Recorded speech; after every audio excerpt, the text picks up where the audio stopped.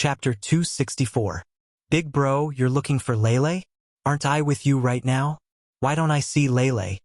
The silver wire in his hand was like a part of Yi Qian's body. It wrapped around the man's wrist. He raised his heel and kicked the man's chin hard. The force was a little too strong. The kick knocked the gang leader's lower and upper teeth, breaking 2 of his front teeth on the spot. His mouth was filled with the smell of iron. His right arm was tightly bound. Even though his right hand was not bound, his palm was riddled with wounds. The deepest wound was so deep that his flesh could be seen. He had tried to grab the silver wire, but he didn't know that he had used the wrong method. The silver wire had cut into his palm and left a wound. He couldn't help but scream in pain. Yi Qian couldn't hide his viciousness. When he thought about how he died in his previous life, his viciousness was still faintly cold. Her short hair was already wet, and rainwater flowed down her forehead. Her dark eyes that had been washed by the rain looked especially cold and indifferent in the rainy night.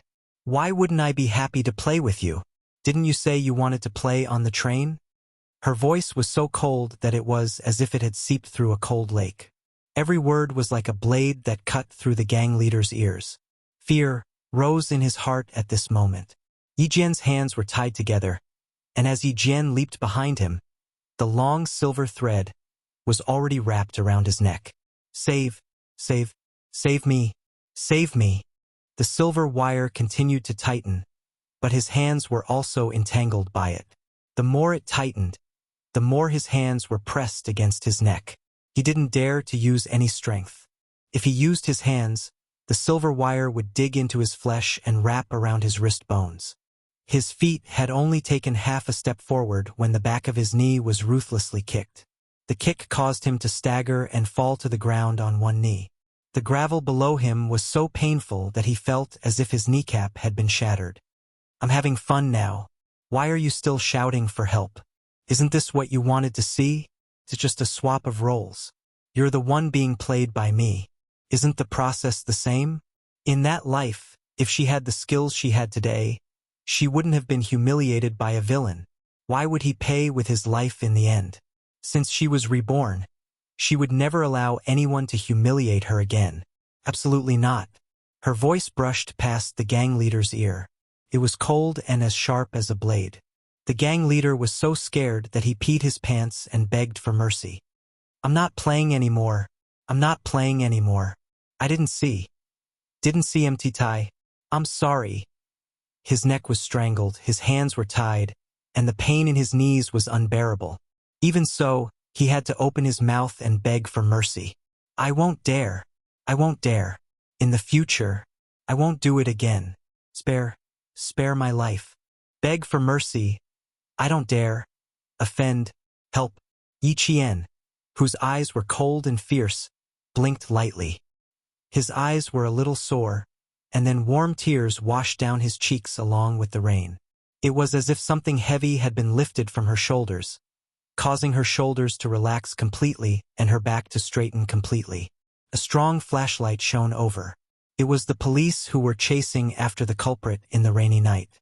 There were about 5 of them, and they were closing in on them in an outflanking manner. Yi Qian slightly exhaled a mouthful of turbid air. His pursed lips curved slightly. As the vicious aura around him quietly dissipated, the resentment and hatred in his eyes also disappeared with a smile. Chapter 265. The police's voice, strong footsteps, the flashing lights were frightening in the eyes of the robbers, but it made Yi Qian feel as if his feet, which had been stuck in a quagmire, had finally been pulled out. In her previous life, it wasn't that no one had saved her, but she wasn't that lucky. You're very lucky. If the police had come any later, I don't think you'd have survived. Yi Qian let go of the silver wire and smiled coldly as he retracted the silver wire that could save his life or kill him. As the robber gasped for breath on the ground, Yi Qian picked up the black bag filled with money that had been washed by the rain and walked into the darkness. In this life, the outcome of her previous life would not be the same. In this life, she didn't have to worry about being humiliated to death, and she didn't have to worry about whether or not someone would come to save her when she was in danger. because she could finally use her own abilities to defeat the person who dared to humiliate her, making him unable to fight back, and she could finally walk out of that shadow, feeling relaxed and satisfied. The train had stopped for nearly 20 minutes and would leave in another 10 minutes. Principal Chun, who had changed his clothes, sat quietly in the conductor's lounge, listening to the cries and laughter of the passengers in carriage number 9. He looked through the window to see if there was a stubborn figure under the streetlights. In the carriage, Yi Jifan gently patted Yi Ying's back as he answered the police's question. It was too chaotic. My daughter and I were squeezed in the back, so we had no idea what was happening in front. Officer, my daughter has a heart condition. We're going to the provincial capital to see her doctor. She was just frightened and finally fell asleep. You can ask me if you have any questions. She's just a student. She was scared out of her wits and only knew how to cry. How could she know anything else? He also took out the medical record. It was the city people's hospital's diagnosis. Yi Ying's name and symptoms were clearly written on it. The police flipped through the medical record and returned it, then asked if he wanted the medical staff to examine it. Yi Jifan declined, saying that it was inconvenient for him to sleep. After the police left, Yi Jifan frowned and said coldly, Ying, you always do stupid things at inappropriate times. You think it's flawless, but it's actually full of loopholes. Yi Ying, who was lying on her side and pretending to be asleep, clenched her fists tightly under her thin back. She did not answer and only kept her eyes open. The fear in her eyes slowly disappeared after the police left. I'll go check on Yi Qian. She hasn't shown up yet. Yi Jifan knew that his daughter was definitely listening, but she had always been arrogant and thought too highly of herself.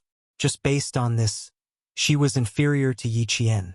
Just as the woman from Yannan City had said, even he had to admire Yi Qian's bold behavior.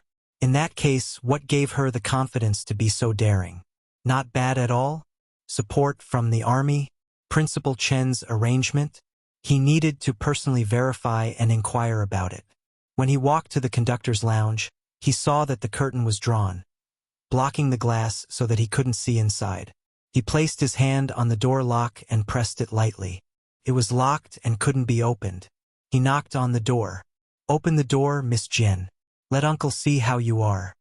There was no response from inside, but Principal Chun peeked out from the corner of the corridor. She just took a packet of calming powder from the medical staff and drank it. She's probably asleep now. Beside him was a police officer who was taking down his statement. Chapter 266. She's asleep? Is she hurt anywhere? I'll be worried if I don't go in and take a look. Yi Jifan glanced at the policeman who hadn't gotten out of the car. His eyes flickered. Ying was scared too. Both of them suffered tonight. Principal Chen smiled. He took out a hexagonal lock and opened the door. This child was even more scared than Yi Ying. Luckily, the robber opened the car door himself so that both of us could jump out easily. Although she was scared, her courage was commendable. It's worth learning from. She was curled up on the narrow bed. Her clothes were clean, but her hair was still wet. Her back was to him, so he couldn't see her expression. Let her sleep here. Principal Chun didn't let Yi Jifan continue to observe her. He gently closed the door and locked it with a hexagonal lock.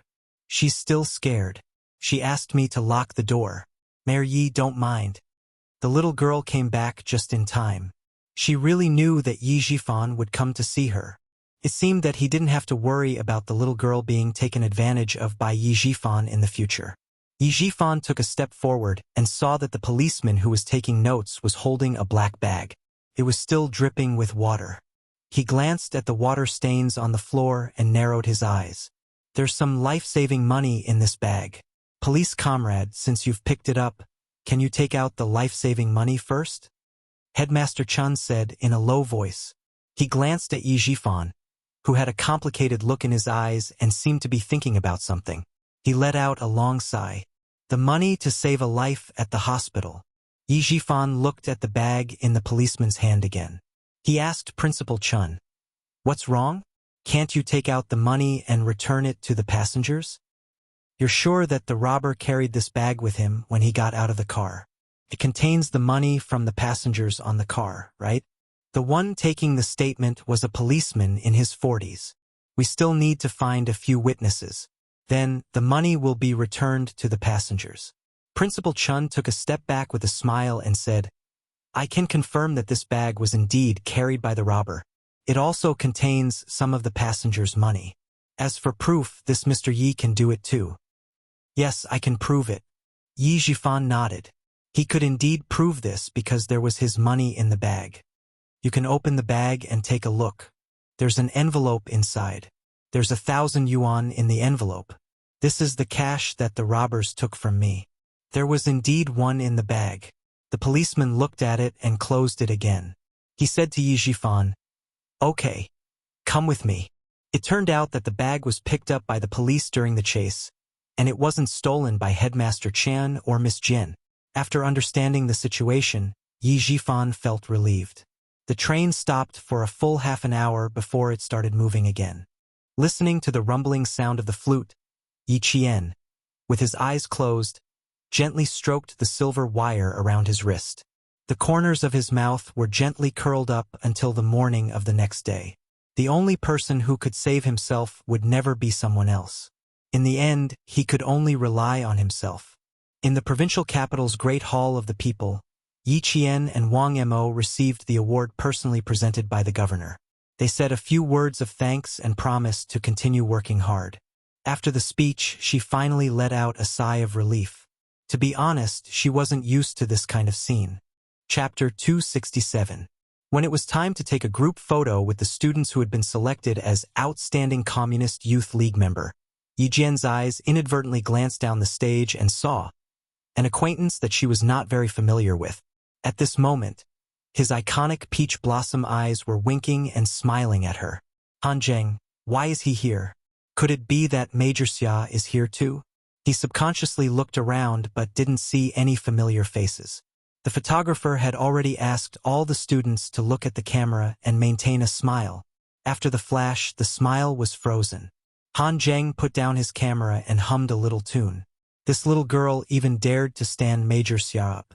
This courage, TSK, he really admired her. After the photo was developed, should he send it to Major Xia, who was far away in the snowy highlands? Could it be that he could use the photo as a bargaining chip or something? You're not serious. Shut up. Sitting next to Han Zheng, a dignified middle-aged man looked straight ahead and scolded softly. I'll arrange for someone to send you away immediately later. Don't follow me all day. Han Zheng snorted softly and said lazily, Brigade Commander Han, if you agree to let me go now, I'll leave immediately and won't be in your sight for a few years. If you don't agree, I'm sorry, but I still have to follow you. Commander-in-Chief Xia is much more open-minded than you. He knows that soldiers have to be tortured. You should learn from him. If your son is successful, you'll be proud of him as a father. Brigade Commander Han's biggest headache was his only son. He didn't know how many other skills he had, but when it came to tormenting people, no one could beat him. He followed him from the north to the south, and he still had to go to Fujian town. Was this kid going to follow him? Who didn't want their son to be successful? He had to have the ability to do so. Commander-in-Chief Xia's son was taught by Master Xia and was extremely outstanding in all aspects. Last year, he graduated from military school and was sent to the army because of the all-round competition. He won the all-round king of the Southern Province military region in one fell swoop. With this ability, Commander-in-Chief Xia would naturally send his son to the front line without worry. Dad, you don't really look down on me and think that your son is inferior to others, right? Let me tell you, I, Han Zheng, am also a man of indomitable spirit. Back then, you kicked me to military school. Now that I'm finally going to move up, are you going to stop me and make me useless? The transfer order has already been issued. What's the point of holding on to it? Military orders. Brigade Commander Han Zheng. How could Han Zheng not know what his father was worried about? His father was just afraid that he would accidentally die at the front line. After all the students had left the stage, Brigade Commander Han sighed and said, "Let me think about it." Then he asked, "Why did you keep taking pictures of the girl in the middle? Do you know her?" "Yes, she's a good girl. Master Xia admires her a lot. Han Zheng lowered his head and looked at the camera. There were still 10 rolls of film left. He would go out and take a few solo photos of her later. Dad, you have 3 days to consider. I'll leave later so as not to bother you. Yi Qian came down from the stage after taking the photo. He glanced at Han Zheng a few times and only looked away after confirming that Xia Jinyuan was not there. When he came down, there were still camera flashes. No matter how bored Yi Qian and Wang Mo were, they still had to smile until the end of the meeting. Chapter 268. The 3-hour meeting lasted from 9 in the morning to 12 in the afternoon.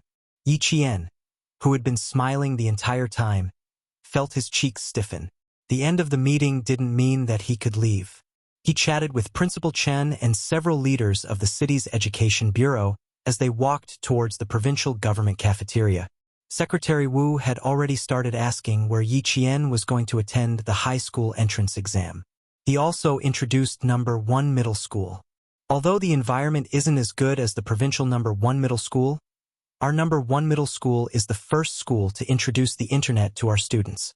Moreover, along the way, Secretary Wu wasn't the only one who mentioned number 1 middle school. The other leaders also did the same.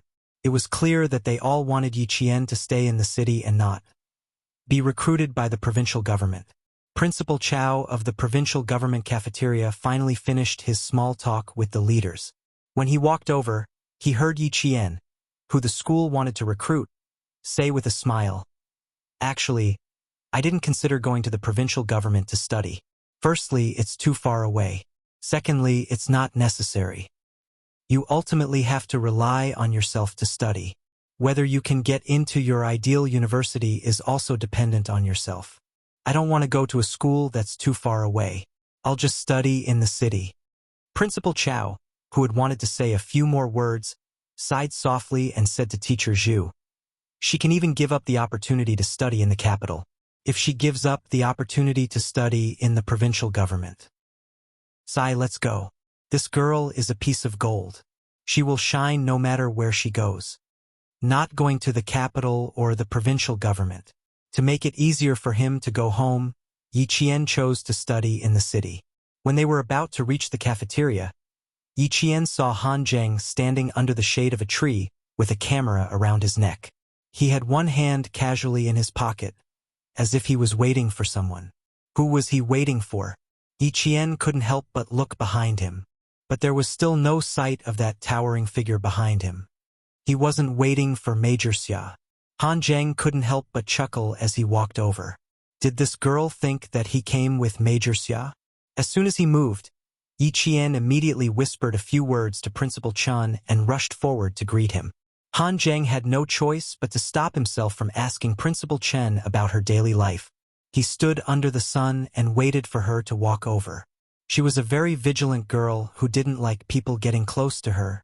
From a psychological point of view, this was also a sign of insecurity. That's right. She had no parents, and she was cheated by her uncle's family. It was already very healthy that she didn't develop any world-weary emotions. Last time, young Master Xia asked you to look for me, but you didn't come. As for me, I don't have any other intentions. I just want to see if classmate Yi Qian, who dared to stand young Master Xia up, has any words that he needs me to pass to young Master Xia. So he was here because of what happened last time. Yi Qian smiled and said, "Are you going there too?" The provincial government building occupied a large area. Han Zheng didn't lead Yi Qian to the cafeteria. Instead, he brought her to a military car. "I don't know yet, but it shouldn't be a problem. Let's go outside and chat while we eat. You can even write a letter for me to pass to him." Yi Qian, who didn't refuse, quietly got into the car. She didn't say much until she got out. As Han Zheng drove, he glanced at the silent girl from the corner of his eye. She was really calm. There was no strange expression on her little face at all. "You didn't go," but he rushed over the moment he got off the plane. "Little girl, who knows how many girls in the capital want to meet young Master Xia? But you actually stood him up. You're making an enemy out of all the girls in the capital." Chapter 269. He even went there on purpose? Yi Qian pursed her lips unnaturally and shifted her body. I was in a hurry to go back. I didn't have time to wait for 2 more days. Sigh, should she write a letter? What a problem. She would be lying if she said she didn't feel guilty. He even went there on purpose to see her. It was wrong of her to stand him up. The unnatural expression that flashed across her face didn't escape Han Zheng's eyes. He majored in psychology, so he could guess what a person was thinking based on their facial expressions. She was embarrassed when he said it out loud. She felt a little guilty after knowing the truth, but there was no girlish sentiment. Compared to the disappointment on young Master Xia's face when he found out she didn't come, tsk. It was the face of a disgruntled husband. Han Zheng wasn't familiar with the provincial capital. After driving for less than 5 kilometers, he saw a decently decorated Cantonese restaurant and drove straight to it. He found a seat near the window and placed his order. Then he placed one hand on the back of the soft seat. His peach blossom eyes, which were usually full of smiles, were now scrutinizing her. He secretly observed the young lady who kept her emotions in check rather quickly. Yi Qian drank her water unhurriedly and generously allowed him to scrutinize her. At first glance, Han Zheng wasn't a very handsome man, but his eyes were bright and gentle. When you stared deeply into the other party's eyes, you could only see his affection and deep doting, as if you were the person he loved the most, the person he placed at the top of his heart. When the expression in his peach blossom eyes became serious and serious, even his gaze became stern. Just sitting there, even if the corners of his mouth were slightly curved, all you could see was the coldness of a soldier. Classmate Yi Qian, it's obvious now that you don't have any romantic feelings for Major Xia. Of course, you can't be blamed for this. After all, you're still young. But Major Xia's feelings for you, how should I put it? It's not love, but it's already within the range of admiration, so. Hearing this, Yi Qian naturally interrupted him. Looking at him, she said with a faint smile. So I need to thank Major Xia for his appreciation of me. At the same time, I need to reciprocate. That's because Major Xia is the dream partner of all the young ladies in the capital, and I'm just a girl from the countryside. I have no background, no talent, and no looks. I should be deeply grateful that he has taken a fancy to me. I have to be tactful and go along with it. Only then will I be worthy of Major Xia's appreciation of me. Yi Qian said everything in one breath without pausing. Looking at his slightly stiff face, Yi Qian gulped and added, It seems that young Master Han is standing up for a friend and fighting for justice. But does Major Xia know about this? Hey! The little girl was so eloquent, who said that he was young and didn't understand. How could he not understand after hearing all these sentences? That was indeed what he meant, but it was definitely not as sharp as what she said. Moreover, why did she sound so disdainful? She even had a sense of mockery towards him. It seemed that there was a misunderstanding. If it was someone else who misunderstood, it would have been fine, but not Yi Qian. Han Zheng, who rarely explained anything to others, smiled and said, Little girl, don't be so prickly. For a big family like Family Xia, whether the girl has a background or not is not a problem at all. As for what you said about having no talent and no looks, Han Zheng winked happily and said with an amused expression, Your little face is not bad. Your eyes are eyes and your mouth is a mouth. It's just that you haven't developed much yet. Needless to say, how could Major Xia's appreciation be bad? Chapter 270. When Yi Qian heard him say the same thing, he couldn't help but laugh. No wonder you guys are childhood friends and speak in the same tone. Also, don't praise me too much. I can't take it. What if I fall in love with you? Don't. Even if what I said wasn't nice, that's because you didn't hear what I was going to say next. Now that you've said it, my legs have turned to jelly. Han Zheng raised his eyebrows, but the sternness in his eyes didn't diminish. He said calmly, I'm childhood friends with young Master Xia.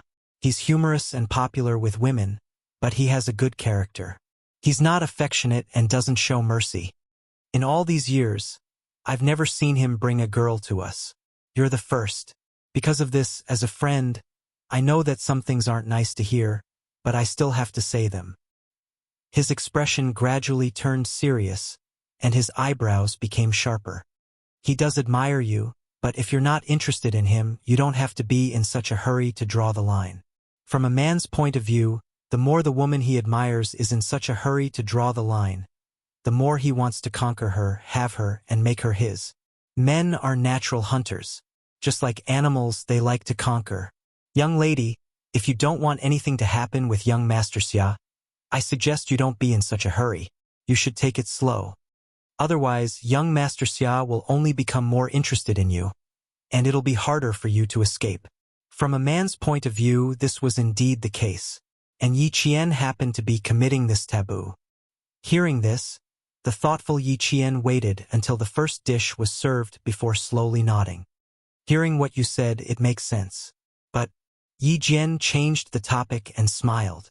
But the way I get along with Major Xia is a little different. Even if I told you, you wouldn't understand, and I don't know you that well. If there's something you don't understand, I suggest you ask Major Xia yourself. Also, I do need to write an apology letter to him. After all, I was the one who stood him up first. With that said, Yi Qian got up to get a pen and paper from the waiter. When Han Zheng saw her coming over with a pen and paper, he was stunned. Wasn't it a little too casual? Using a menu as a letter, was that okay? Why wouldn't it work? At least Yi Qian was writing seriously. So, 2 months later, Xia Jinyuan, whose eyelashes were stained with snow, received the letter from Han Zheng. When he opened the letter and saw that it was not a piece of paper full of girlish feelings, but a menu from an unknown restaurant, he looked at Han Zheng with his snowy eyes. Under the thick windshield mask, his expression was, "Are you kidding me? I'm not playing with you, and I don't dare to play with you. Look behind you, look behind you."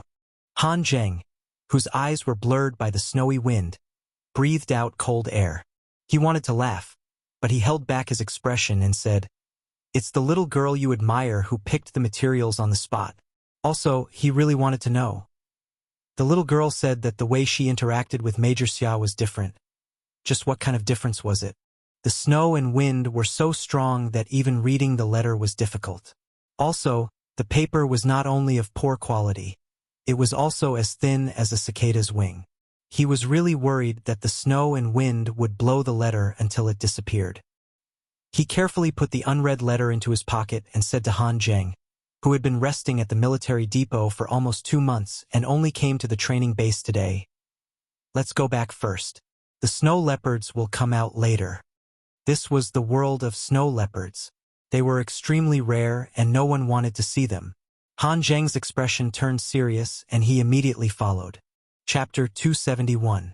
The base was located on a plateau, and in November, the only scenery one could see at the base was snow. Once winter came, the vehicles couldn't even get to the military depot, let alone enter the training base of the Snowfield Brigade. The Chinese government had invested a lot of manpower, material, and military resources to train a special force.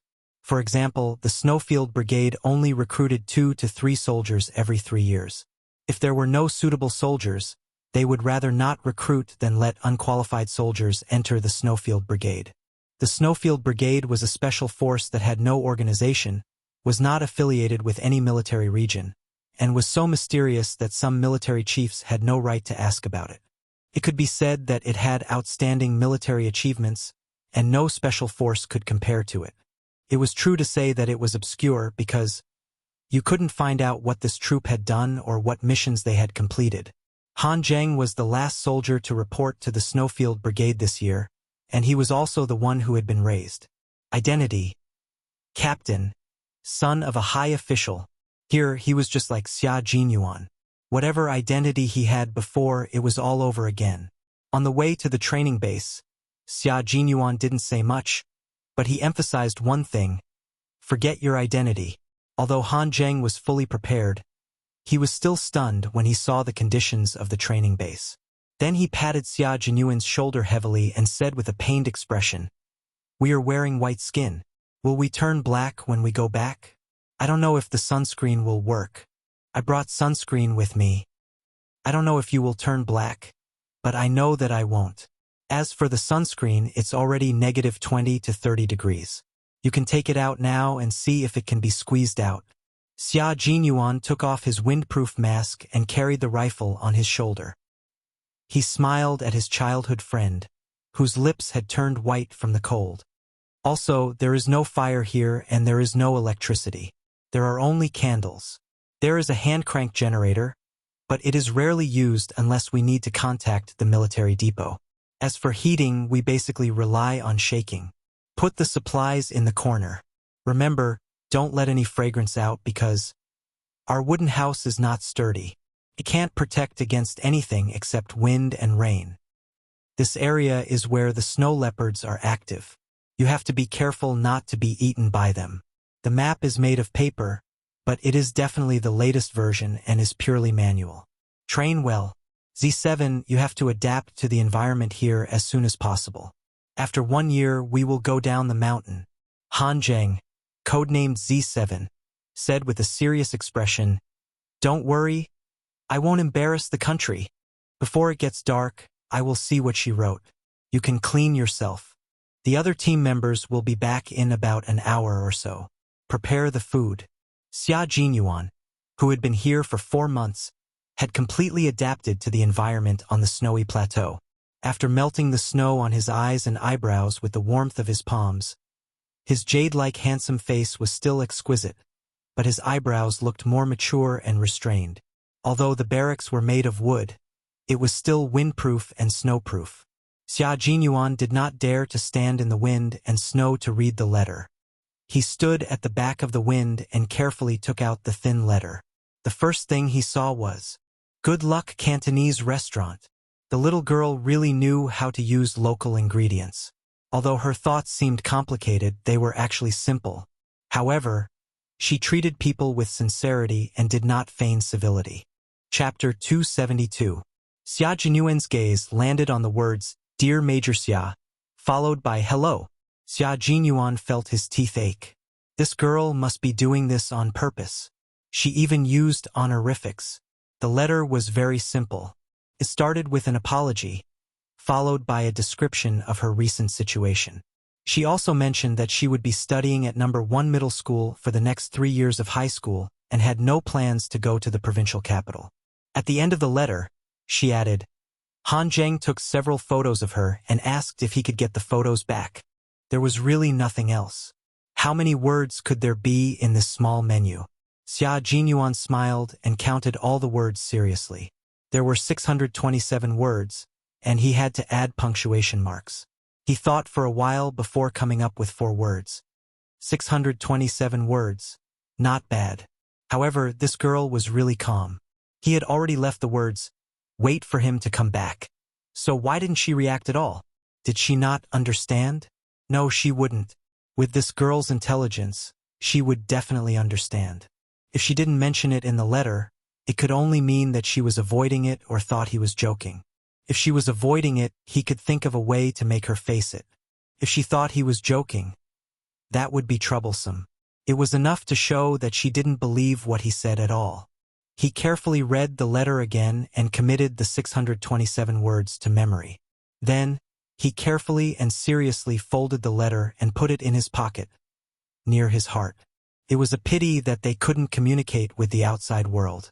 If possible, he really wanted to reply, especially when she wrote at the bottom of the letter, "Major Xia, are we pen pals?" It was as if her clear voice was right next to his ear. It reminded him of every second he spent with her. There were still 8 months until the end of the year. By the time he went back, little Fox would be in high school. What a pity. She was still too young and underage. He put the letter away properly and felt his heart warm up. After a while, he turned to ask Han Zheng, who was preparing the bread. Did she say anything else besides the letter? Also, how did she send the letter to you? How did she get the address? It's a long story. Brigade Commander Han didn't agree to my transfer order and is still in custody. Military orders are like mountains. How long can he be in custody? As long as I don't give up, he can't do anything. But it's not a good idea to keep holding on to him like this. So, I pestered him every day until I finally reached the southern province. Coincidentally, I saw your little girl in the provincial capital's Great Hall of the People. Han Zheng put away the hard bread and gave each of his comrades a piece of ham sausage. As he worked, he recounted how he met Yi Qian and what he said. "That little girl of yours is really something.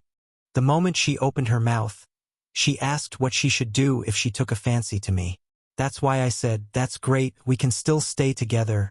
Under the gaze that was colder than snow, she couldn't finish her sentence. Although Han Zheng didn't continue speaking, his laughter didn't stop. She did say what she wanted to say, but my reaction was, my legs went weak. She really didn't say anything else. It was indeed the little girl's style to not talk to people she was not familiar with. Thinking of this, Xia Jinyuan smiled and said, "She is not familiar with you, so of course she won't talk to you seriously. The bread has turned to stone. I'll boil some water and cook some dried vegetables." Once winter came, the Snowfield Brigade members in the base ate bread the most. Occasionally, they would light a fire and put the dried vegetables in the water that would never boil. It was a vitamin supplement. Chapter 273. Once winter arrived, the Snowfield Brigade members in the base would eat bread the most. Occasionally, they would light a fire and put dried vegetables and leaves into the water that would never boil as a vitamin supplement. The training process of the Snowfield Brigade was more arduous than any other soldier in the army, but their abilities were not something any soldier in the army could compare to. Han Zheng was a person who could endure hardship. He shared the bread and ham sausages that were only enough to fill his stomach without batting an eyelid. Yes, she's a very vigilant little girl. So I'm very curious. What did you do to make her smile like the sun when she looked at you? Han Zheng had a good impression of Yi Qian. With his status, he was used to seeing all kinds of people since he was young. He could tell whether they were real or fake at a glance. Take Yi Qian, for example. The first impression Han Zheng had of her was that she was open and aboveboard. Yes, she was open and aboveboard. What he saw was not the exquisite beauty of her facial features, but the temperament of her movements. She was demure and graceful, without the weakness of a girl. She had a kind of open and aboveboard, dark and elegant like an orchid character. But she really doesn't have any feelings for you. I told her that you rushed over and didn't see her, but in exchange you only made her feel guilty. Other than that, there was nothing else. Also, you really have to thank me. If I hadn't hinted to her and used her guilt to write you a letter, brother, it's very likely that you wouldn't even have received this letter." As he spoke, Xia Jinyuan listened quietly. The smile on his thin lips was like the sun on a snowy mountain, bright and dazzling. It's good enough that you can make her feel a little guilty. Take out all the things you didn't take out. The letter here mentioned that you took a photo of her. No way, she told you that? Of course, this is the way I get along with her. You won't understand. Han Zheng snorted and said a little gloomily, "I finally became the magpie bridge between the cowherd and the weaver girl, but in the end, I didn't get any benefits at all." She even said that she wanted to use the photo in exchange for a few conditions. Who knew that a letter would sell me out? How exactly do you guys get along? Can you tell me more about it? What kind of way of getting along? From knowing each other to fighting side by side, they were friends and comrades in arms. If one day they could even become lovers who fought side by side, that would be perfect. A few silhouettes came against the snowy light, all of them bringing with them a chilly wind as they walked into the wooden house. The two people who were talking just now immediately calmed down and stood at attention, welcoming their comrades who had returned from their mission. This time, they were not only training in the snowy highlands, but also carrying out an important mission. The situation is not good. Tomorrow, bring some rations and take a detour. G3 spread out the map. His slender fingers gently traced across the map as he said to Xia Jinyuan, "Q King, you're very perceptive. You'll go with J5 tomorrow. As for Z7, you're new here so you're not familiar with the terrain. Stay here and guard it. The company commander at the sentry post contacted me today, hoping that we can support them. You stay here and support the outpost. Q King, J5, and I are going to look for the 3 missing brothers." Han Zheng had no idea that he would encounter a missing brother as soon as he arrived. Listening to the piercing snowy wind, he said in a low voice, Okay, no problem on my side. I'll guard the back. I'll leave the front to you four brothers. Also, the military asked me to send a message to your sentry post. Chapter 274. He spoke in a low voice. One could only vaguely make out the words satellite, contact, and other sensitive military secrets. There was no doubt that the message he brought was very exciting news for the Shuiyu Special Forces members who had been here for 4 months. This way, they would be able to contact the military at any time in the future. Next spring, the engineers will come over and finish building the equipment. We should be able to leave the mountain around July. Although Han Zheng didn't participate in the previous missions, he still knew what the Snowfield Brigade was doing.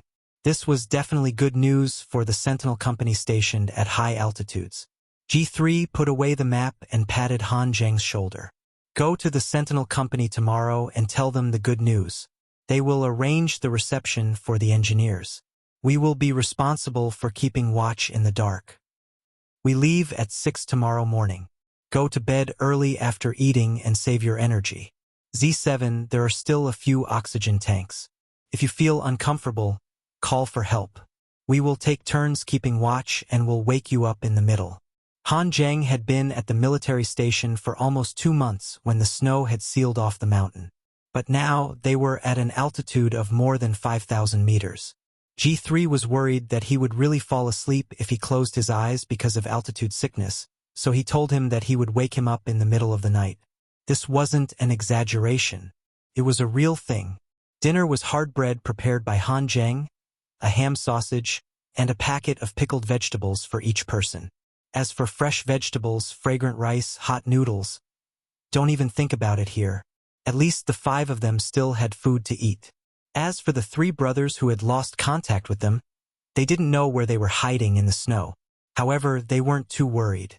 This kind of thing happened often. Losing contact for 1 day was still a short period of time. Later on, they lost contact for 3 days at most. It was under such difficult conditions that, in the spring of the next year, a confidential report from the Snowy Highlands, translated by Han Zheng alone, was sent back to the military headquarters. At the same time, a military layout map was also sent back to the military headquarters. This was the information that the 8 members of the Snowfield Brigade had exchanged for with their lives. They walked in the snowy mountains, accompanied by snow leopards. There wasn't even a small path. They climbed the steep mountains and the bottomless cliffs.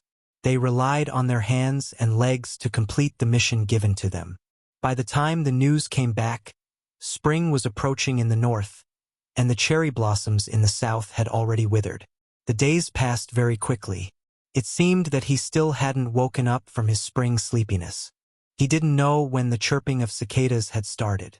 After the general examination, Yi Qian did not stay at home like the other students to wait for the notice to arrive. Instead, he immediately returned to the village after the examination and joined the army for training the next day. Principal Chun and Uncle Jen didn't ask about Yi Qian's results, nor did they ask her if she did well in the exams. When she said that she would go to the army immediately, the 2 elders took her to the army without hesitation. Results and scores had never been the focus of his attention. 1.5 years into the 4-year plan, and Yi Qian's training was getting more and more arduous.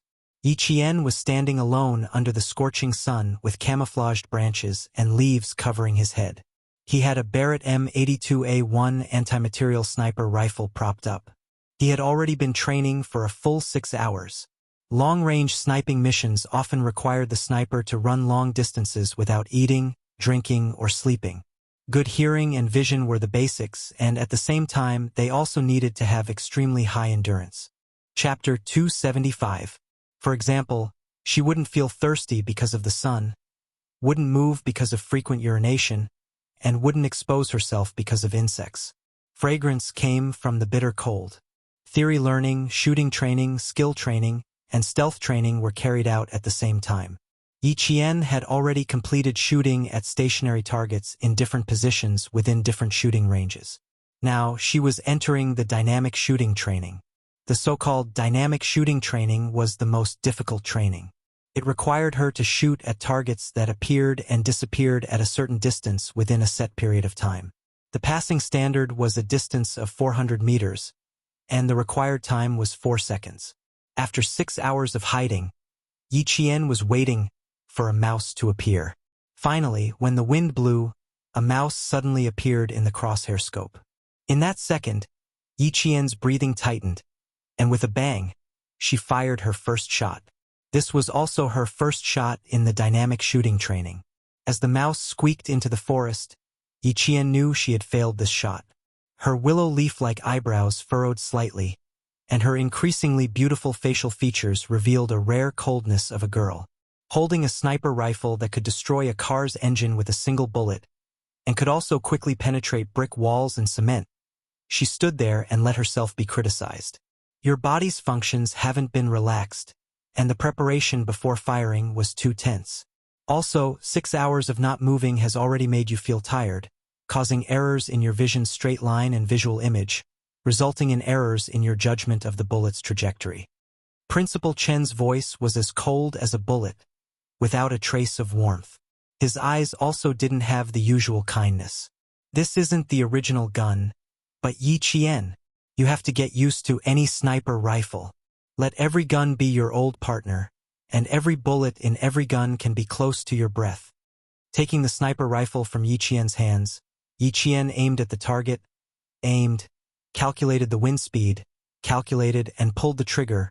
Bang! After less than a minute, Yi Qian smelled the faint scent of blood. The mouse that had clearly escaped was finally shot by a sniper rifle. This was the standard of a world-class sniper. He didn't need to prepare for too long. He only needed one target, and he could complete the mission. This was also Yi Qian's goal.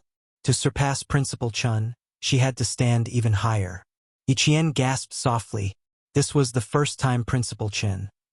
The first time he personally held a gun in front of her. It was so sudden that she didn't even have time to react before the world-class sniper's demonstration ended. Really amazing. Her face was full of admiration, and Principal Chen had a serious expression, so he lightly tapped her head with the butt of his rifle. Little girl, train hard. 2 weeks, Yi Qian. The highlands, mountains, deserts. Mississippi. Mississippi Jen, you have to be prepared. The toughest days, Mississippi. Every place had different environments, training requirements, and shooting conditions. The external environment's temperature, altitude, wind speed, atmospheric visibility, lighting conditions, and other natural conditions would all affect the shooter's aim and the trajectory of the bullet.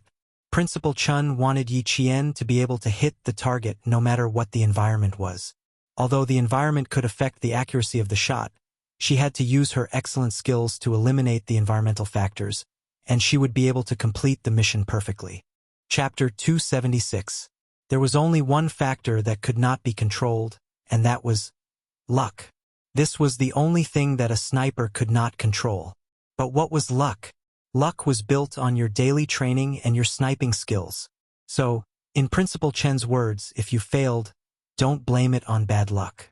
It was because you were not good enough. Bad luck was just an excuse. The next 2 weeks of dynamic training were even more arduous than before. Principal Chen no longer stood beside Yi Qian to guide her on what to do. Instead, he personally took the role of the enemy sniper and confronted Yi Qian. Later on, Yi Qian recalled the training she had gone through in the past. She felt that this period of training was the most arduous and difficult. That was because she was facing a world-class sniper, not an ordinary sniper. On the first day, Yi Qian could not even find where Principal Chen was in disguise. He was clearly less than 100 meters away from her. But she did not know where Principal Chen was until she was hit by a blank bullet. Natural camouflage and artificial camouflage must be combined perfectly. Spring as the trees, summer as the shrubs, autumn as the dead leaves, and winter as the snow.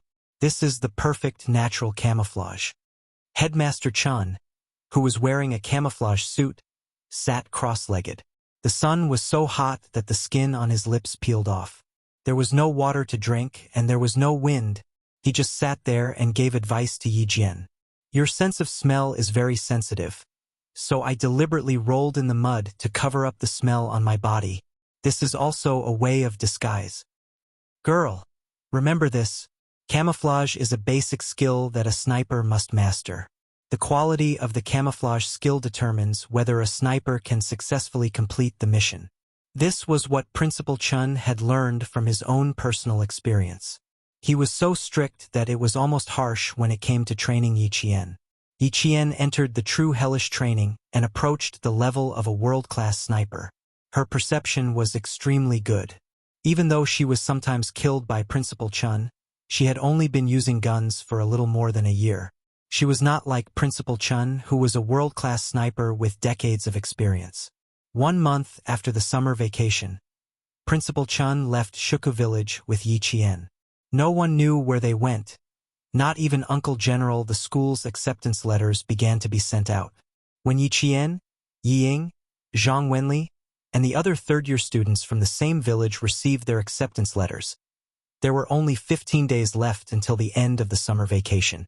Village Chief Zhang Difu took the 6 notices from the postman, counted them, and said uncertainly, "There are 11 children in the village who are in junior high school. These 6 notices? All of them? Village Chief, there will be a notice for those who are admitted to high school. Even if there are 20 people in Shuka village who are in junior high school, if only 6 of them are admitted, there will only be 6 notices." The postman laughed. Every year at this time, when the acceptance letters for high school and university were sent out, the villagers would ask about it. Zhang Difu sighed and nodded. Yes, yes, yes. Sigh, only 6 of them are admitted to high school. This year, none of them are admitted to university. Sigh, it's been hard on you. Come in and have a cup of tea before you leave. Village Chief, has my Yingying's acceptance letter arrived? I just saw the postman coming. Sun Dongqing's voice floated in from the yard. It was full of energy, as if she was afraid that no one would know that the postman had come. The postman, who was about to say something, got on his green bicycle when he heard the voice. He waved at Zhang Difu and said with a smile, "I won't be drinking water. I still have to go to other villages to deliver the acceptance letters. You should treat the mayor's wife well." Chapter 277. The postman was from the town, so he knew a lot about the mayor's wife. Sun Dongqing wasn't the only one who came to get the notice. Everyone who had a child in their family came. The adults were more eager to get the notice than the children. Yi Ying was wearing a floral dress. She hadn't been out in the sun for the whole summer, so her skin was much fairer than before. She wasn't as flamboyant as before. She stood beside Sun Dongqing and looked very well behaved. Everyone in the village knew about the incident on the 3rd day of school last year. Yi Ying didn't come back during the winter break. She stayed in the provincial capital to study English. Now that a year had passed, the villagers didn't say anything. Yi Ying had also kept a low profile, so the villagers forgot about it. Zhang Difu took out Yi Ying's notice and handed it over. "This is for your family." He then handed over the other 4 notices. Come, come, come. These are for your families. The rest, go away." 11 children and 6 notices. Naturally, those who didn't get in didn't get in. Oh, Ying. She's from the provincial first high school. She's really from the provincial first high school. I knew it. My Ying will definitely get into the provincial first high school. Sun Dongqing looked at the school on the notice and smiled. She was not only proud, but also disdainful. She glanced at the other villagers who didn't get the notice and comforted them with a fake smile. It's okay. Studying isn't the only way out for this child. There are 360 professions. Every profession has its own master. It's good that she can work to earn money. It was easy for her to say that. If she really wanted her child to work, she wouldn't have come here to get the notice. No one argued with her. They had no choice. She was the mayor's wife. Go away, go away. We're all from the same village. Can you stop arguing? Zhang Difu looked at the smug Sun Dongqing and sighed in his heart. Jifan's wife was looking down on people more and more. Sun Dongqing looked at him with disdain and said coldly, "I'm just telling the truth. You need talent to study. My Ying was born to study. How can she be compared to them?" She then turned to the other 4 villagers who got the notice. "Look, which school did you get into?" Uncle Jen came in just in time to hear this. He walked over with a gloomy face. "Defu, give me Miss Jian's notice." As soon as the old man spoke, Sun Dongqing and her mother both stiffened. Zhang Defu smiled in his heart and said respectfully, "I was just about to deliver it to you. Is Miss Jian not back yet?" He said he would be back in 10 days. Uncle Jen took the notice and looked at the school on it. He smiled. Ying glanced at him and greeted politely, "Grandpa Jen." "Yes, I'll do better if I get into the provincial first high school." It didn't mean to study hard, but to learn well. The order of the words was slightly different, but the meaning was completely different. One simply meant to study hard, while the other meant to learn how to be a good person. Uncle Jen didn't like adults, but for a child, no matter how bad his character was, he wouldn't mind. Even someone as smart as Yi Ying could tell. She lowered her eyes slightly to hide the coldness in her eyes and said obediently, "You're right. It wasn't easy for me to get into a good school. I have to study hard. Otherwise, I won't be able to get into a university." My Ying is so sensible. Uncle Jen, how did the little girl do? She had originally thought that she must be amazing since she had won an international award and the first place in the cohort. But in the end, she didn't come back with any good results. Chapter 278. Sun Dongqing waved the letter in her hand and smiled like a flower blooming on her face. "Our Ying's grades are still the best. She got into the provincial #1 high school without a hitch." "Mom, don't say that." Yi Ying seemed unhappy. She took the letter from her and stuffed it back into the envelope. She said to Uncle Jen, "Grandpa Jen, my mom's words are unpleasant. Actually, she's quite concerned about whether my sister got into a school or not."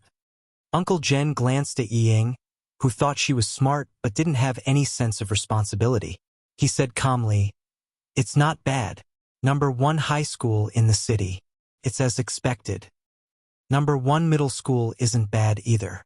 Although it's not as good as the provincial #1 high school, with my sister's intelligence, it's the same no matter where she goes." Yi Ying knew that she was relieved. She really didn't want to be in the same school as Yi Qian. There was no other reason. Yi Qian knew too much about her. If he told others in high school, she would have to live like she did in high school. She would have to live a repressed life. Hearing this, Sun Dongqing held back her pride and pretended to be concerned. She sighed and said, "As long as she gets in, #1 middle school will be #1 middle school. She'll just suffer a little when she gets into university. This is great. I can finally answer to my sister." It wasn't strange that Sun Dongqing could shamelessly take credit for herself. Another boy from the village got into the same school as Yi Qian. When he heard that Yi Qian was in the same school as him, he was very happy. He said, "That's great. We'll have a companion when we come back to the village in the future. We won't be afraid when we come back together." Of course, my poor Ying. She has to stay in school for 3 years in high school. No matter what others said, Sun Dongqing would naturally turn the topic to her own daughter and praise her a few more times. A figure stood at the entrance of the courtyard and listened quietly for a while. When he saw that the people in the courtyard were about to leave, he lowered his head and looked at the high school study materials in his hands. He turned around and left without disturbing the people in the courtyard.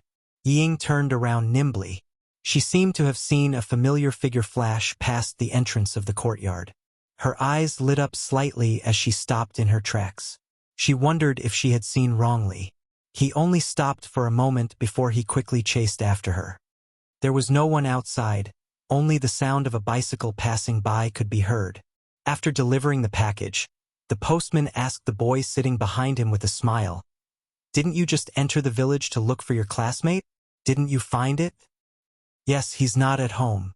Gao Yang, who should have gone to Australia a long time ago, was already a big boy. Although his expression was cold, he still looked very educated. "Uncle, you can just drop me off in the car in front. Someone is waiting for me in the car." He already has a car at such a young age. When the postman saw the license plate of the car, he couldn't help but take a few more glances. This car must be expensive. It's long and big, and there's even a leopard on it?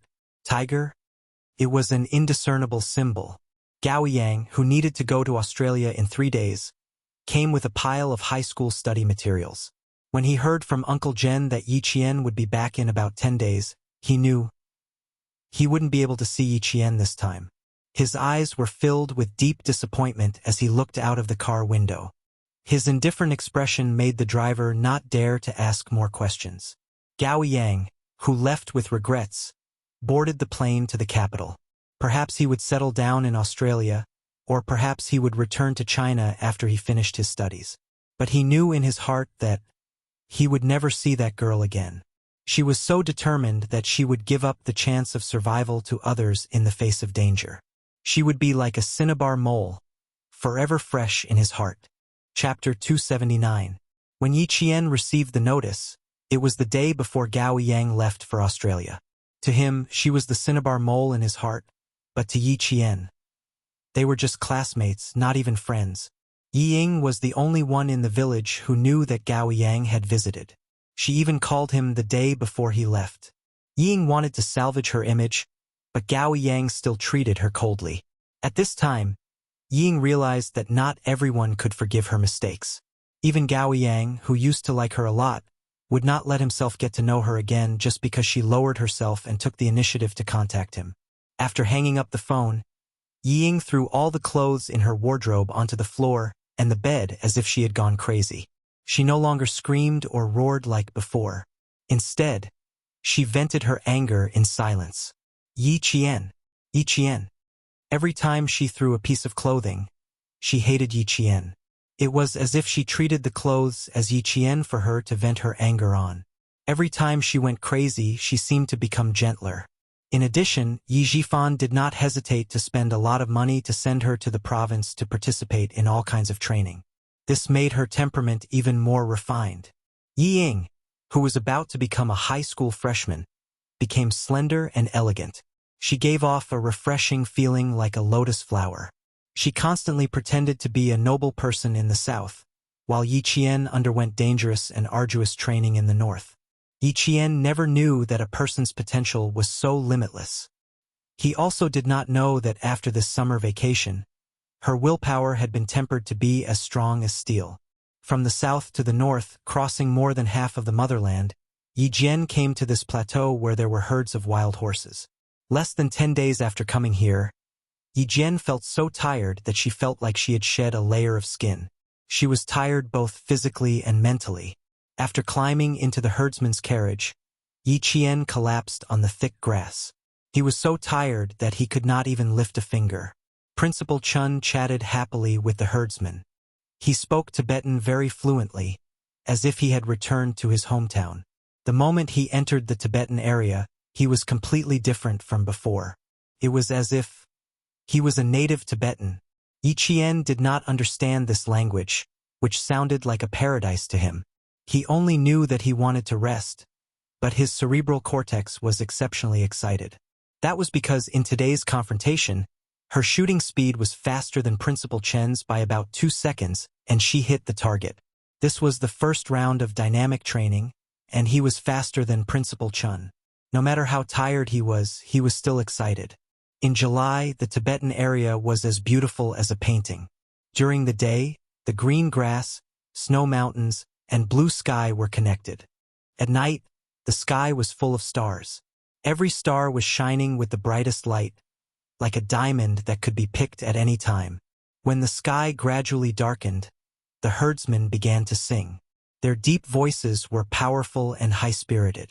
Even if they did not understand the meaning of the simple melody, they could feel the passion for life and hear their happiness. To avoid unnecessary trouble, Yi Qian and Principal Chun disassembled their 2 sniper rifles and put them in their bags after every training session. They only carried a pistol with 12 bullets. From the south to the north, not a single bullet had been fired. "Miss Jen, we can sleep in the tent tonight." In front of them, Principal Chun, who was chatting with the herdsman until he seemed to have forgotten about Yi Qian, turned his head and said to her, "You are sleeping with Uncle Xija's daughter, Yang Jin. You are about the same age, so you can communicate." Chapter 280. Yi Jian, who was about to fall asleep due to the rocking of the carriage, heard the conversation in a daze and laughed. That would only work if there is no language barrier. don't understand Tibetan at all. I'm afraid it will be difficult to communicate. She didn't understand Tibetan, and the people in the Tibetan area, especially the Tibetans who were around 30 years old, couldn't understand them either. It was better when they were outside, but now that they were in the heart of the Tibetan area, Mandarin was like a foreign language to the Tibetans. They had to rely on Principal Chun to communicate with them. We will stay here for about 7 days. Girl Jian, you have to remember my wolf survival rule. As long as you have a wild nature and an enterprising spirit, there is nothing you can't do. When Principal Chun came here, the border between the two countries was at its most unstable. It was also the time when the lives of the Tibetans were at its most turbulent. At that time, the first requirement of the soldiers sent by the army was that they must learn Tibetan within a month. Learning Tibetan within a month, in the eyes of ordinary people, was something that was simply impossible. The Han people stayed in the Tibetan area for a year and still couldn't learn it. But for the soldiers, there was no task that couldn't be completed. They had to learn it within a month if they were given an order. If they couldn't learn it, they would be punished by military law. Principal Chun learned it within a month, and Yi Qian had been in the Tibetan area for more than 10 days. She would leave in another 10 days.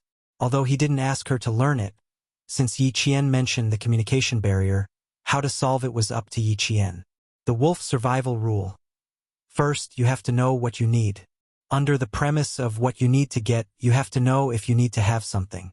Sharpen your fangs, sharp claws, and develop excellent survival skills and a strong physique. These are the prerequisites for what you need. You need to possess them. Language communication is also a survival skill. Since you found it troublesome, then if you want to communicate with the Tibetans without any barriers, you have to learn Tibetan and clear the barrier. Yi Qian immediately understood.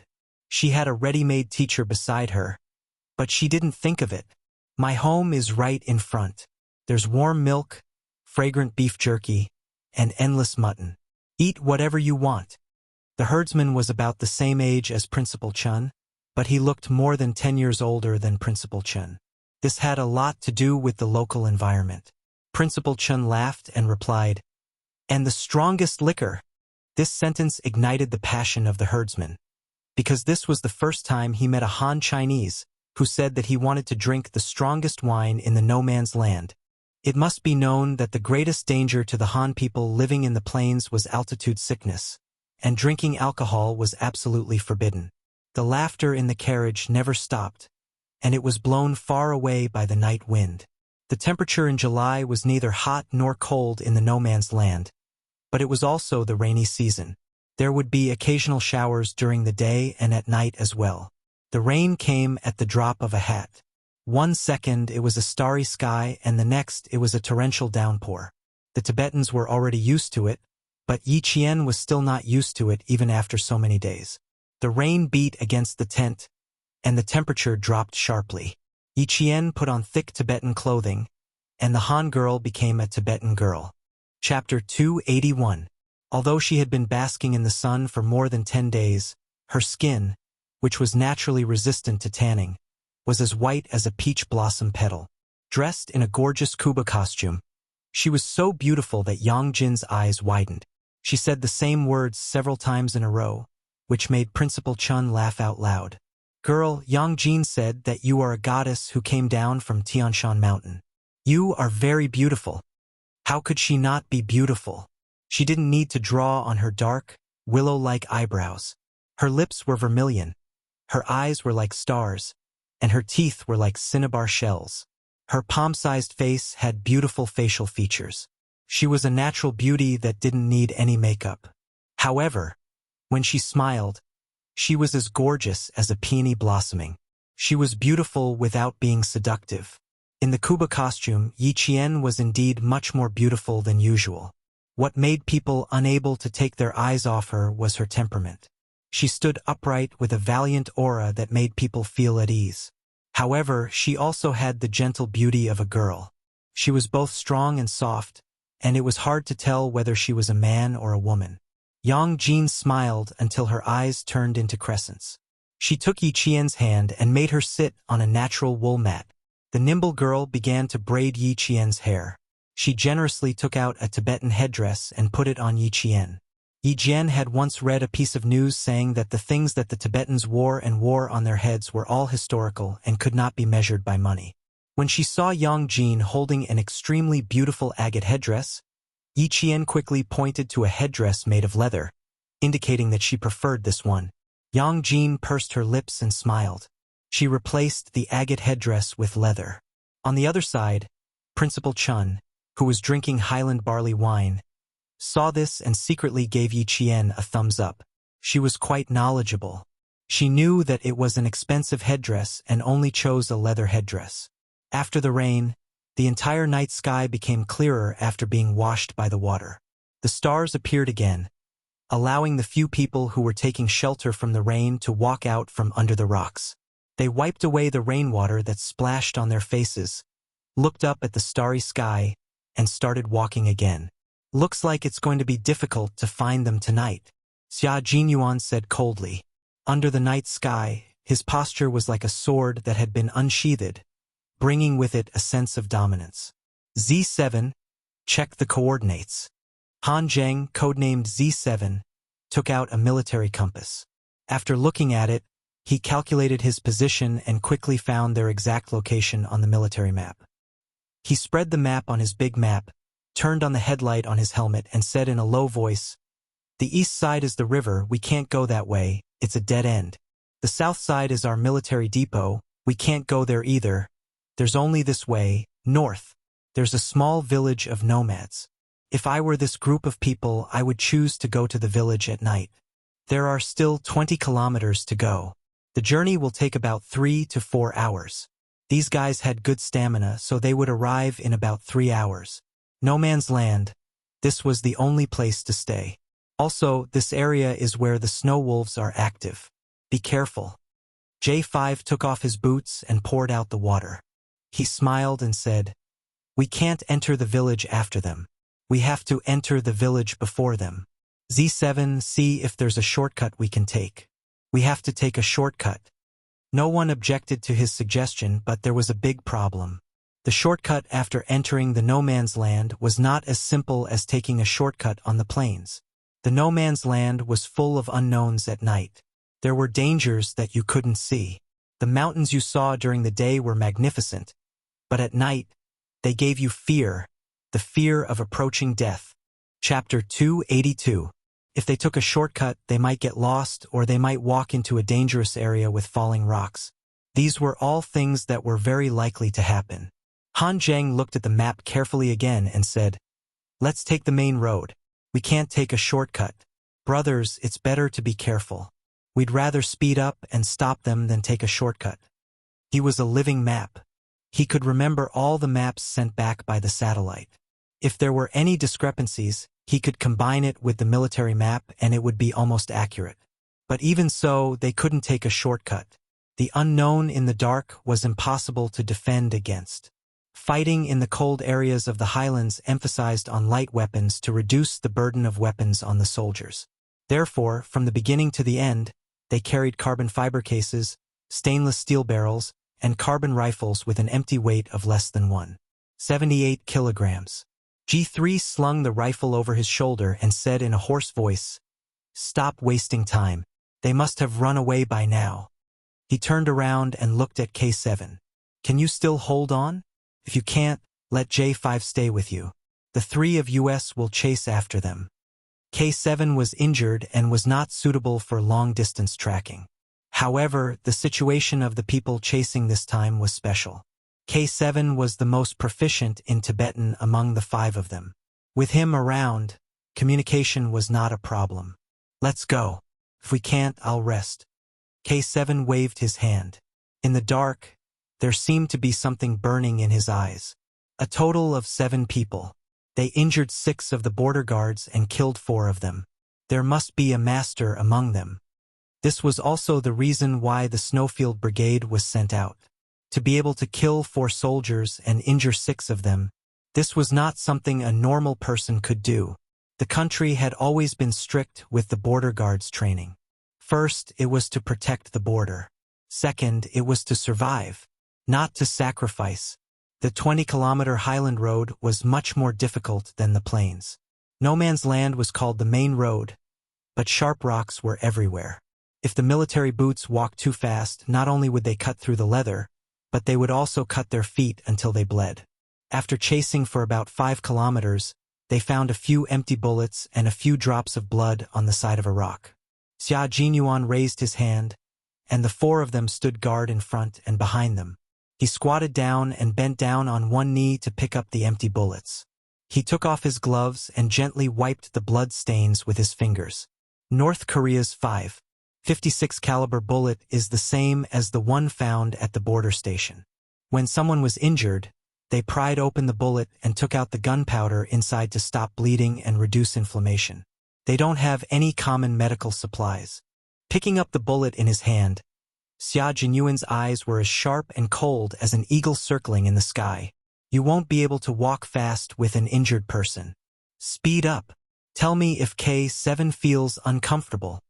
G3 put away his carbon rifle and pointed it down. He said sternly, "There's enough time to catch up. Z7, you accompany K7. Xia Jinyuan and J5 nodded lightly. Their military boots stepped on the gravel. Their tall and slender figures were as strong as snow leopards in the highlands. They chased after the murderer for thousands of miles with a murderous aura. The soldiers of the Snowfield Brigade were not soldiers from the military station. They had killed people before. When they moved, they had a murderous aura that could sometimes make wolves retreat. K7 was injured in his calf.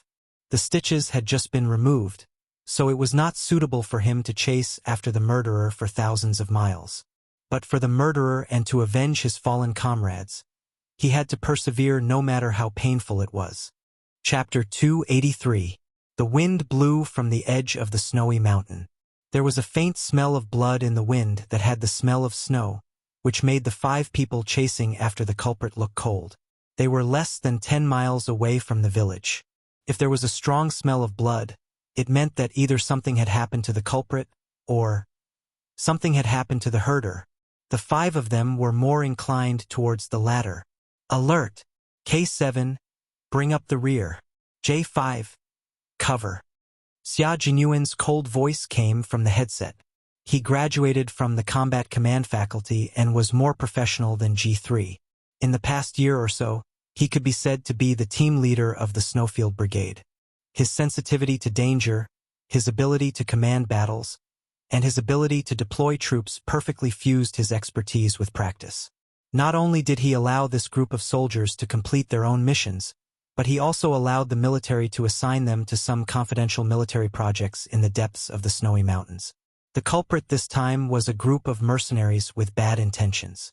They had shot and killed the sentinels. It was normal for mercenaries to kill civilians. Similar incidents happened all over the world. Following the smell of blood, they saw the body of a herder lying quietly by the sharp rocks. His Tibetan uniform had been taken away, as well as his accessories. Mercenaries had always been good at anti-reconnaissance. Not only did they take off the herder's clothes, they also took his hat, shoes, waist knife, and flint scythe. Disguising as a Tibetan, "We can definitely enter the village." Xia Jinyuan opened his military backpack, took out a medical bandage, and gently placed it on the herder's face. They couldn't bring him back to the village. They could only come back after they dealt with the mercenaries. On the other side, K7 found a few drops of blood with some white powder floating on them. He used a military dagger to pick up some of the powder and rubbed it with his hand. Sterilized crystal sulfonamide. Check if the herder has any injuries. Sterilized crystal sulfonamide was commonly known as anti-inflammatory powder. It was a prescription drug used to prevent wound infections. If mercenaries used gunpowder from bullets to treat wounds, then it was very likely that the anti-inflammatory powder came from the herder. After checking that the herdsmen were not injured, they did not delay for too long. 2 minutes later, they started to walk again. On the road, they saw the grass that had been thrown on both sides of the road, as well as the wheels on the ground. Robbing the carriages, killing the herdsmen, taking away the anti-inflammatory powder that the herdsmen brought home, and then throwing away the herdsman's pasture to settle the wounded. From this, it could be inferred that the wounded had a certain status and the mercenaries could not abandon the wounded. At midnight, there was no light in the Tibetan village. Occasionally, the low whines of the Tibetan mastiffs could be heard. They were protecting the safety of the village. Yi Qian was awakened by the Tibetan mastiff's howls. Because of He Jie, Yi Qian could also tell what the Tibetan mastiff's howls were trying to convey. Now, what they heard was a somewhat violent and anxious warning that a stranger had entered the village. Yang Jin was sleeping soundly. Yi Qian, who was sleeping outside, groped in the dark and picked up the Tibetan girl's clothes that Yang Jin had given her. She put on her shoes, picked up her gun, and quietly walked out of the tent. The village was not big, and it was a nomadic village. Most of the tents were at a certain distance from each other. Yi Qian could tell where the Tibetan mastiff's howls were coming from. She held her gun tightly and the dagger that Yang Jin had given her in her hand. The sound came from the front, which was equivalent to the tents at the entrance of the village. She could faintly hear the angry voice of a woman. Principal Chun had said that Tibetan families were very united and friendly. They rarely quarreled. However, when she heard the angry voice now, she felt a little scared. Domestic violence? No, if it was domestic violence, the Tibetan mastiff would not roar at strangers. Wait. The Tibetan mastiff that had been howling just now was now silent. Chapter 284. When Yi Qian realized that a stranger who might harm the herdsman had entered the village, she suddenly heard a strange sound coming from her left. Her eyes turned cold and she rolled onto the wet grass to avoid the hand that reached out from behind her.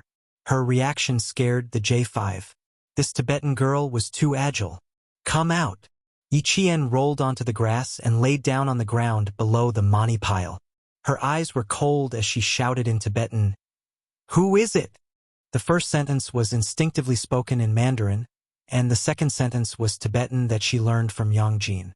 When her voice floated out, the 5 people hiding in the darkness were stunned. This voice, it sounded familiar. Han Zheng made a hush sound with his mouth and said to Xia Jinyuan, "Don't you find it familiar? Doesn't it sound like your little fox's voice? Did I hear wrongly? It does sound like her." After a year, her voice was clearer and more imposing, but he wasn't sure. Wasn't Yi Qian in Fujian town? How could she have come here? Thinking about it, it didn't seem possible. I'm not sure. Xia Jinyuan wasn't sure either. He gestured to the 5 people, and they immediately surrounded the mani pile.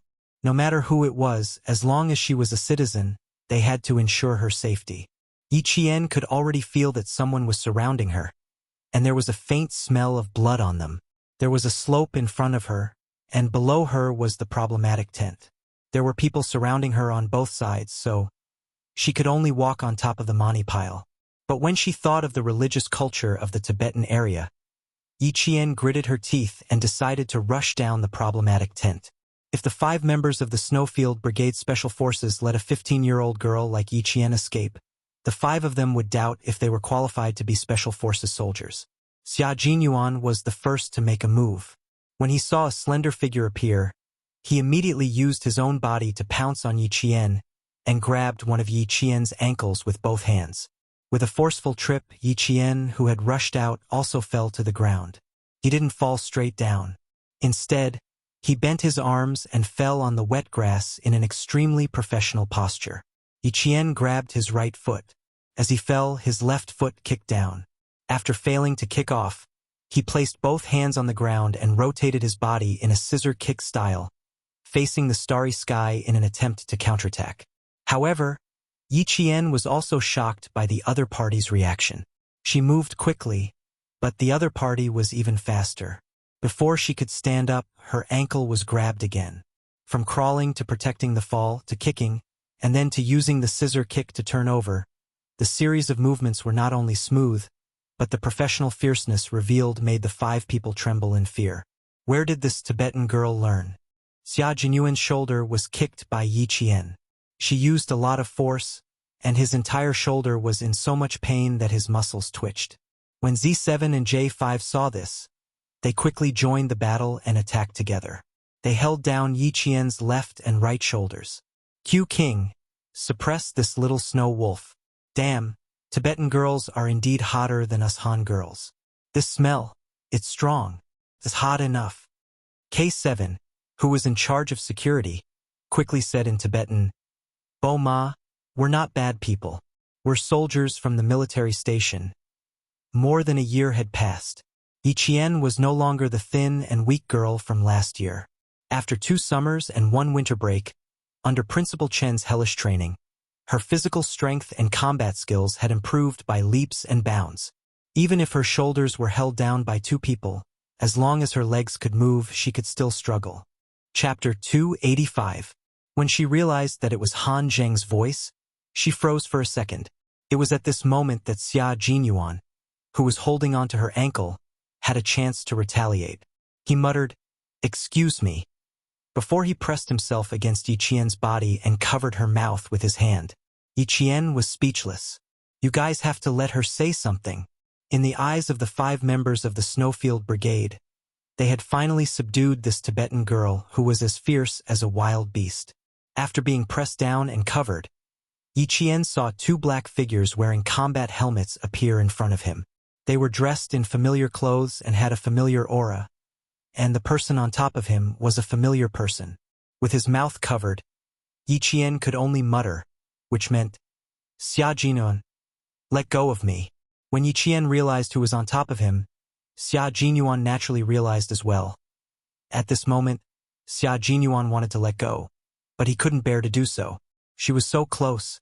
Her faint fragrance was like a flower petal gently brushing past the tip of his nose, tugging at his heartstrings and touching his nerves. At this moment, he only wanted to hold on tightly to her fragrance. How could he bear to let go so quickly? Furthermore, this was the 2nd time he was pressing the little fox under his body. As for the feeling, he had to admit that this little fellow had developed quite well after not seeing her for a year, especially the little ball on her chest. He could feel her softness even though he was wearing a combat uniform and she was wearing a crocodile. Little fox, this is such a big surprise. Xia Jinyuan raised his eyebrows slightly. Under the starry sky, there was a glimmer in his dark eyes. It was as if stars had fallen into his pupils, shining brightly. He laughed softly and said, The way we met was also very special.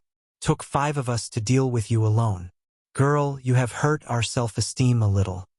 As soon as he spoke, even K7, who was on high alert, wanted to look over. Little fox? Who? Han Zheng shivered inwardly. Damn it, so mushy. Little fox? Why don't you call her little girlfriend? Q King, let me interrupt you. Can't you see that we're all here? Can't you get up first? You're always pressing down on a little girl. Can't you have some self-awareness? You may not be ashamed, but the little girl is. A fine maiden like her is being held down by a big man like you. You're taking all the advantages. Then he said, Oh my God, why didn't you just say a few words of Mandarin earlier? Han Zheng let out a long sigh and loosened his grip on Yi Qian's shoulder. Young lady, why are you out here in the middle of the night instead of sleeping? I heard that the Tibetan Mastiff's roar was strange, so I came out to take a look, Yi Qian said softly, a little embarrassed. He then asked Xia Jinyuan, Does your shoulder hurt? I kicked you really hard just now. Lift your shoulder and see if your bones are hurt. She was naturally annoyed. How could she have known that they would be the ones entering the village? After all, that's not right. They were still here, so who was the person in the tent? It couldn't be one of their people. However, it was indeed a pleasant surprise to be able to meet him here. J5 also realized what was going on. He let go of his hand and said slowly, Oh, little fox. No, it should be a little snow wolf. It's very fierce. It'll take the 3 of us to take it down. Chapter 286. The 3 of them took turns. Bah! Yi Qian's eyes widened. This was also a person with a loose tongue. He really had the urge to tape their mouths shut. But it was the truth. J5 and Han Zheng both had loose tongues. Therefore, when he and Han Zheng were in the army, the rest of the brothers would avoid them. Han Zheng released his grip and immediately went on alert with K7. When he heard Yi Qian quietly ask if he hurt Xia Jinyuan, he felt a lump of blood in his throat. Young lady, you're still concerned about whether he hurts or not. Why don't you care about yourself? Damn, why was there a sour taste in his mouth? It had been more than a year since anyone cared about him. Two people with sharp tongues were no match for Xia Jinyuan. He had always been thick-skinned in front of Yi Qian. Not only did he not stand up, he even purposely rubbed his hand over Yi Qian's mouth. He chuckled softly and said, "What's wrong? Are you jealous? Keep your thoughts to yourself." The little fox hasn't retracted her sharp claws and teeth. I'm afraid that if I let go, she'll bite you again. I was bitten last time. You were bitten last time? Even someone as calm as G3 blinked.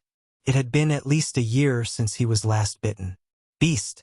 A year ago, the young lady was even smaller. Originally, Yi Qian didn't have any other thoughts. She hadn't seen this dangerous and elegant man for more than a year. To her, he was like a stranger again. In addition, the situation just now was different. He pressed on top of her to subdue her, so how could she have any thoughts? But now that they said that, Yi Qian couldn't help but blush. Before she could calm down, her face was rubbed with his thumb. Yi Qian felt her brain explode. With so many people looking at her, she was so embarrassed that she wanted to dig a hole in the ground. Xia Jinyuan, other people might not be able to see what you're doing, but she knows. Yi Qian was afraid that he would be misunderstood and shocked by Yi Qian's actions, so he couldn't help but struggle. If it doesn't hurt, then get up quickly. Didn't you hear what they said? She twisted her body slightly. Xia Jinyuan pressed his legs tightly against Yi Qian's legs and pretended not to hear her. He said with a faint smile, "Little fox, don't move." Then, he said to Han Zheng and J5 who were closest to him, "She's not your little fox, she's my little fox. You guys, you can just call her by her name. Be polite, don't call her as if you're all very familiar with her. The only person she knows is me. Do you understand?" Yi Qian felt his face heat up even more. He glared at her and gritted his teeth. "Get up quickly. You're so heavy." What was his little fox? When did she become a fox? Hurry up. They're all watching. If he didn't get up now, the little fox would be angry. How sad. He had missed her for more than a year. The surprise of seeing her so unexpectedly made him feel as if flowers had bloomed in spring. Words could not express his feelings at this moment. Unfortunately, it was obvious that his little fox didn't think about him at all. Major Xia, who was thinking about her, used his extremely slow body movements to express how reluctant he was to get up. Even K7, who had a cold personality, was looking at them with interest. TSK, TSK, TSK. When Xia Jinyuan acted like a rascal, he really had the urge to kick him. Chapter 287. But it didn't work. His title as the all-round soldier king wasn't just for show. He was flirting with the girl, but his gaze was like a radar, not missing a single corner. As expected, only an all-round soldier king would be able to handle such a difficult task while talking about love and being on guard at the same time. G3 glanced at him and began to ponder. Bachelors like them, was it because they weren't shameless enough and weren't bad enough that girls didn't look for them? Should he change his tough guy style and become a rascal one day when he was on vacation? But Q King's shameless way of chasing girls was something he couldn't learn even if he wanted to. Moreover, he definitely couldn't find his little fox-like girl.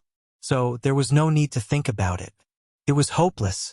Yi Qian wasn't as thick-skinned as Xia Jinyuan. She blushed from the intense gazes that swept her back and forth. Her fist landed on his shoulder. "Xia Jinyuan, if you don't get up quickly, I'm going to get angry." Gently and quietly, her breath was like orchids spilling on the tip of his nose. It was faintly discernible and extremely seductive. "Yes, get up, get up. Of course I have to get up. Aren't I standing up now? Sai, I actually saw you from so far away. I was too happy and lost my composure," he said jokingly, his hawk-like eyes staring at the moving tent in front of him. He never relaxed. He slowly got up, making Yi Qian have the urge to kick him again. But he asked softly and calmly, "Why did you sneak into the village? This is a no-man's land filled with herdsmen. Did something happen?"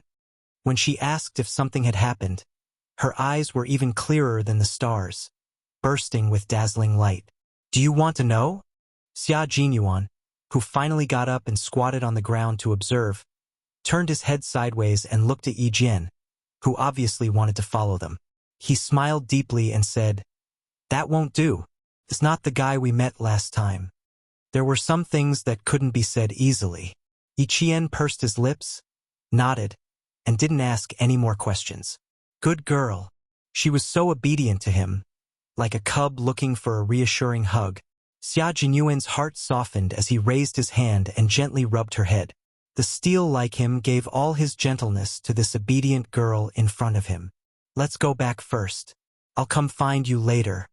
Actually, Yi Qian had only seen their equipment when she met with Han Zheng last year. He had vaguely mentioned it, so the quick-witted Yi Qian could vaguely guess that they were probably a special forces team. After more than a year of training, Yi Qian, who had learned a lot, immediately understood that the special forces were different from other units. Even if she saw them in action with her own eyes, it didn't mean that she could ask them why they were here. So, Major Xia was thinking too highly of himself. I'm in the 9 o'clock direction, the third tent with the wind horse flag on it. If you need anything, you can come to me. Yi Qian didn't delay their mission. Han Zheng and the other three had already taken action, so she couldn't delay Xia Jinyuan any longer. Last time, he didn't reject her for such a dangerous mission in Australia, but this time, he used such a joking tone to reject her. The danger factor was definitely higher than the mission in Australia. Chapter 288. To be honest, Yi Qian wasn't 100% confident in this operation, because just now, he could see the difference between him and them. He was subdued in an instant and didn't even have a chance to escape. Therefore, he should be aware of his own limitations. Be careful. There are strangers in the tent, but the Tibetan Mastiff that was guarding outside has been taken care of by them. I didn't hear any gunshots or smell any blood. I suspect that someone might have carried the Tibetan Mastiff out to bury it. She was reminding him that there were still people outside. Her meticulous thoughts made Xia Jinyuan's heart soften even more. He didn't let Yi Qian leave immediately. He gestured for her to hide, and the two of them hid behind the money pile. The moment Yi Jian squatted down, she was shielded behind his left hand. It seemed like a small action, but it made her heart tremble slightly. He was a person who could use both hands, but she knew that his left hand was actually the most agile. His left hand was faster and more agile than his right hand in terms of the speed of the gun and the strength of the attack. Being behind his left hand was safer than being behind his right hand. At the same time, it was equivalent to having two layers of protection in front of her. One was the money pile and the other was his body. Take this. Xia Jinyuan pulled out a Type 54 pistol from his combat backpack. His low voice was full of joy. I'll leave my back to you, little fox. It was fine to let her observe him for a while. He had no choice. Looking at her eyes, he couldn't bear to reject her. Yi Qian raised her hand and gently pushed his left hand back. I have a gun. Principal Chun prepared a Type 54 pistol for me before we set off. And I have a sniper rifle. After a slight pause, she added, I have bullets too. You don't have to worry about me. She couldn't let him worry about her lack of equipment when he was protecting her. Little Fox would never put on a brave front in front of him. Xia Jinyuan understood that and smiled slightly. He whispered to G3 and K7 who were near the tent. There are about 2 people burying the mastiffs outside. How's the situation on your side? Q King, the situation isn't good. There are 4 hostages. G3's cold voice came through the earpiece. You can take care of the 2 players on your side first. Be careful. Yi Qian waited for him to end the call, then leaned closer to him and said softly, I can go back and look for Principal Chen first and find out how many Tibetans there are and how many tents there are. Why don't you wait here for me to go back and ask?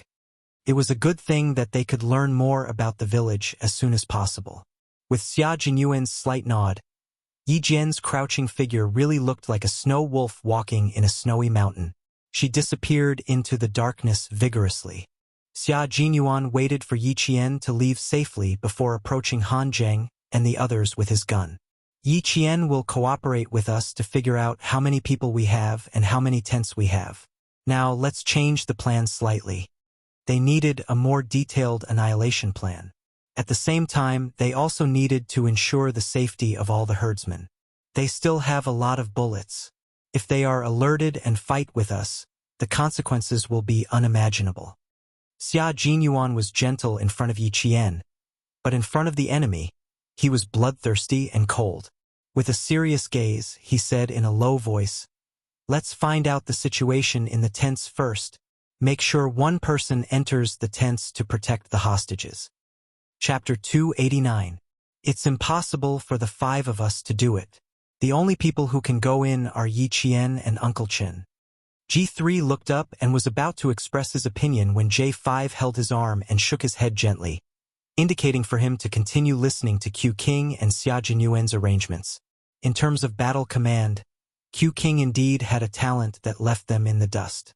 While Xia Jinyuan was perfecting the annihilation plan, in the tent, Yi Qian stopped Principal Chun from lighting the oil lamp and said softly, "I saw Major Xia and the others. There are 5 of them. I'm afraid something happened in the village. Even the Tibetan Mastiff in the outermost tent is silent. Uncle Chen, there are strangers in the village and Major Xia and the others are chasing after the culprit.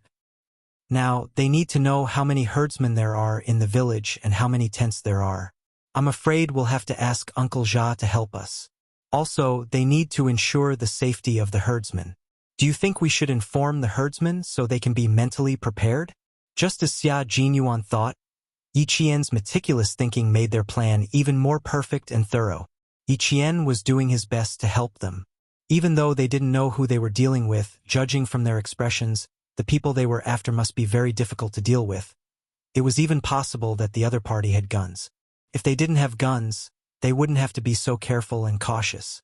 Principal Chun had carried out missions in the Tibetan area before, so he immediately understood that the people who entered the village were definitely not easy to deal with. He said solemnly, "It's not a good thing to meet Captain Xia here. The people who came are also not easy to deal with. Let's pack up our equipment." The bag that contained the sniper rifle had always been placed together with Yi Qian's luggage bag. After taking the bag out, Yi Qian, who had been trained by Uncle Jen to be familiar with any part of a gun, quickly assembled the sniper rifle without even needing to light a lamp. The gun, the case, the barrel, the handle, and the stock were all in her hands. In less than a minute, she had assembled a sniper rifle. Finally, she installed the night vision scope, and it was a sniper rifle that could be used to snipe at night. After finalizing the plan with his comrades, Xia Jinyuan quickly found the second tent at 9 o'clock. He gave a signal from outside, and Principal Chun lifted the curtain and walked out. "The girl is loading guns inside. How serious is the situation? Also, I found out from our conversation that the wife of the leader of the outermost tent is injured, so it's difficult for her to move around." Master Mu was injured? No wonder there was anti-inflammatory powder at the scene. Xia Jinyuan's eyes moved slightly, and he said in a low voice, "There are a total of 7 people, and they are all carrying light weapons. There are 3 XM M4A1 carbine rifles, 4 M10 Ingram submachine guns, and 1 IMI Barak pistol. Each of them is carrying about 1. Their firepower is level 2. Xia Jinyuan didn't hide this from Principal Chun. If he needed Yi Qian's help, he had to tell him the situation inside. "Uncle Chun, I want to know how many herdsmen and tents there are here." After hearing Principal Chen's answer, Xia Jinyuan looked at his comrades who were hiding nearby with a serious expression. "There are a total of 14 tents, 72 herdsmen, 23 children, and 19 elderly. It's unrealistic to move them all together, and it will alert the mercenaries." Mercenaries? Principal Chen's eyes darkened. He knew that this was not an ordinary problem. Chapter 290. Facing a mercenary with level 2 firepower, the risk factor is relatively high. Moreover, there are about 5 of them in the tent and 2 outside. If we don't act in time, once the mercenaries notice us, they will definitely fight with us. Then, the safety of the 79 Tibetans in the village will be threatened, and they may even die. What's your plan? If there's anything you need help with, just let me know. I'm quite familiar with this no man's land. I've been here for more than 6 years. Principal Chen's words made Xia Jinyuan respect him. 6 years in the no man's land. Based on Principal Chen's experience, the time he spent on the mission was around 7 to 8 years. That was when the border was in chaos. G3's voice came from inside. He was reporting the situation. A few seconds later, Xia Jinyuan said, "Uncle Chun, there's no movement from the mercenaries now. It's very likely that they are resting in the tent. We have 10 minutes to inform the herdsmen within 20 meters of the tent in front of us. Also, we need to inform the Tibetans. Our guns are not equipped with silencers. Once we fire, the Tibetans will be alerted. We don't have much time. Inform them all within 5 minutes." Principal Chun had no objections to his arrangement. As he nodded, Yi Qian, who had assembled 2 sniper rifles, walked out. "Is there anything I can do to help?" 2 sniper rifles, I think, will be of some help."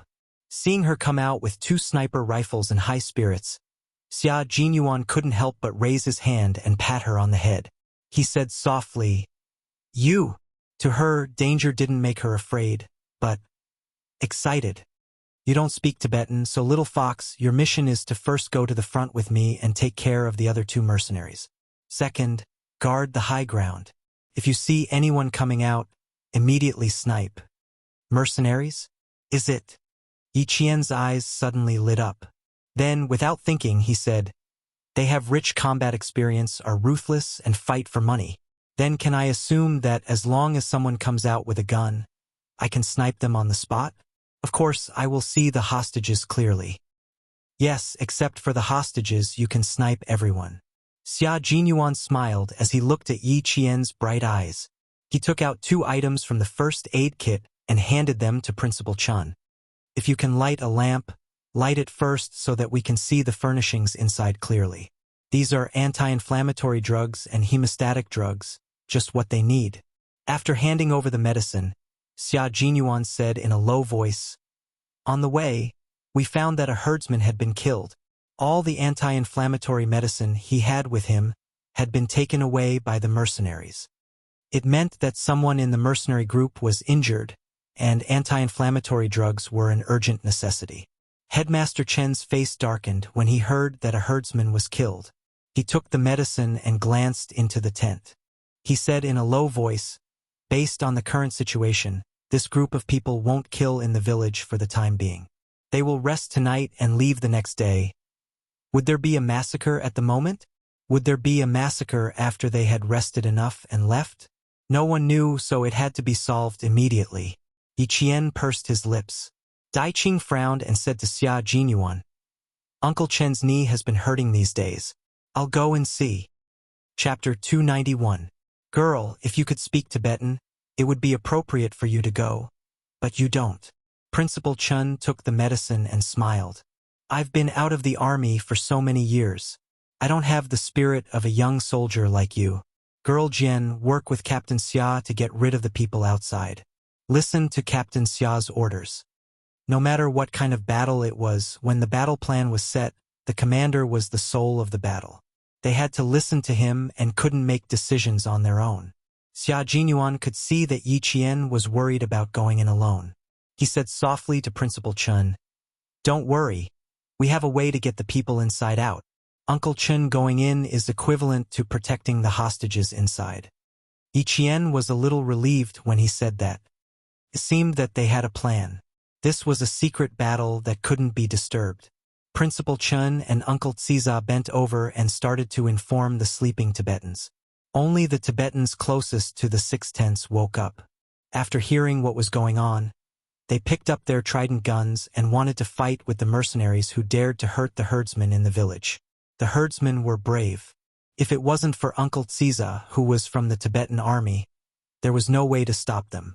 Principal Chun put on his Tibetan uniform and a hat.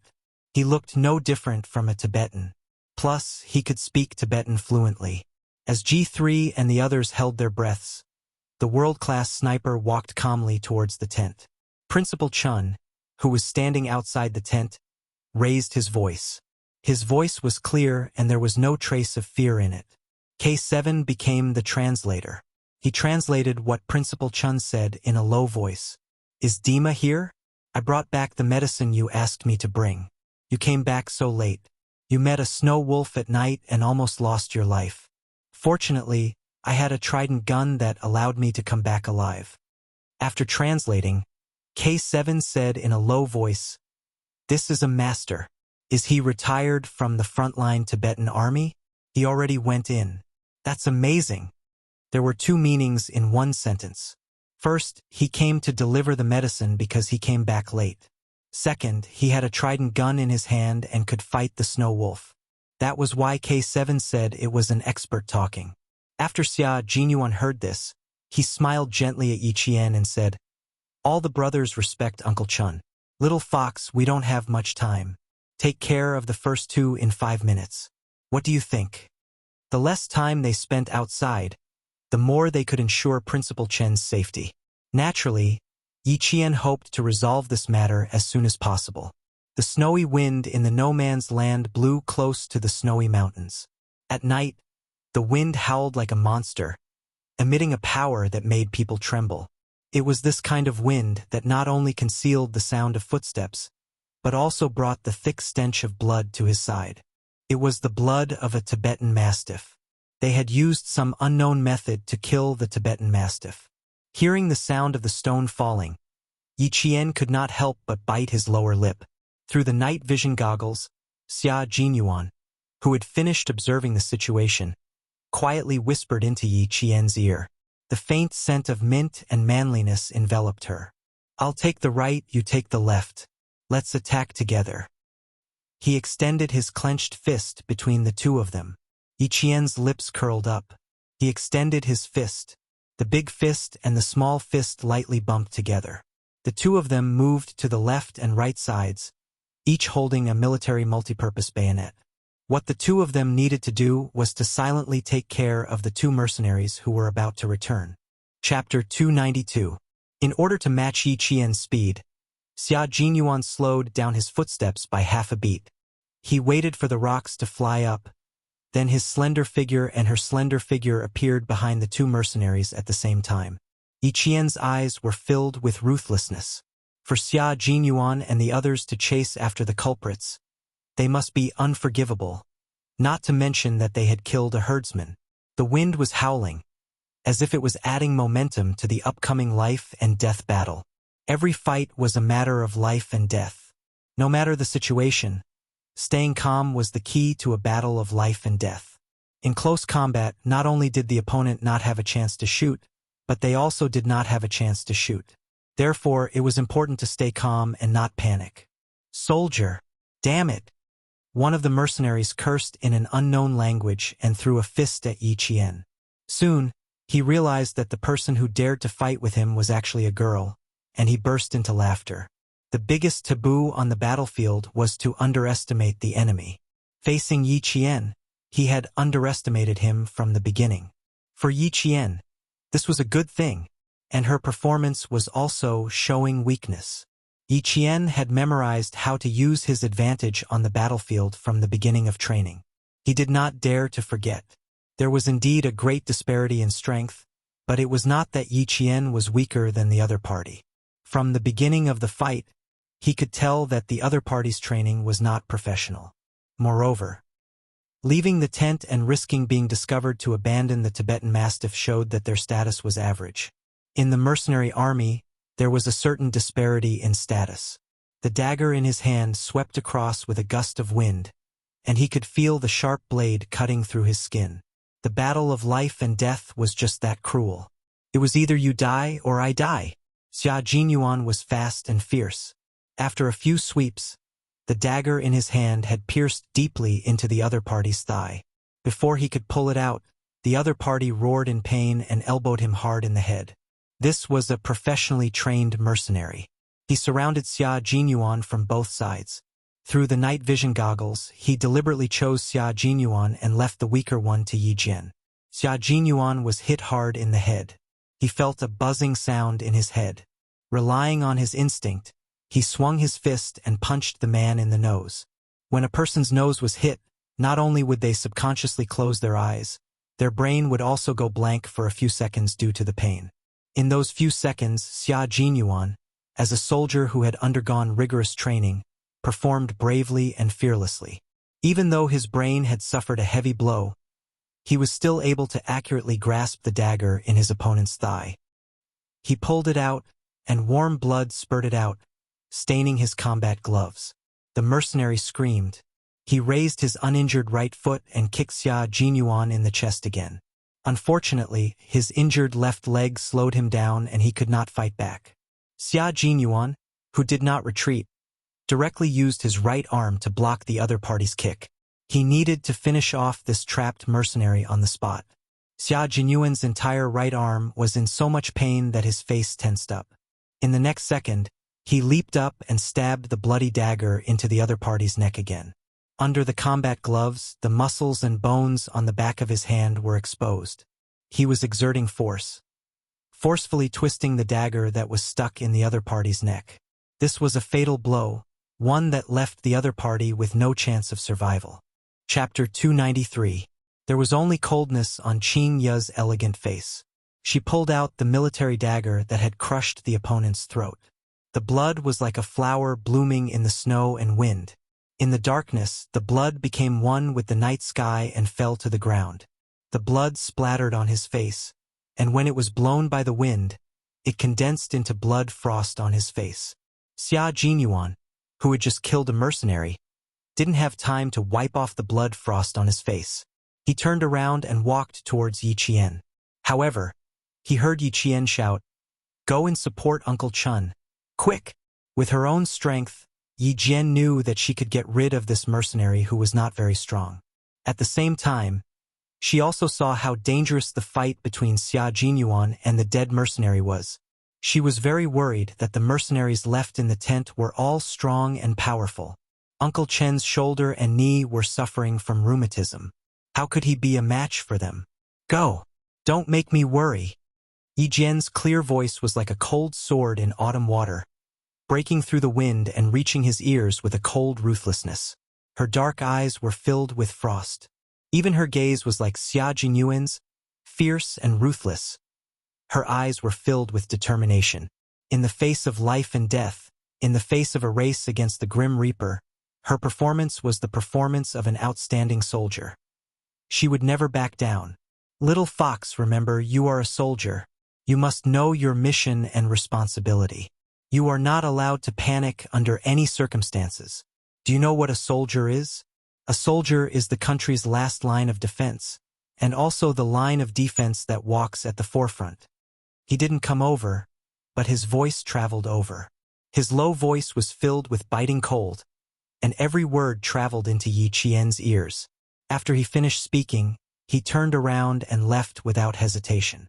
Because Xia Jinyuan knew that his little fox was like a wolf cub that had left the pack and was using its own strength to hunt. She was using her strength to prove that there was nothing wrong with her. His words were just to tell her that even if she killed him personally, it was because he was a soldier, a line of defense for the motherland. There was no need for her to have any psychological barriers. To this day, Xia Jinyuan still remembered that more than a year ago in Australia, when she saw Yi Qian's hesitant expression when he killed someone for the first time, he had solemnly and sternly told her that it was an honor for a soldier to fight for the country, even if their hands were stained with blood. It was Yi Qian's first time fighting without anyone by his side. Even if something happened, there would be no one to support Yi Qian. It was also something he had to go through. As soon as Xia Jinyuan left, Yi Qian calmed down and began to attack fiercely. Fighting for the country, even if their hands were stained with blood, they would still feel glorious. He put away the military dagger in his hand and gently swiped his wrist. The end of the silver wire that had been hidden all this time fell into his hand. This was the beginning of Yi Qian's counterattack. He was using his own abilities to deal with a mercenary.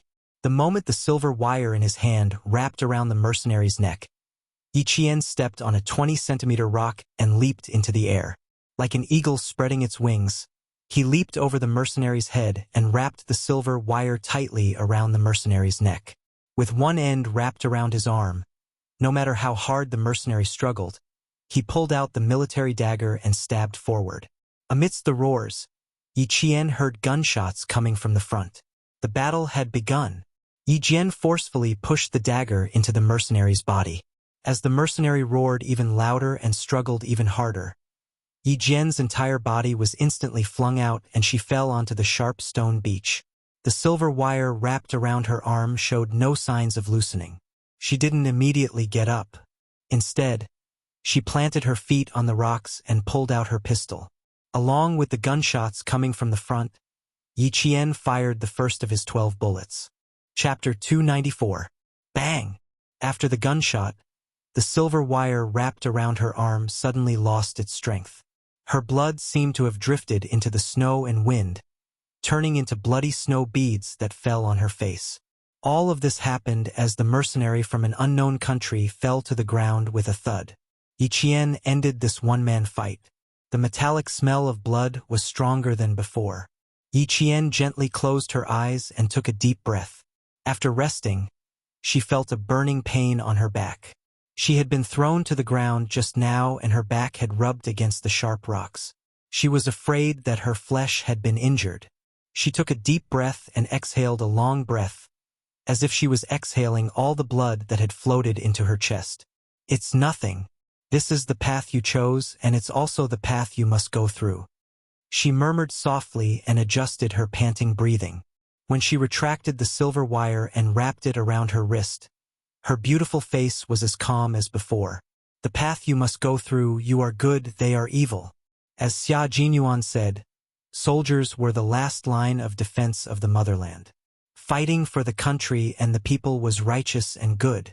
In front, the gunshots were particularly fierce. Yi Jian rushed to the front of Uncle Zija's tent. The sound of the bullets seemed to have brushed past her scalp. She rushed to the tent entrance and shouted, "Yang Jin!" After hearing the answer from inside, she entered the tent.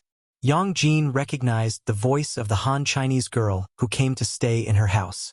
She walked out from the dark and said quickly, "It's very dangerous outside. Where are you going?" The only thing she could understand was, "Where are you going?" "Be careful, hide well. I'm going out." Yi Jian used the Tibetan language she had learned to gently remind Yang Jin, who was lying in a corner of the ground. She picked up the sniper rifle left in the tent and went to the sniping spot. She set up the gun, put her eyes close to the night vision sight, adjusted the distance, and searched for the target in the green world. A man in Tibetan clothing entered his line of sight. He zoomed in and slowly focused on him. As the other party retreated, he could see that the man in Tibetan clothing would cover his waist with his hands from time to time. Xia Jinyuan had said that a high-ranking member of the mercenary group was injured.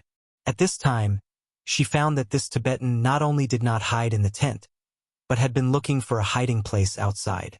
His whereabouts were already very suspicious. However, he couldn't just assume that there was something wrong with the other party based on his own guesses. He didn't immediately take action and turn off the red laser. He just kept aiming at the other party. Perhaps it was because the herdsmen were all brave. No matter how loud the gunshots were outside, no one ran out in a panic. In this area, they believed in the uniformed soldiers. In the eyes of the herdsmen, the soldiers guarding the border were their guardians. Every year, they would offer countless hada as a sign of their passion and respect. It was this kind of trust that made them choose to stay in the tent and wait for the gunshots outside to pass. What did the soldiers fight for? Naturally, it was for their country and the people they protected. Every bullet that was fired was a sign of their fearlessness. They were fighting bravely without fear of death. Yi Jian hadn't put on his military uniform yet, but he had already placed himself above the soldiers. He believed that he was a soldier from the bottom of his heart. When he saw Han Zheng holding a gun and chasing in the direction where the man in Tibetan clothing was hiding, he didn't hesitate to pull the trigger of his sniper rifle. The laser flashed, and the bullet was fired. Chapter 295. In 0.3 seconds, the brain of the target, who was still hiding, was pierced by the sharp bullet. After a few centimeters, the bullet burst out of the brain and pierced through the tent with the remaining force, landing somewhere unknown. The target was lying on the side. In order to hit the target with one shot, Yi Jian chose the most brutal way of sniping. The sound of the gunshot made Han Zheng stop in his tracks. He seemed to have thought of something. He glanced at the high ground and made an okay gesture. He then pointed to the front and signaled Yi Qian to snipe the second target. The sound of the sniper bullet didn't sound too out of place in the gunfight. Han Zheng informed all his comrades of Yi Qian's position through his earpiece. Successfully sniped the first target. There's still one more person, little fish. Lure him outside. Yi Qian is at the high ground. He can take care of little fish in minutes. The death of the leader of the mercenaries was a good thing for the comrades of the Snowfield Brigade. Xia Jinyuan adjusted his earpiece and said, "What are Yi Qian's coordinates?" Z7. Report. After Han Zheng reported Yi Qian's coordinates and direction, Yi Qian saw Han Zheng make another gesture through the night vision scope. "There's a target at 10 o'clock. Requesting sniping." She immediately aimed her sniper rifle at the 10 o'clock direction and aimed. Soon, she saw a black shadow moving slowly among a pile of rocks. The corner of Yi Jian's mouth curled up slightly. The crosshair of the scope firmly locked onto the target and moved along with the target's movements. The 7.62mm bullet flew out of the fireproof cap and flew straight at a distance of about 300 meters. Her sniper rifle had a range of 800 meters. With the wind speed at a distance of 300 meters and Yi Qian's calculations, the sharp bullet pierced through the air and hit the target in the back. The target was hit within 300 meters. The shooting stopped and the butter lamps in the tent lit up one by one. It was very calm. It was as if the herders had just woken up. There were no panic screams or cries of fear. They were the descendants of heroes, so they were very calm in the gunfight. When Yi Qian came down with his sniper rifle, he saw a black shadow standing quietly on the rocky beach. Behind him was a majestic snowy mountain. He was like a snowy mountain. He stood there quietly with a majestic aura. He made people feel at ease. He made people feel that he could protect the peace of the area. Xia Jinyuan now, he was even more charming than he was a year ago. He was wise and calm in the face of enemies. He fought side by side with him. No matter how dangerous the road ahead, he was willing to walk with Yi Qian. There was no way back, only forward.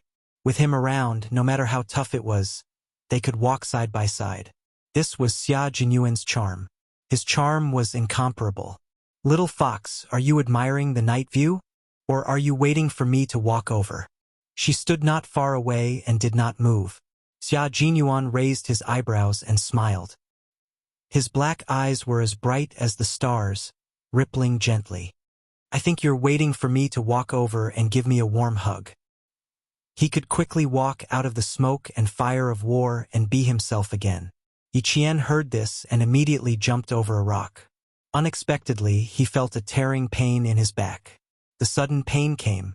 Even Yi Jian, who had always been able to endure it, couldn't help but gasp. It seemed that the injury was a little serious, especially the side of the waist. It seemed that the skin and flesh had split open. Chapter 296. The sound of pain was particularly clear in the quiet night. Xia Jinyuan, who had been smiling, immediately put away his smile and walked over. "Sit down. Where are you hurt?" He put his arm around her shoulders and turned on the headlights on his helmet. In the light, they could see Yi Qian's beautiful face and his elegant, handsome face. Yi Qian didn't even have a chance to refuse before he helped her sit on the rock. It was late at night. The rock was really, really cold. In August, the temperature in the no man's land would drop to a few degrees below zero. Otherwise, there wouldn't be such a phenomenon where blood spurted out and fell to the ground. Soon, Xia Jinyuan also realized that it wasn't appropriate to sit on the cold rock in the cold wind to check where she was hurt. He smiled and said, "Sorry, I'm used to being rough in the military camp. I'm a little, not very good at taking care of girls. Please forgive me." This was definitely the truth. As Han Zheng said, Xia Jinyuan was born into an aristocratic family. He was humorous and witty, but he had always been conservative when it came to relationships. At 21 years old, he really wasn't good at taking care of girls. Yi Qian wouldn't let him take care of her. As soon as his hand left her, she immediately stood up and said, "It's not a big problem. Maybe it's just a scratch. Aren't you going to clean it up? They're all busy downstairs. You haven't gone back yet. How can I be at ease?" Her refusal made Xia Jinyuan's lips curve slightly. Come, make a choice. Do you want to carry her? Or carry her on your back? Pick one of the two. There's no third option. Yi Qian. Why does he like to act shamelessly in front of me? She tightened her grip on the sniper rifle and looked away with a faint smile. No, I can walk on my own. What a headache. She wasn't really a 15-year-old girl. How could she deal with Xia Jinyuan? She couldn't do anything about it. She couldn't be as cold as she was with Yi Jifan's family, and she couldn't be too enthusiastic either. She wanted to maintain a gentlemanly friendship, but he liked to cross the line, no matter how smart Yi Qian was. She had no idea how to deal with relationships between men and women. When faced with Major Xia, who was acting shamelessly and teasing her from time to time, she couldn't do anything about it. That won't do. Just now, every step you took was so painful that you gasped. We're still a few hundred meters away from the village. Won't you feel pain every step you take? He smiled at the little girl who kept trying to find ways to reject him. Even though his deep gaze was deep and gentle, it was just the right amount of a man. Calm. Yi Jian looked up and stared at him. The major, who had just finished a battle, had not taken off his helmet. The light shone on him, revealing his elegance, just like that of a noble young master. His silhouette was perfect, and his eyes were clear. There was a warmth deep in his eyes that could drown people. This Xia Jinyuan vividly expressed the delicate feelings and tenderness of a soldier. Her eyelids drooped slightly, and she smiled helplessly. Captain Xia, I did choose the third option, but I don't have a third option. Xia Jinyuan maintained the smile she was most familiar with. It was elegant, noble, and especially dangerous. Just when Yi Qian thought he would continue to insist that there were only two options, the man who had always been unpredictable said slowly, "However, I've always respected girls. Okay, tell me what your third option is." "Oh, I know even without you saying it. You can walk on your own, right?" Chapter 297. Yi Jian, who felt that she couldn't keep up with his pace, pursed her lips, took a step forward, and said to him, "Indeed, I can walk on my own. As for the road that I can walk on my own, I hope that I can walk it step by step. As long as I can walk on my own, I will persist no matter how difficult it is." Her injury was indeed serious. Just a small step was enough to cause her back muscles to spasm in pain. This time she was on guard and did not show it. Instead, she took one step after another and brushed past him, once again widening the distance between the two of them. The smell of blood on her body completely exposed Yi Qian's injury. Xia Jinyuan's smile slowly disappeared and his eyes darkened. He turned around and looked at the stubborn figure that brushed past him. He sighed softly. "It's so hard to walk on your own. Silly fox, why don't you think of relying on others? If you continue to walk like this, you will be the only one suffering." Xia Jinyuan chased after her with a slight pain in his heart. She had her third choice. Then he would give her a fourth choice. Since she had chosen to walk on her own, he would walk with her. Judging from the way she walked, her back was injured. He could not hug or carry her, so he could only help her carry the gun. After catching up, Xia Jinyuan melted all his helplessness into a smile. "Come, give me the gun. We can walk slowly."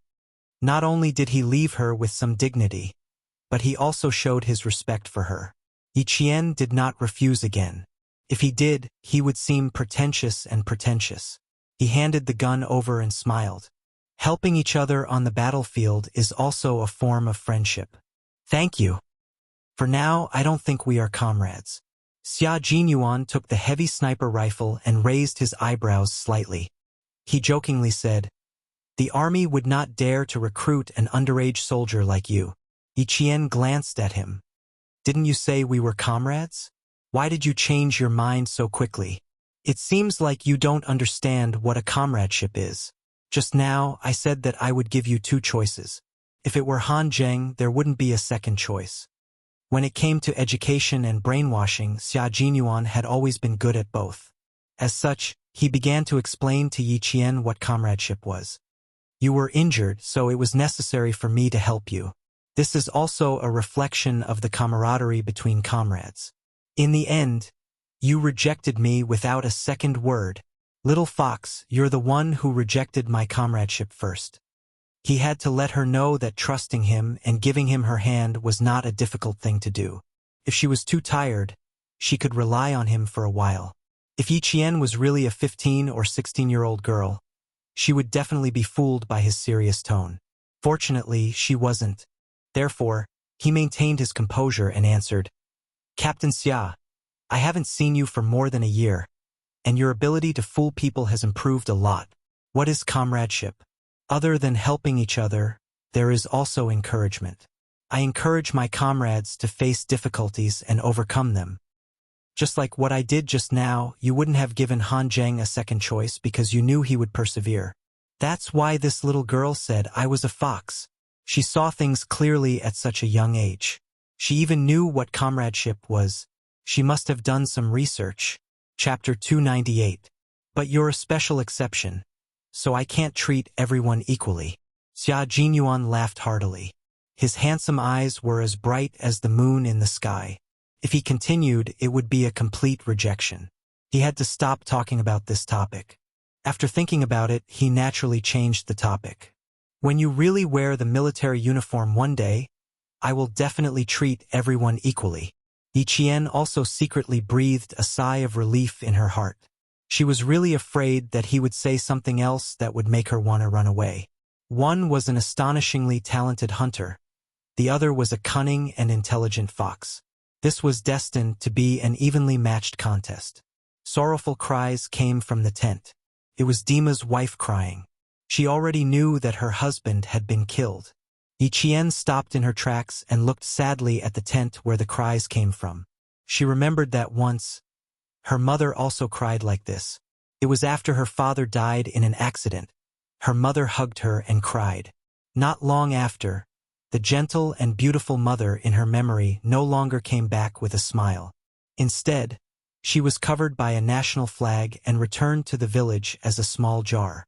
Although she had memories at that time, she did not know what sacrifice was. When she arrived at Yi Jifan's house, she was dragged into the kitchen by Sun Dongxing and beaten with a stick for the first time because she snatched an egg from Sun Dongxing. Only then did she know that she had become an orphan without parents. In her previous life, because she knew early, she was afraid early and developed a cowardly character that did not dare to fight with Ying. Don't underestimate the Tibetans. They are a brave people. Even if Dima is not around, his wife will still take care of this family. Her sadness made Xia Jinyuan raise his hand and gently rub her hair. Everything will be fine. There is no hurdle in this world that cannot be overcome. You were able to grit your teeth and walk away from Yi Jifan's family to live a wonderful life. Dima's wife is a mother and will also be strong for her child. Yi Qian nodded gently and did not say anything.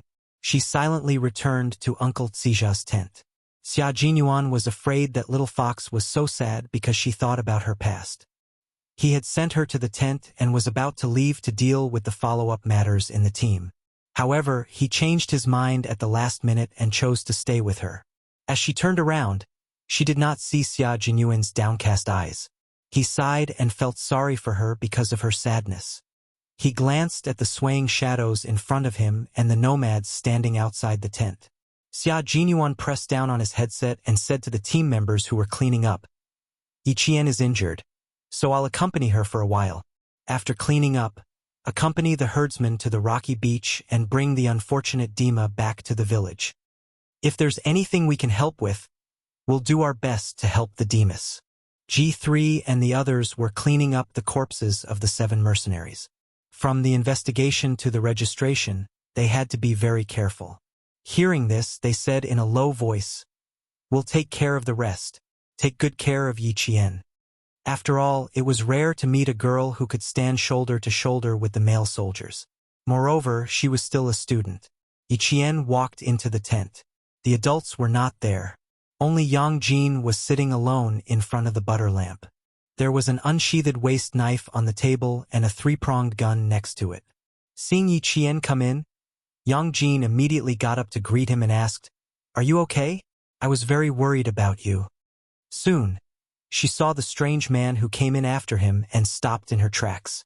Chapter 299. Yi Qian walked up to her and hugged her gently. Since they couldn't communicate in Tibetan, they could only express their feelings through body language. Young Jean, who had gone to primary school, didn't know how to speak Mandarin. She hugged Yi Qian gently and looked at him curiously.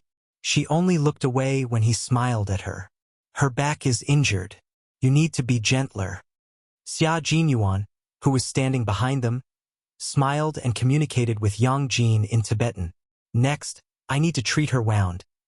What Yi Jian could understand was that he was saying, "Thank you, sorry for bothering you." When she was about to ask Yang Jin to help her again, the enthusiastic Tibetan girl said a string of sutras and left the tent with her sutras like a butterfly fluttering in the grassland in June. Once Yang Jin left, Yi Qian frowned slightly. My back is injured. Captain Xia, it's not appropriate for you to stay. She was really vigilant, as if she was afraid of what he would do. Why are you afraid of an injured little fox? He picked up the sniper rifle beside him and didn't mention Yi Qian's injury. Instead, he asked, where should I put it after removing it? Give me the bag. Yi Qian didn't feel relieved when he didn't mention it. Instead, he felt even more uncomfortable. I'll do it myself. Can you go out first? I want to treat my wound myself. Let's see how it goes. Weren't you very strong on the mountain just now? Why are you in such a hurry to treat your wound now? He sat cross-legged on the sheepskin rug on the ground and removed the sniper rifle from his hands. He looked up and saw Yi Qian still standing there. He couldn't help but smile and teased. What's wrong? Did I make you angry?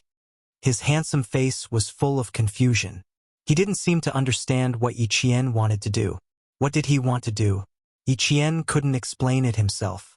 But Xia Jinyuan was sitting there and not leaving. It wasn't good. How was she supposed to take off her clothes? She clearly said that she wanted to treat her own wound. She didn't believe that she didn't understand. However, with the way he was acting, it would seem that she was overthinking if she said anything else. Yi Jian was a little discouraged. Captain Xia, don't play dumb in front of me. My meaning is very clear. I need to ask you to leave now because... She was a little embarrassed, but she still enunciated each word clearly. Because I want to take off my clothes. You want me, a 15-year-old girl, to take off my clothes in front of an adult man like you? In return, he laughed heartily. His deep and handsome eyes seemed to reflect thousands of mountains and rivers. Firstly, the person I asked Yang Jin to invite hasn't arrived yet. Secondly, you're injured on your back. It's not convenient for you to treat the wound yourself. Thirdly, he looked Yi Qian up and down from head to toe, then met her gaze like a gentleman. I still know what it means to look away from indecent things. The sadness in her eyes had disappeared, and she had returned to being a strong and energetic girl. Also, in the past, the little girl's eyes would inadvertently reveal a trace of hostility towards the opposite sex. And there was also a haze that was not easy to detect. This time, other than the clarity in her eyes, the haze that seemed to have been there for many years had completely disappeared. She didn't hide it deeper, but it had truly disappeared. Chapter 300. Such a little fox, full of wildness and vigor. He really wanted to sit quietly like this, quietly watch, and then tease her. He wanted to see her face filled with the vigor that a girl of her age should have because of his words. She would be embarrassed. She would laugh. She would be flamboyant. She would be full of vibrant colors. There were hurried footsteps outside. Someone was coming towards the tent. Xia Jinyuan stamped his feet and stood up from the sheepskin blanket. I heard the footsteps. It should be Yang Jin's men. I will wait outside. Call me if anything happens. Yi Qian rubbed her forehead. In her previous life, she had been forced to observe others secretly and carefully avoid minefields. But Xia Jinyuan, she had never seen through him. Xia Jinyuan walked out and saw Principal Chun walking towards him hurriedly. When he saw him, he immediately asked, Is Miss Jian injured? Where is the injury? Is it serious? He asked a series of questions. It was obvious how worried he was. The injury is on her back. She told me that she fell on her back when she was fighting. I'm afraid it's serious. As for where it is, I don't know. She's like a porcupine. She's afraid that I'll stay. Xia Jinyuan said helplessly. I'll have to trouble this Tibetan girl to invite a herdsman's wife who knows a little. She won't refuse. When Headmaster Chun heard this, he stopped in his tracks. He gave some instructions to Yang Jin, who had already called people over, and then stayed outside the tent. He shook his head and laughed. This girl is really vigilant.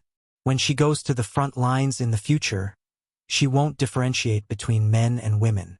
But it's good that she has some awareness. The herdsman's wife's scream came from inside the tent. Xia Jinyuan, who was about to say something, was so shocked that he lifted the curtain and rushed in. At a glance, he saw a bloody wound on the side of his waist that was facing away from him. That injury made his pupils constrict. He walked to Yi Jian, who was lying on the bed because of his intrusion. He pressed one hand on her smooth shoulder and said in a low voice, "Don't move." Then he immediately informed his team members, "Bring the first aid kit, including hemostasis, anti-inflammatory drugs, and normal saline over here. Hurry." "Is it serious?" "Right away." J5 was the first to respond. He took out his first aid kit and G3's first aid kit. "I'm coming." K7 also took out his first aid kit. Han Zheng said, "You're injured too. Save some. If it's not enough, I'll ask you for more." J5 position. "All right, I'll be right there." Han Zheng's crisp voice came through the earpiece. Not long after, the J5 rushed over with the first aid kit that Han Zheng had sent over. "Q King, come out and get it yourself." J5, who was already standing outside the tent, but was blocked by Principal Chun, said in a low voice. Then he straightened his back and saluted to Principal Chun. "Sorry for making you worry." Xia Jinyuan had said that Uncle Chun had spent 6 years in the Tibetan area. As a soldier, he could tell at a glance that this retired veteran had a pair of eyes that were sharper than any of them. And his hands. They were a pair of hands that could hold a gun. He stopped J5 because he didn't want him to rush in. If her back was injured, she would definitely take off her clothes. This girl even resisted Captain Xia, who was familiar with her, let alone other male soldiers. He took the first aid kit and said in a deep voice, "You guys have worked hard. We're here, so don't worry. Let's deal with the herdsman first. Don't leave any disputes."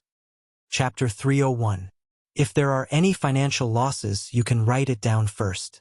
But remember, don't ask for compensation in person. They don't need money. Headmaster Chun gave a few more words of advice based on his experience. It could be seen that even though he had retired from the army, his heart would always remain in the army. The herdsman's wife came out to get the medicine. After taking the 3 first aid kits, she hurriedly returned to the tent. Her expression was serious. It was obvious how deep Yi Qian's injury was. The J5 nodded slightly, saluted again, and strode away. In the tent, Yi Qian was lying on the bed. His back was illuminated by the butter lamp. His uninjured skin was fair and delicate. The curve of his back was slender and beautiful. It rose and fell like a mountain range. However, such a perfect back was ruined by a bloody 5-centimeter long wound on the right side of his waist. It was like a landscape painting that was torn in half. Yi Qian closed his eyes. He didn't dare to look at Xia Jinyuan, who was bending over to check his wound. He bit his lower lip lightly. He was so embarrassed that his whole body was stiff. Xia Jinyuan took off his helmet, gloves, and even his multi-purpose combat vest. His expression was solemn. He said coldly, "Relax. If you're so tense, it'll shrink the wound. Not only will it hurt you, but it'll also cause you to lose more blood." Hearing his cold voice, Yi Qian gently exhaled. She was thinking too much. "I'm sorry to have troubled you in the end." He washed his hands in the Highland barley wine and put on the medical gloves in the first aid kit. Without looking up, he said softly to Yi Qian, "There's no need to apologize or say that it's troublesome. After all, you were injured because of us. Bear with it. I'll use normal saline to debridement and stop the bleeding." If it really hurt, Yi Qian felt that he was probably numb from the pain, so he didn't feel much pain. Her whole face was already as red as an apple. She nodded. She didn't even want to speak. Just now, he had rushed in like that. Luckily, she reacted quickly and threw herself on the bed. If she had been a second slower, her upper body would have been seen by him. But now, even his voice was so serious. It really saved her from embarrassment and helped her adjust her mentality as soon as possible. Yi Qian had the mentality of a little girl, but Xia Jinyuan's gaze had been fixed on her wound from the moment he rushed in. Such a long and bloody gash attracted all his attention, so how could he possibly look elsewhere? Yi Qian's body stiffened when the saline solution was poured on her. Her entire wound started to twitch. It was so painful that she had to bite her lower lip to stop herself from making a sound. I'm afraid the bandage isn't enough. If it hurts, bite your sleeve tightly. I don't want to treat the wound on your lower lip after treating the wound on your back. Xia Jinyuan lowered his head to clean the wound. His handsome face was so calm that there was not a trace of emotion. He calmly faced the wound that was even more hideous after being cleaned with normal saline. Cleaning the wound was an essential process. In order to reduce infection and inflammation, it was necessary to repeatedly rinse the wound with normal saline solution until the bleeding was completely stopped. After the debridement, he would then start to suture the wound. Silk thread was suitable for suturing skin tissue. Without anesthesia, when the first needle pierced the skin, Yi Qian's forehead was dripping with sweat. She bit the corner of her shirt tightly and endured the immense pain. After a while, Yi Qian's face was as white as a sheet. Chapter 302. 3 more minutes. Amidst the excruciating pain, Xia Jinyuan's voice was like a morning bell, carrying the power of encouragement through the heavy fog. Yi Qian, who was in a trance, gently blinked his eyes, murmured, "Emichim." He waited for the 3 minutes to pass. Field bandaging, field suturing, and wound management were all skills that every member of the Snowfield Brigade had to learn. Yi Qian originally wanted to remind him to use the simple interrupted suture technique to close her wound, but when he started stitching, he could feel that he was using this technique. The procedure was simple. Every stitch was tied individually, which was the most suitable for her current wound. 3 minutes later, Xia Jinyuan used cotton dipped in saline to disinfect the wound again, covered it with sterile gauze, and fastened the gauze with a bandage. The whole process took about half an hour to complete. It's about 6 centimeters long and 2 centimeters deep. You can see the texture of the skin. Little fox, oh little fox, you can really endure it. He took off the blood-stained gloves and put away all the medical equipment. He sighed to Yi Qian, who was still in a daze. The male soldiers in the army don't seem to be as tolerant as you are. Come, tell me the truth. Did you reject my help just now because you don't like to be helped?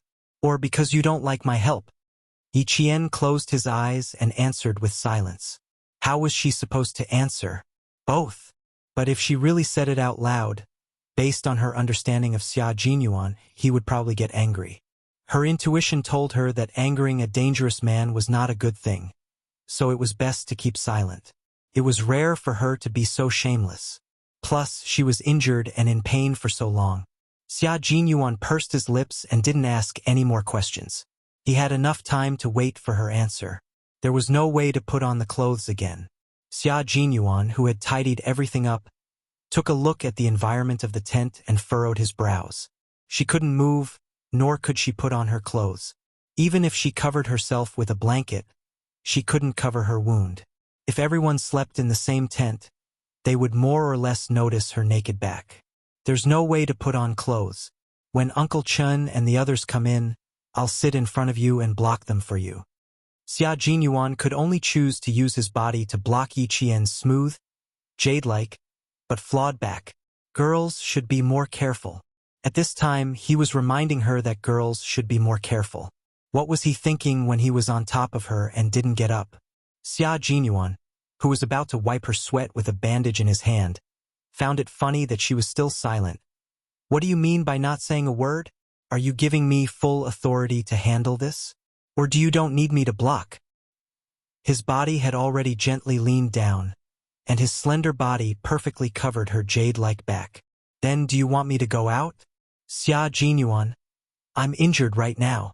Yi Qian, who was completely covered by his body, was so embarrassed that her pale face turned an abnormal shade of red. In the past, she could have pushed him away, but now, she didn't even dare to touch him. Moreover, her back was still bare. After living for 2 lifetimes, this was the first time Yi Qian exposed her back in front of a man. Her embarrassment greatly pleased Xia Jinyuan. This humorous man only felt that. It was his fortune to be able to see her embarrassment. Chapter 303. After living for 2 lifetimes, this was the first time that Yi Qian had exposed her back in front of a man. Xia Jinyuan, who was humorous and witty, felt that he was lucky to be able to see her shyness. He was glad that he was there during her most youthful years. His body temperature spread to the skin on her back through his combat uniform. It was hot and scalding, as if his scent had seeped out of every pore on her body. Yi Qian, whose expression was completely unnatural, closed his eyes. After he steadied his breathing, he calmly said, "Can you stay a little further away from me? Even if you're trying to shield me, you don't have to use such a method." "Captain Xia, aren't you afraid of being misunderstood?" "Misunderstood? How so?"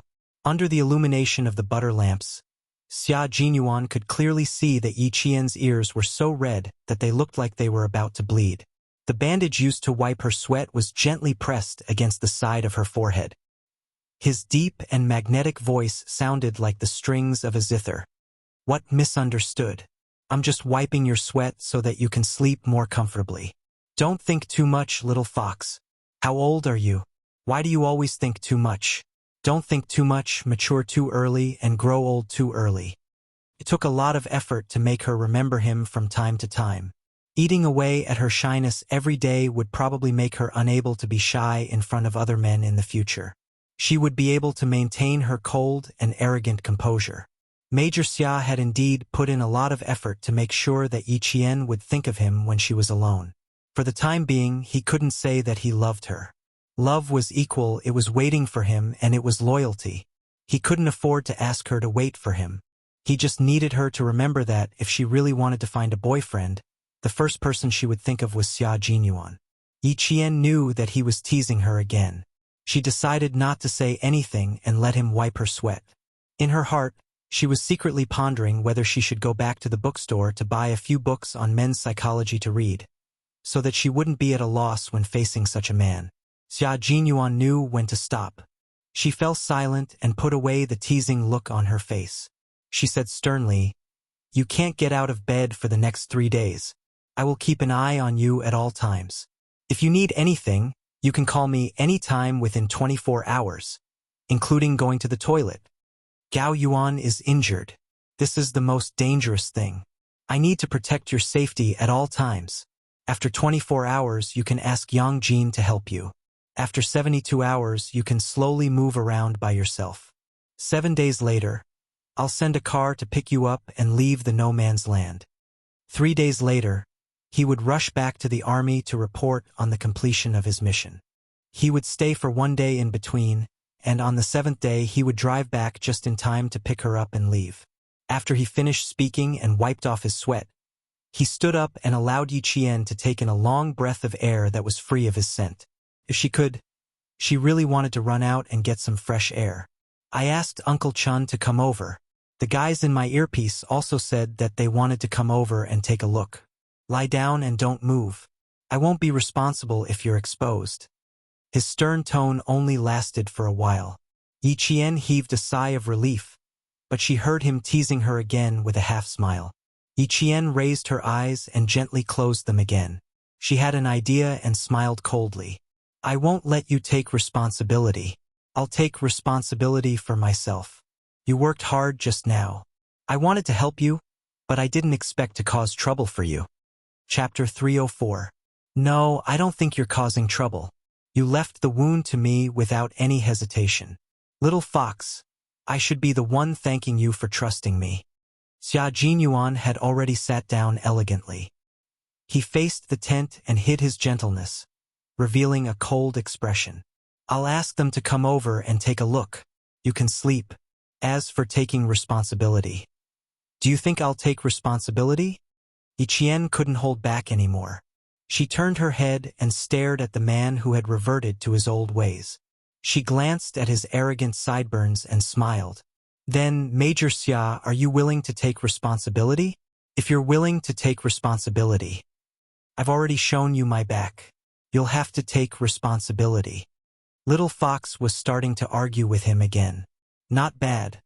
She completed the suture without anesthesia and still had the energy to stay calm and argue with him. Very good, at least she was in good spirits. Although it was ungentlemanly for a man to argue with a woman, what could he do? Little Fox was the only girl that he was interested in teasing both with her words and her actions. Hearing this, he raised his eyebrows and smiled faintly. You can make a guess. Whether I'll take responsibility or not depends on your guess. Are you trying to turn the tables? TSK, TSK, TSK. Little Fox, you're still too inexperienced. He lifted the quilt and placed it under Yi Qian's waist. Then he picked up a blanket and gently placed it on her shoulders. Only her waist, which was wrapped in a white bandage, was exposed. Even so, before Xia Jinyuan let Han Zheng and the others in, he sat up straight. When they wanted to check on the wound, he immediately blocked them. This made the other 4 little friends dumbfounded. What a shameless behavior! He didn't even see the wound and he chased them away. Was this what you call a visit? A man's head and a woman's waist. Even if Yi Qian is a student, she's still a female student. Just one look is enough. Looking at her more than once won't help her recover. His explanation was so dignified that his friends were speechless. K7 chuckled and gave Xia Jinyuan a meaningful look before leaving the tent. Outside, Principal Chun and Uncle Xiza were talking. K7 came out and joined the conversation. He was good at Tibetan and had no difficulty communicating. Soon, Uncle Xiza patted him on the shoulder and welcomed him to come back next time. A dog that bites doesn't bark. I bet K7 said something bad after washing socks for a week. I bet Uncle Chun will talk to Q King when he comes out. As a former instructor, J5 was very familiar with this tactic. The first step was to snitch, the second step was to provide examples, the third step was to distance oneself, and the fourth step was to sacrifice one's friends rather than oneself. Based on the current situation, K7 was in the fourth step. G3 put on the combat gloves he had taken off and slowly said in a gravelly voice, "What are you best at when you're a forensic doctor? So don't be surprised." He turned around and glanced at the tent with a faint smile in his eyes. She was indeed an extraordinary woman. No wonder Q King treasured her so much. If she wasn't injured that night, Yi Qian wouldn't have felt sleepy. When he told her to sleep, she actually fell into a deep sleep. Usually, she was so alert that she would wake up at the slightest movement. Now, she was so asleep that she didn't even know when Han Zheng and the others came and left. Chapter 305. Yang Jin blew out the oil lamps one by one, plunging the entire tent into darkness. She slept on the new blanket, not daring to sleep with the injured Yi Qian. Outside the tent, Xia Jinyuan said with a cold expression, "Uncle Chen, Yi Qian's injury is not suitable for him to move.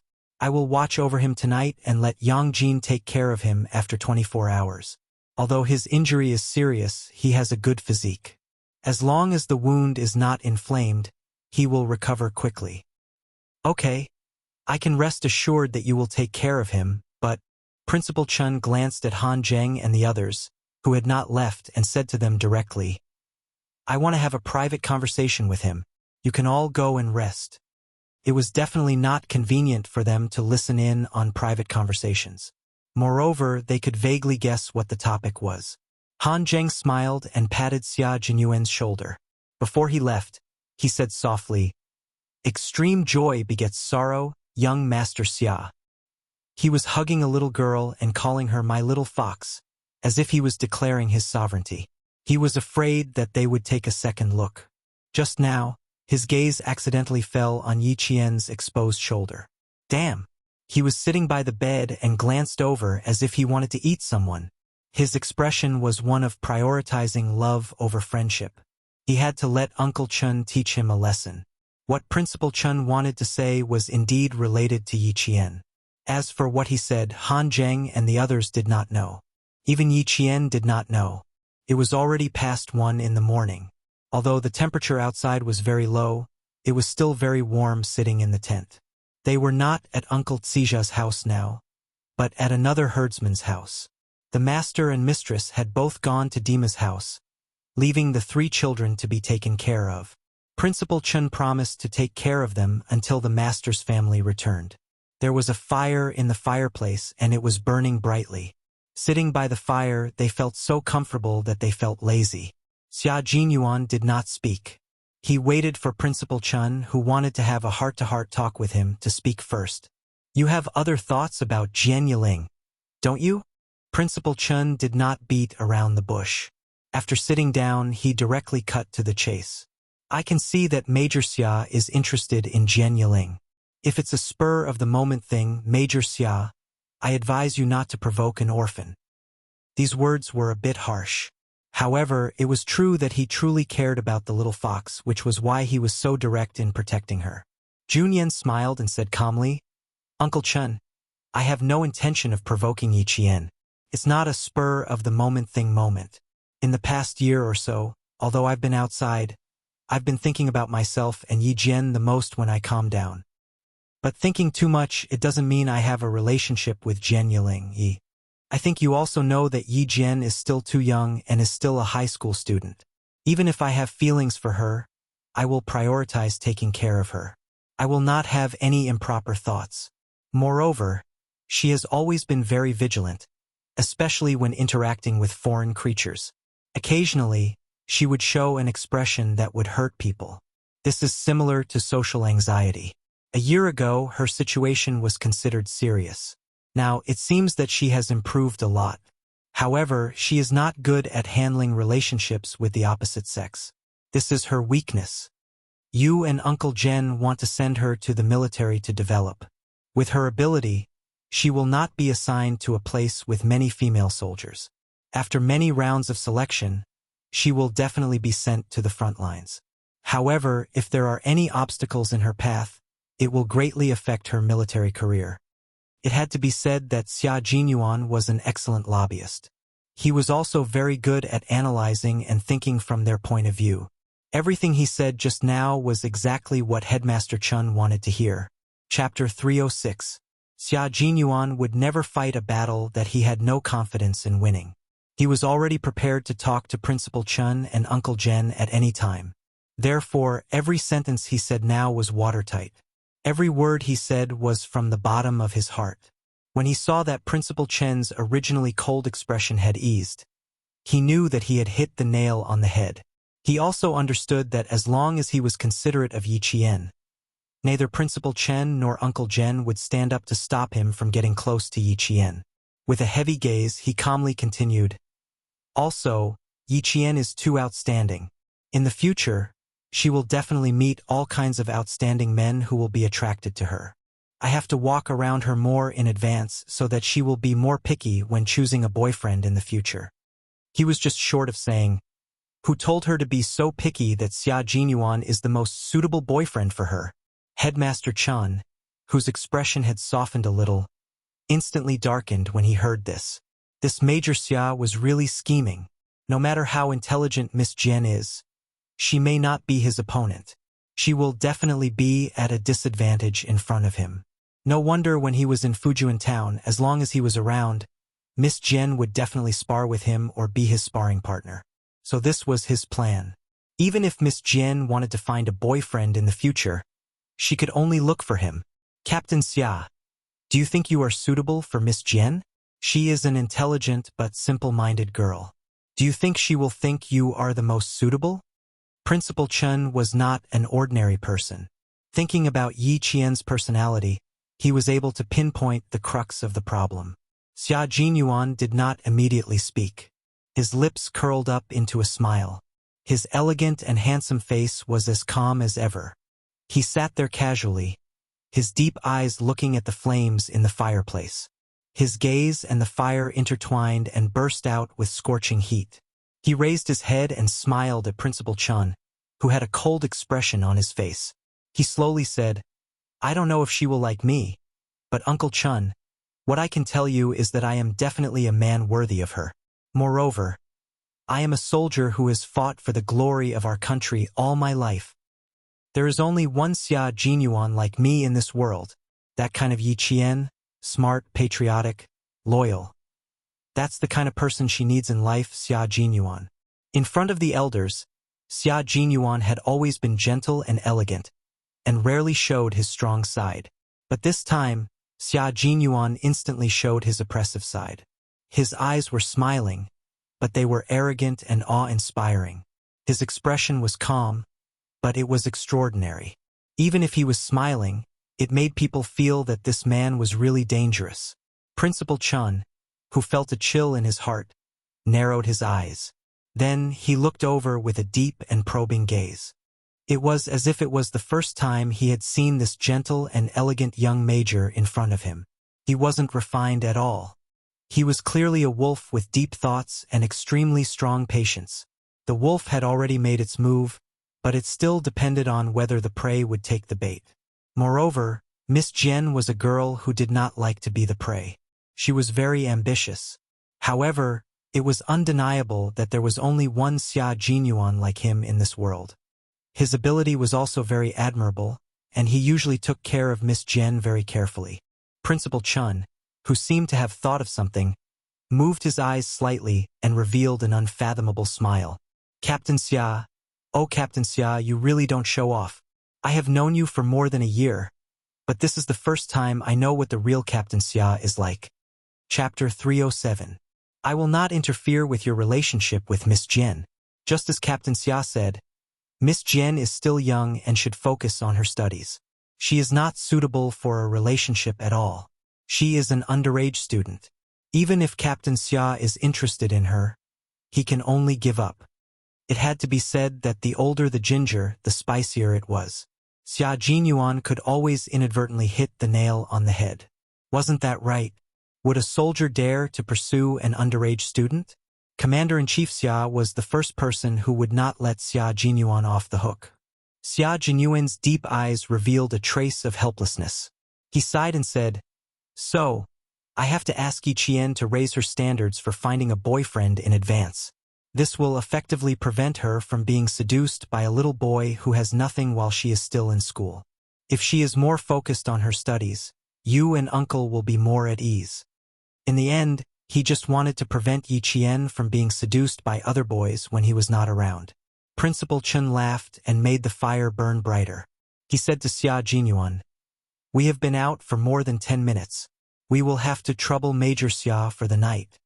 The conversation seemed to have ended just like that, but Xia Jinyuan knew that this conversation was just a test. "Uncle Chen, you are too polite.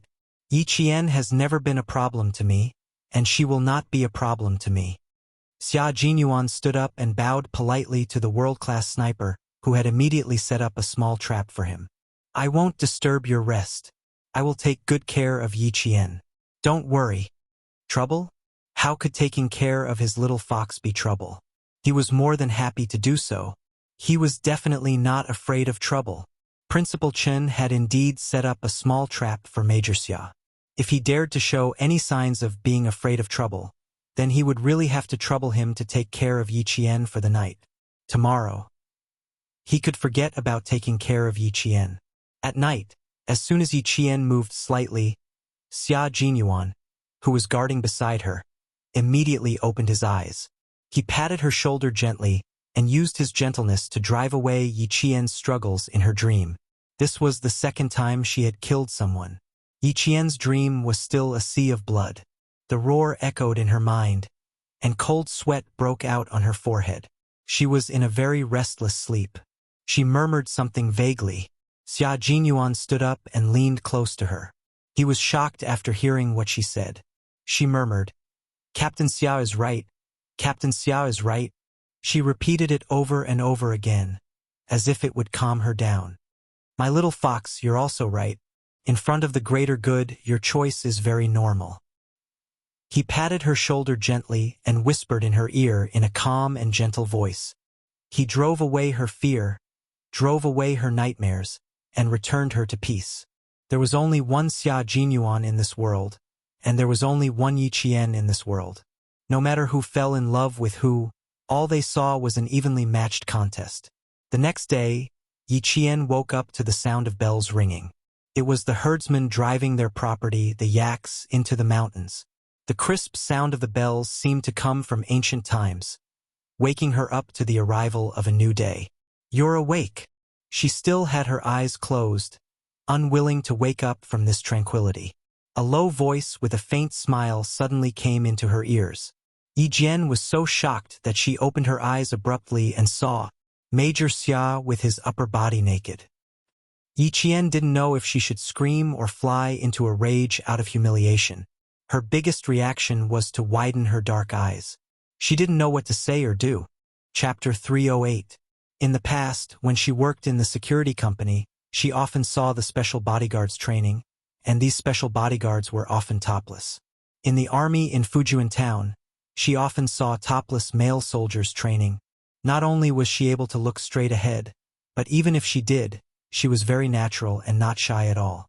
However, when it came to Xia Jinyuan, there were always some things that were out of her control. What should she do to be more natural? What should she say to avoid embarrassment? It was rude to keep her eyes open, but if she closed them, wouldn't she be at a disadvantage? Moreover, she was still sleeping in the tent, so why was he changing while she was sleeping? Did he not consider that if she woke up, it would be awkward? In the end, it was Major Xia's bad taste again. Yi Qian, who had originally wanted to close her eyes, decided to open them instead. If he dared to take them off, how could she not dare to look? But this time, Yi Qian was overthinking things. Major Xia, who was pulling up his pants with both hands, wasn't familiar with Tibetan men's attire. When he saw Yi Qian wake up and stare at him with a confused expression, he raised his eyebrows slightly and explained, "I can only leave in 3 days. It's too obvious to wear a combat uniform, so it's better to wear a Tibetan attire." Oh yes, it's better to wear a Tibetan attire. Me too. Yi Qian, who had lived 2 lifetimes, was in the same room as a topless man who was changing clothes. Although they were in a tent, but this was still a room. In the past, even if she saw a topless man, it was always a few of them, and she wasn't facing him alone. In terms of relationships, Yi Qian, who was as pure as a piece of white paper with a foreign man, replied awkwardly in a dry voice. Then she realized. The problem wasn't that she dared to look at him even if he dared to take them off. But if she opened her eyes and didn't look away, it would be indecent to look. After she realized what was happening, she immediately closed her eyes in shock. "Xia Jinyuan, hurry up and put on your clothes. I'm still sleeping. Why are you changing?" These words were clearly meant to be humiliating, but just by listening to the literal meaning, there was something wrong with it. Hearing this, Xia Jinyuan's sexy thin lips curled into a perfect smile. He was originally standing in the middle of the room to change his clothes. When he walked over, he stopped right in front of Yi Jian. She could see his slender legs, his lower abdomen, his abs, and his strong chest. She could see his sexy body with her own eyes. Yi Jian looked up at Xia Jinyuan. His deep and mellow voice sounded doubtful. "Little fox, why do I feel that something is not quite right with your words? You're still sleeping, so why should I change? Are you saying that I can only change my clothes when you open your eyes?" She could already hear the hint of a smile in his voice as he said lazily, "I'm sorry. It's my fault. I should have changed when you were awake." "Nonsense. I didn't mean anything else. No, I didn't mean it that way at all." Yi Qian had closed her eyes tightly when he came closer. Now that she heard him spouting nonsense, she opened her eyes in embarrassment and anger. She looked up at the man who was looking down at her and said, "Don't misunderstand me on purpose." She even dared to open her eyes. She had improved a little. Although it was an accident that she woke up in the middle of changing her clothes in the tent, it was still a pleasant surprise. Chapter 309. He wanted to avoid her for a while, but when he saw her shy expression, he decided not to. In Fujian town, the little fox would spend her summer and winter holidays in the army. There were plenty of half-naked male soldiers training in the army. She spent her days in the army and had seen the upper bodies of countless male soldiers. The only one she had never seen was him. He was confident in his figure and wasn't afraid that it would be worse than the other male soldiers in the army. He had already taken it off, and it wasn't like he did it on purpose in front of her. It was fine to let her admire his figure. He had to let her know what a man's figure was. TSK, TSK, TSK. Sometimes he felt ashamed of his dark heart. In order to improve Little Fox's taste and mate selection, he was even using his looks in front of a 15-year-old girl. Commander-in-Chief Xia, oh Commander-in-Chief Xia, I hope you won't get so angry that you'll have a heart attack when you find out. After Yi Qian finished speaking, she suddenly realized that Xia Jinyuan was standing too close to her, and she was still looking at him with her eyes wide open. Even when she hurriedly closed her eyes, her gaze still swept across his muscular chest. When she closed her eyes, her gaze fell on his sexy abs and his beautiful green pants. Yi Qian closed her eyes tightly, and her heart trembled. She knew that her face was burning hot. She steadied her voice and said softly, Xia Jinyuan, why are you standing in front of me? Even if you're wearing clothes, you should wear them far away from me. Also, don't misunderstand me. Misunderstand? Little Fox, are you saying that I misunderstood you? Sigh, sometimes you have too many meanings and it's too hard to guess. So, I can only guess from your literal meaning. Xia Jinyuan raised his hand and took the Tibetan robe from the rack. I'm not standing too close to you. That Tibetan girl put the Tibetan robe I wanted to wear on the rack beside you. So I had to come and get it. If I didn't come and get it, I would have been half naked, and you wouldn't have dared to open your eyes. She was really adorable. It was not like she had never seen a male soldier shirtless, yet she was still so shy. How did she get along with all the male soldiers in the army? Xia Jinyuan, who was laughing in his heart, took the clothes and lowered his head to look at Yi Qian, who had her eyes tightly shut. He was so close that he could see her long and thick eyelashes clearly. When he saw that her face was abnormally red, he frowned and asked in a deep voice, Why is your face so red? As he spoke, he had already bent down. His right hand was holding the Tibetan robe, and his left hand was already reaching out. The back of his slightly cold hand gently pressed against her forehead, and his brows furrowed even tighter. You're having a fever. Do you feel any other discomfort? What about the wound? Does it hurt? Do you feel any nausea, vomiting, or powerlessness? He closed his eyes to hide the uneasiness in his heart. Yi Jian's body stiffened again as she was not prepared for it. The hidden awkwardness and shyness instantly gushed out from her heart like spring water. At this moment, not only was her face burning hot, even her body was burning up. She subconsciously raised her hand, wanting to push his hand away from her face. Before she could raise her hand, he placed the Tibetan robe in his right hand to the side and quickly pressed down on her wrist. Don't move. I just stitched up the wound. Do you want it to split open again? His voice was cold and deep. At this moment, half of his body was above Yi Qian's head. He had taken a shower with cold snow water before coming back to change his clothes. At this moment, not only did he have the refreshing scent of mint, but he also had the coldness of snow. Chapter 310. Wisps of it drifted to Yi Qian's nose and melted into her chest. Yi Qian realized that she couldn't breathe normally. Her hands were held down, and all she could breathe was his scent. Even her shoulders could feel his body temperature. She tried her best to calm herself down and said slowly, I won't move. Please move away from me. Also, although the sun is out, the temperature is still very low. Major Xia, I suggest you put on your clothes to prevent catching a cold. You know that it's dangerous to catch a cold on a plateau in no man's land. As he spoke, Yi Qian felt herself gradually calming down. Soon, the temperature on her face dropped. I'm fine. I don't have a fever. I'm just not used to you being so close to me.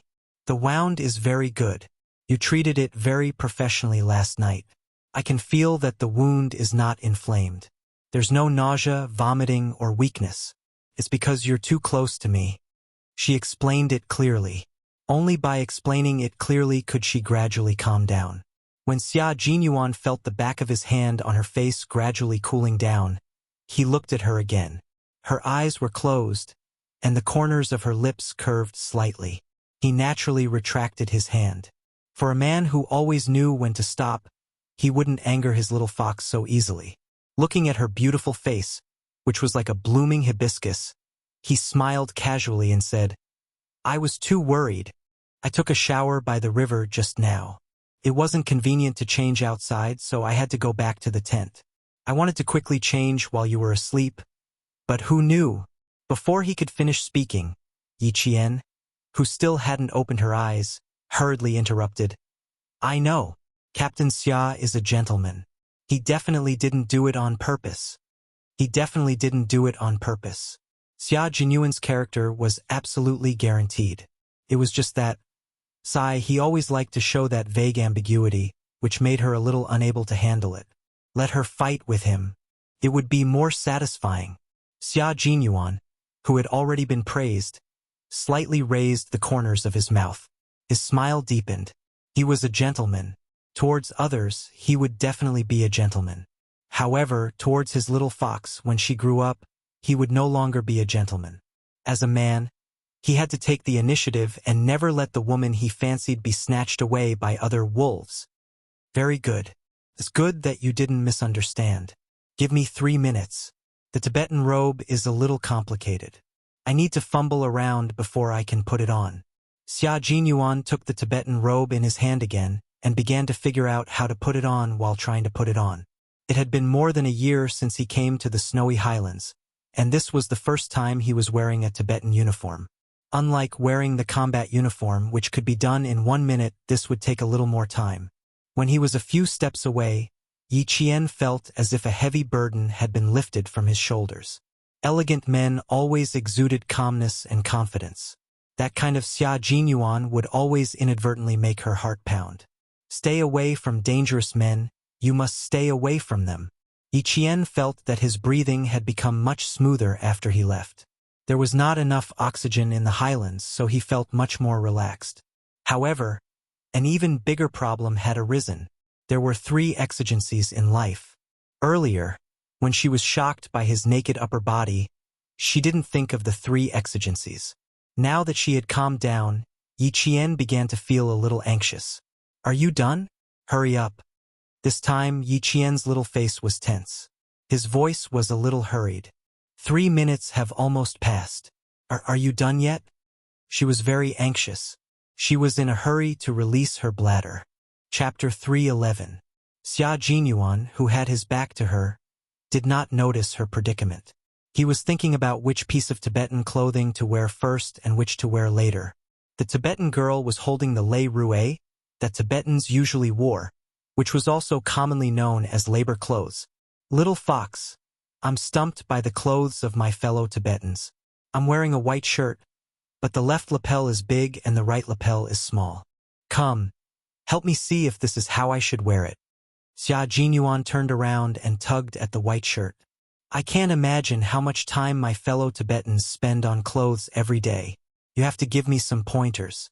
Otherwise, I can't guarantee how long I'll have to wear this in the tent." Just now, he and the others had taken a snow bath by the river. Now, he was changing his clothes alone in the tent and hadn't gone out yet. He didn't know what those guys were thinking under Han Zheng's intentional influence. When Yi Qian heard this, she had no choice but to open her eyes. When the scenery in front of her came into view, Yi Qian's heart skipped a beat. Even though she had already calmed down, her eyes still swayed. Xia Jinyuan, who was wearing a white silk brocade shirt that reached his waist, was several times sexier than before. The wide lapel of his shirt was open, revealing the beautiful texture of his chest.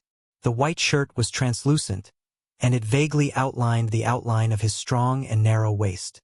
When he breathed, his chest rose and fell slightly, along with his sexy abs. One was moving and one was still and the other was moving. Yi Qian felt that the frequency of her breathing was rising and falling along with his abs. "Put on the chuba, which is this cotton and woolen robe with wide sleeves. Put it on." Yi Qian gently raised her finger and pointed. Her smooth and slender arm, which was as smooth as jade, glistened under the sunlight that penetrated the tent, as if it was covered in a layer of lustrous pearls. Xia Jinyuan's gaze gently slid over her bare arm. He thought to himself, it was indeed a good choice to cover her up last night. He had too much foresight. The little girl's skin, under the high-altitude ultraviolet rays, it was as tender as a peeled egg. It was so tender and tender that it was truly beautiful. Retracting his gaze, he began to put it on under her guidance. Then, tie that rainbow-colored ribbon around your waist. Yes, that's it. Chuba.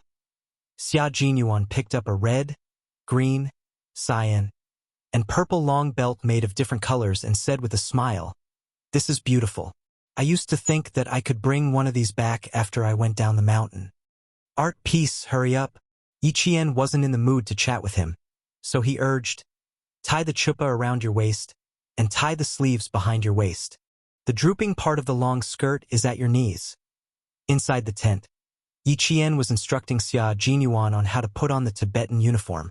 From the inside to the outside, he taught him which one to put on first, and which one to put on later. Outside, Han Zheng and the others, who had already put on their clothes, gritted their teeth and rubbed their fists as they waited for Q King, who didn't even know how to put on clothes, to come out. "I don't believe that he doesn't even know how to put on clothes," J5 said with a smile, but no matter how one looked at it, his smile looked sinister. "The four of us are already dressed, but he alone still needs a student to teach him. Isn't it embarrassing?" The four of them had come to bid farewell to Xia Jinyuan. The matters in the village had already been settled.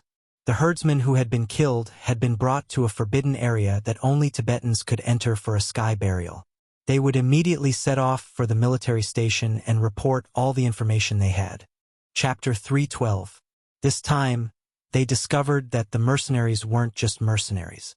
The person who was killed by Yi Qian's sniper attack was an active duty soldier from another country. If they hadn't found the identification badge in the soles of his shoes during the body search, they wouldn't have known that the person who was killed was an active duty soldier. This was something that needed to be investigated. An active duty soldier from another country had appeared in China with a group of mercenaries and killed one of our soldiers. What did this country want to do, and what did they want? They needed to investigate further in secret. The Snowfield Brigade didn't need to worry about how to investigate and how the military would deal with it after the investigation. Early in the morning, they showered together and went back to the tent to change. The four of them had finished packing, but the Soldier King was still putting on his clothes. What was he trying to do by dressing so slowly? The sound of teeth grinding outside was like that of wolves grinding their fangs, occasionally accompanied by the sound of hua hua. Xia Jinyuan, who had finally put on his Tibetan clothes, didn't wait for Yi Qian to admire him and said in a low voice, "I'll go out for a while. The others are outside." Yi Qian couldn't wait for him to go out quickly. When he heard this, he immediately urged him, "Go, go. They must have something to tell you." At this moment, Yi Qian didn't even think about what kind of psychological experience the Snowfield Brigade soldiers outside went through when she taught Xia Jinyuan how to put on his Tibetan clothes. After Xia Jinyuan went out, Yi Qian, whose bladder was about to reach its limit, gently turned his body so that his injured waist was facing up.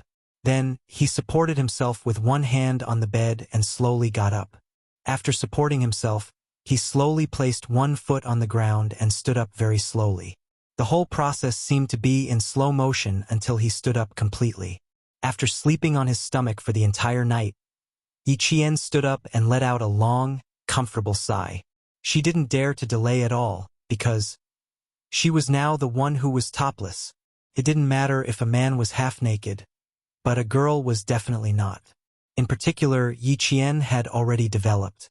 Although she was still young, her curves were already exquisite. The two balls were white and tender, just like a pair of cute little bunnies.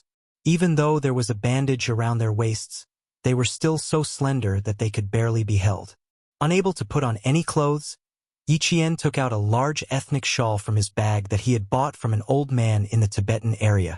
It covered him from his shoulders to his hips. Once his upper body was fully covered, he slowly squeezed his feet into his shoes and moved out in small steps. As soon as she walked out of the tent, she saw four soldiers standing in a row about 30 meters away. They were dressed in combat uniforms and deep combat boots. Both their aura and height were the same. When Yi Jian looked over, the first person she saw was Xia Jinyuan, who was wearing a gorgeous Tibetan uniform. He looked handsome and masculine in his masculine appearance. Even without his military uniform, he was still the center of attention. I will return to the army in 3 days. The 4 of you should be careful on your way back. Uncle Chun has borrowed some yaks from the herders. After you get out of this no-man's land, release the yaks on the grassland. Someone will bring them back to the village. In front of his comrades, Xia Jinyuan had a cold expression on his face. After he finished giving instructions, he saw Han Zheng pouting at him and laughing. Your little fox came out to take a look at us. Where is she going? TSK, TSK, TSK. She was indeed a little fox. She even managed to tame Xia Jinyuan, the wolf. However, she was indeed a little girl who was worth waiting for. In her simple world, she could clearly distinguish between good and evil. Chapter 313. While Han Zheng reminded Xia Jinyuan, he also reminded the rest of his comrades. They all looked towards the tent. They saw a slender figure wearing a skirt and a shawl moving forward with small steps. Although it was slow, she didn't stop at a single step and kept walking forward. Just like this young lady, she didn't admit defeat and didn't give up easily. No matter how difficult it was, as long as she could persevere, she would definitely persevere. Q King, you have good taste. J5 retracted his gaze and gave him a thumbs up. This young lady is very outstanding. It's just that she's still a little young. If you really want to do something, you'll have to wait. He used to be an instructor. Even though he was now a frontline special forces soldier, he still couldn't change some habits, such as constantly reminding his comrades to remember military rules and military discipline. The young lady was indeed admirable. When facing the enemy, she was really an outstanding soldier. She could fight side by side with them and they could trust her with their backs. Therefore, it was completely understandable that Q King and young Master Xia wanted to make her his. After being reminded by his comrade, Xia Jinyuan turned around and looked behind him. He saw that the person who covered himself up was moving slowly step by step towards the shadowy direction. Over there was... Xia Jinyuan's pursed lips curved slightly. Over there was the direction where the Tibetans went to relieve themselves. No wonder she kept urging him to hurry up. It turned out that there were 3 urgent needs in life.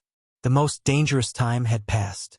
Now that she could move step by herself, it was obvious that her wound had recovered well.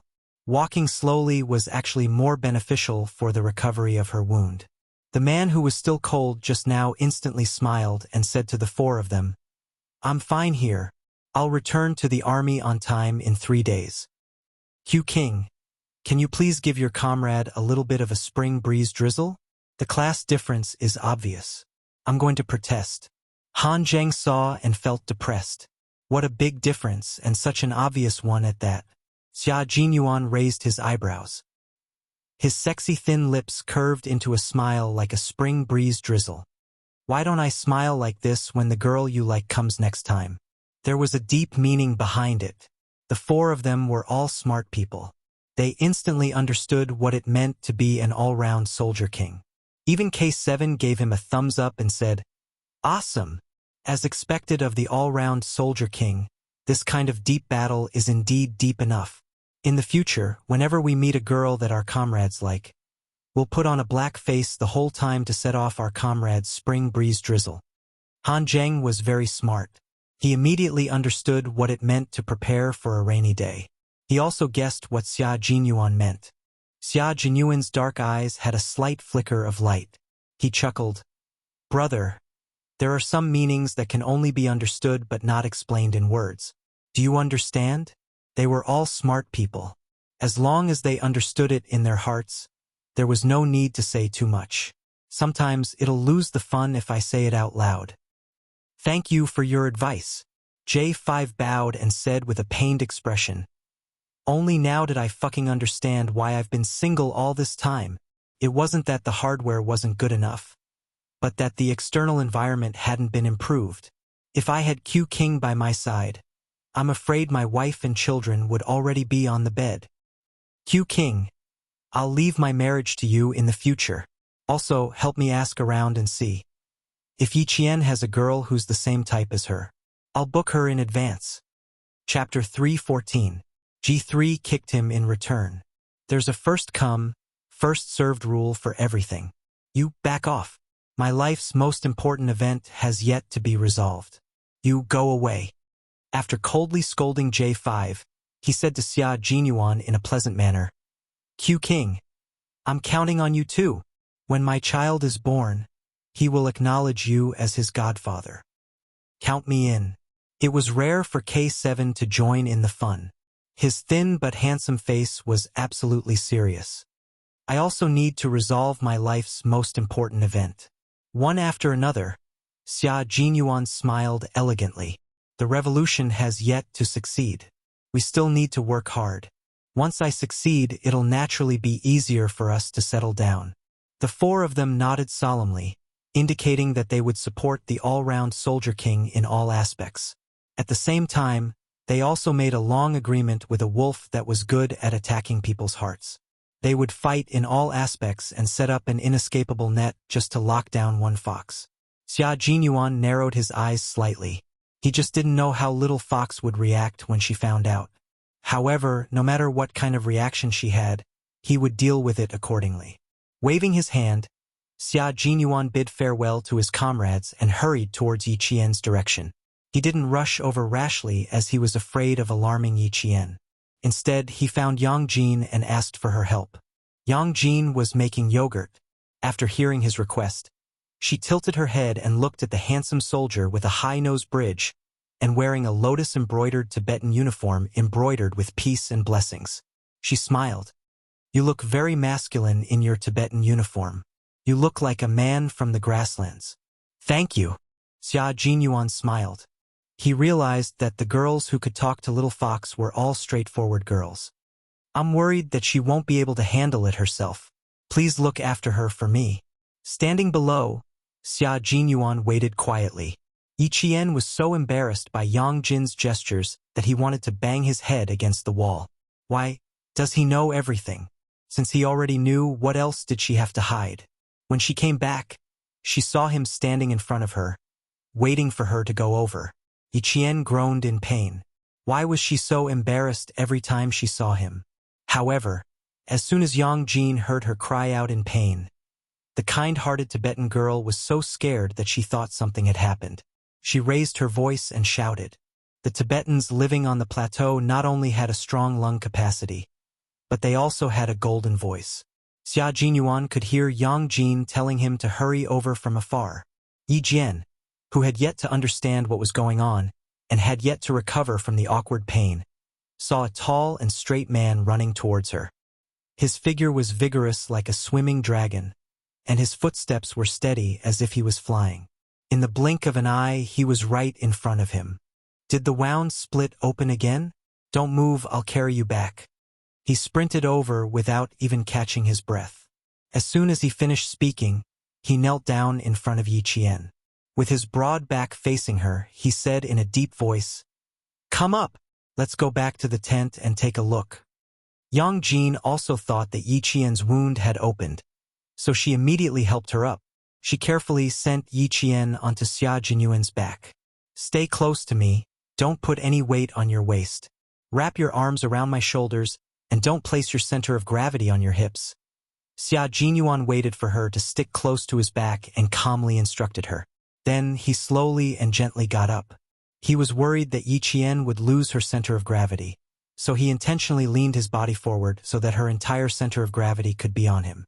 His hands were not supporting Yi Qian's hips, but rather, they were holding Yi Qian's thighs in a gentlemanly manner. Chapter 3:15. To understand a person, he had to use his attentiveness to resolve her awkwardness and make her relax in front of him. Xia Jinyuan had no experience in love, but he understood Yi Qian and knew how to get close to her heart. Yi Jian was not a bashful person. She had already carried him on her back.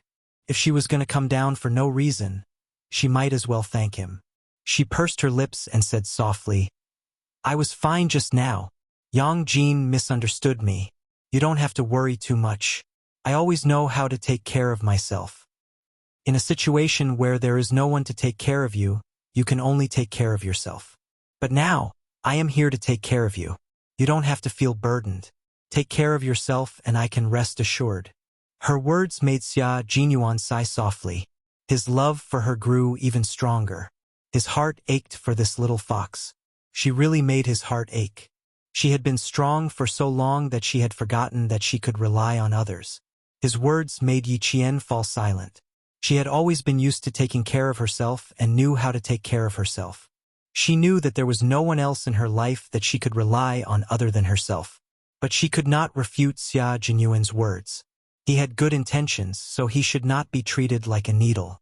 Yang Jin saw that there was nothing else for her to do, so she said something to Xia Jinyuan and skipped away happily. The gunfight last night did not leave a shadow in this warm and generous Tibetan girl's heart. He carried her on his back all the way, avoiding sharp rocks. His steps were steady without any bumps. His back was like a mountain.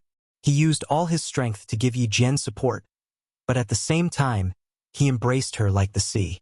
Yi Qian's face was gently pressed against his back. When she felt his body temperature, her expression was a little unclear. She thought that Xia Jinyuan was special in her heart. He was so special and so dangerous.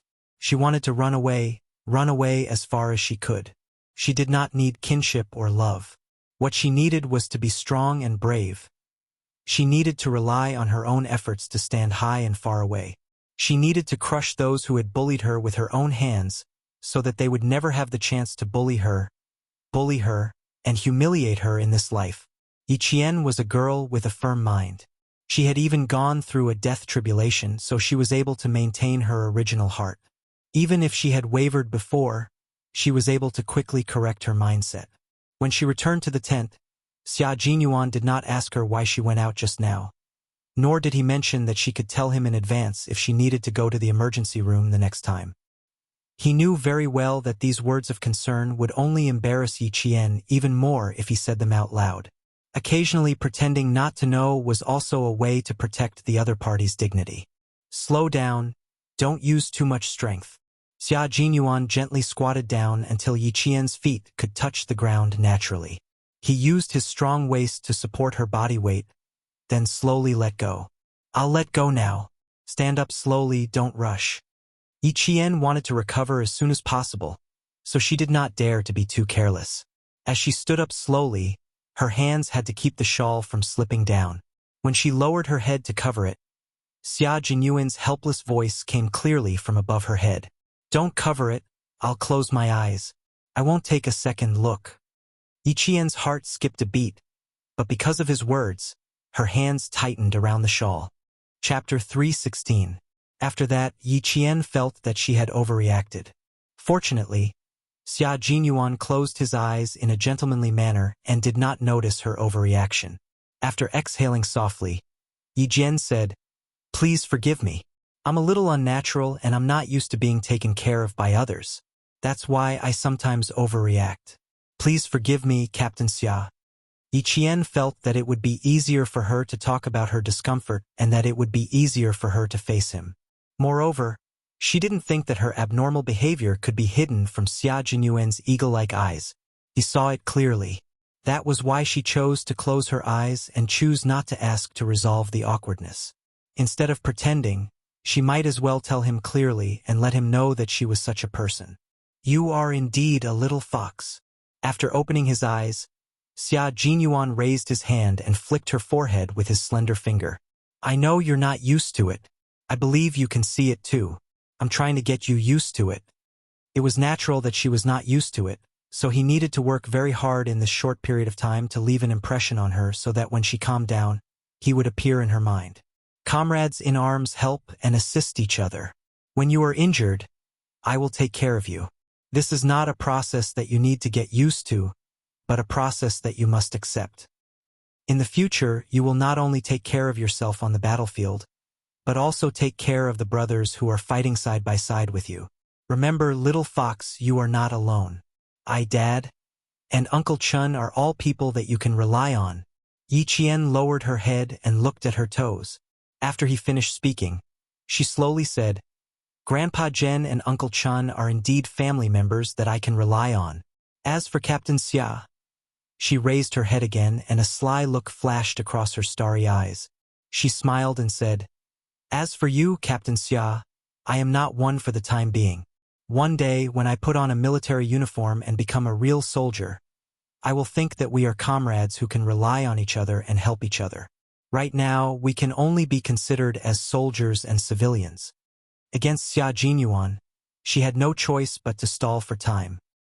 It would take at least 3 years for her to wear a military uniform. 3 years, a few hundred days and nights, was enough to change many people and many things, including forgetting. The meaning behind her words made Xia Jinyuan fall silent for 3 seconds. Then, his thin lips curled up, and his elegant and handsome face was as calm as the wind and clouds. Now, you're just short of a military uniform. You've worked with us 3 times, right? Not only do I think of you as our comrade in arms, even Han Zheng and the others unanimously think of you as our comrade in arms. In our hearts, those who have fought side by side are comrades that we can rely on. All right, my little comrade, I need to check your wounds. Now, please be obedient and lie down gently. Uncle Chun. Oh, Uncle Chun. Now I understand why you had that mysterious smile on your face before you left last night. The person who stopped him from being with the little fox was not Uncle Chun or Uncle Jen, but the little fox herself. She had always wanted to cut ties with him and even said that they could only be comrades after she put on a military uniform. It would take at least 3 years for her to wear a military uniform. 3 years, a few hundred days and nights. She was thinking that as time passed, their relationship would fade. Chapter 3:17. Little Fox, oh Fox, you're so smart. I really have to deal with you at any time. Yi Qian knew that he had seen through her. She pursed her lips and sighed softly in her heart. She really wanted to ask, Xia Jinyuan, what's going on in your heart? Look at him now. Who knows what he's thinking? Comradeship, deal. Since he said they were comrades in arms, then they were comrades in arms. It was exactly what she wanted. Comradeship was the relationship she wanted the most. Next time, if he dared to do anything ambiguous or say anything ambiguous, she would just solve it with violence. Outside, Principal Chun had his hands behind his back and was whistling a Tibetan song. He had a cold smile on his face as he walked towards the yak herd. Captain Xia, oh Captain Xia, no matter how fierce a wolf is, it has to tighten its claws when it comes to someone who can make it soft. What's more, Miss Jian isn't a prey that's easy to hunt down. She's smart. With Xia Jinyuan around, Yi Qian didn't have to rely on anyone else. The first day, after checking her wound and changing her bandages, he taught her how to speak Tibetan and occasionally mentioned some interesting things that happened in the army. During the winter break of my 2nd year at the military academy, I was sent to the army. The place was even more remote than Fujian town. The soldiers in the army only received 1 letter from home every 1 or 2 months. On the 15th day I was there was a letter from the army. A squad leader took the letters from a few classes to the field and told me and a few other classes that if they thought it was from their girlfriends, they should do 50 push-ups. When the recruits heard this, they all rushed to do push-ups. I didn't do it at the time.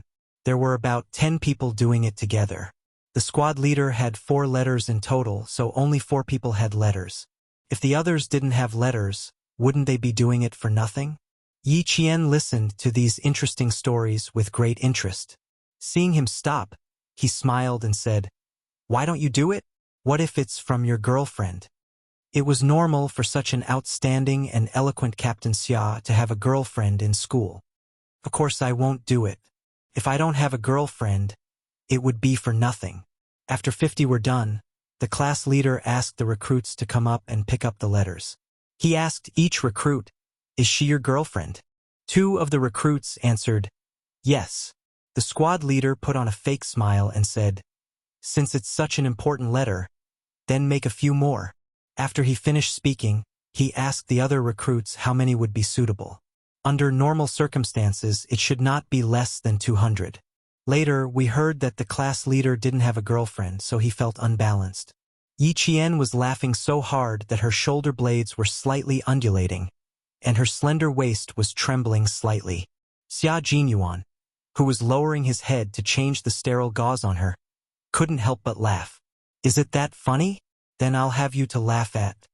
Fearing that she would laugh too much and open up the wound that had already begun to heal, He raised his head and reminded her.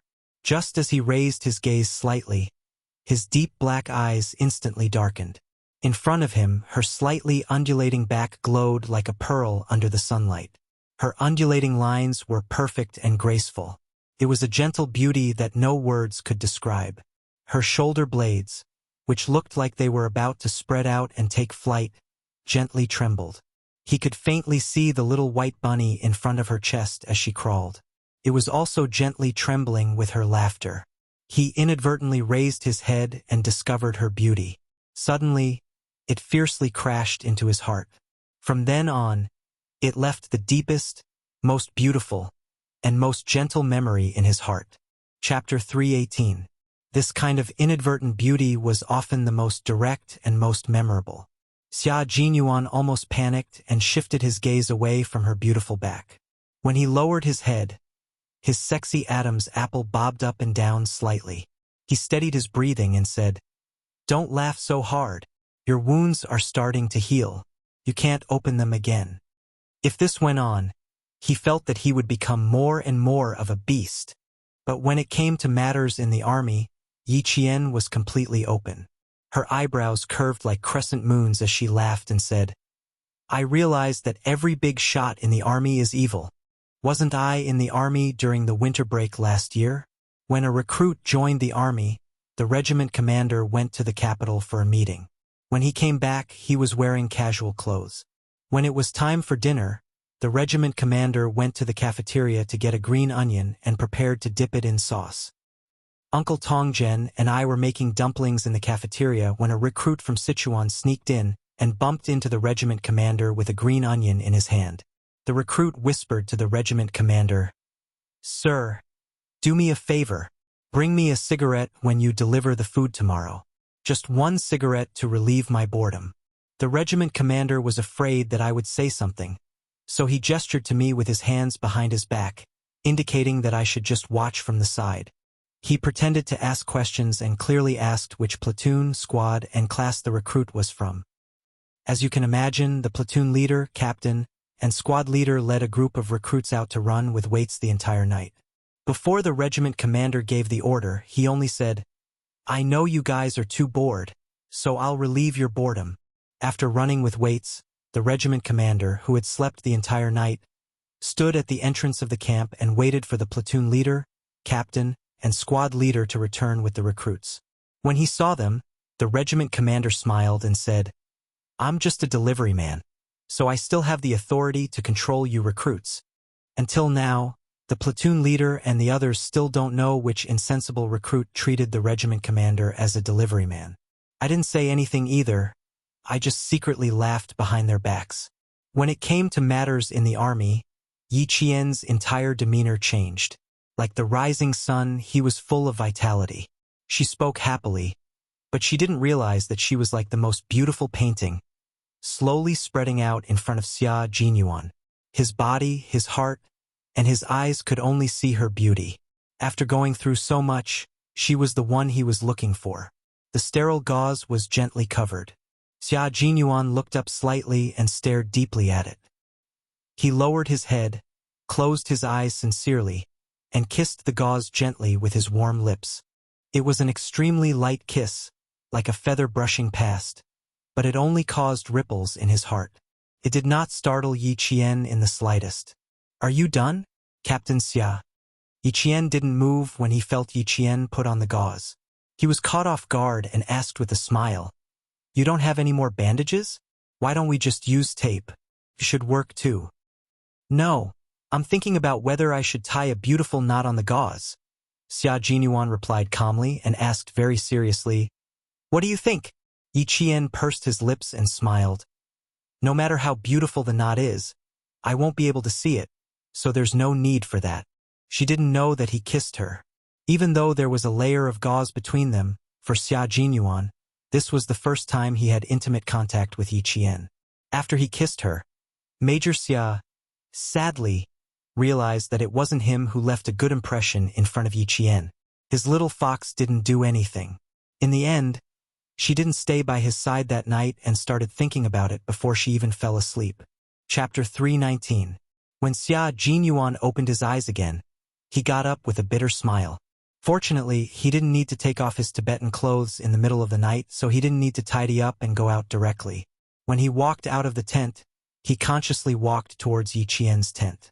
Just a few steps away, he saw a faint red flickering under the bright moonlight.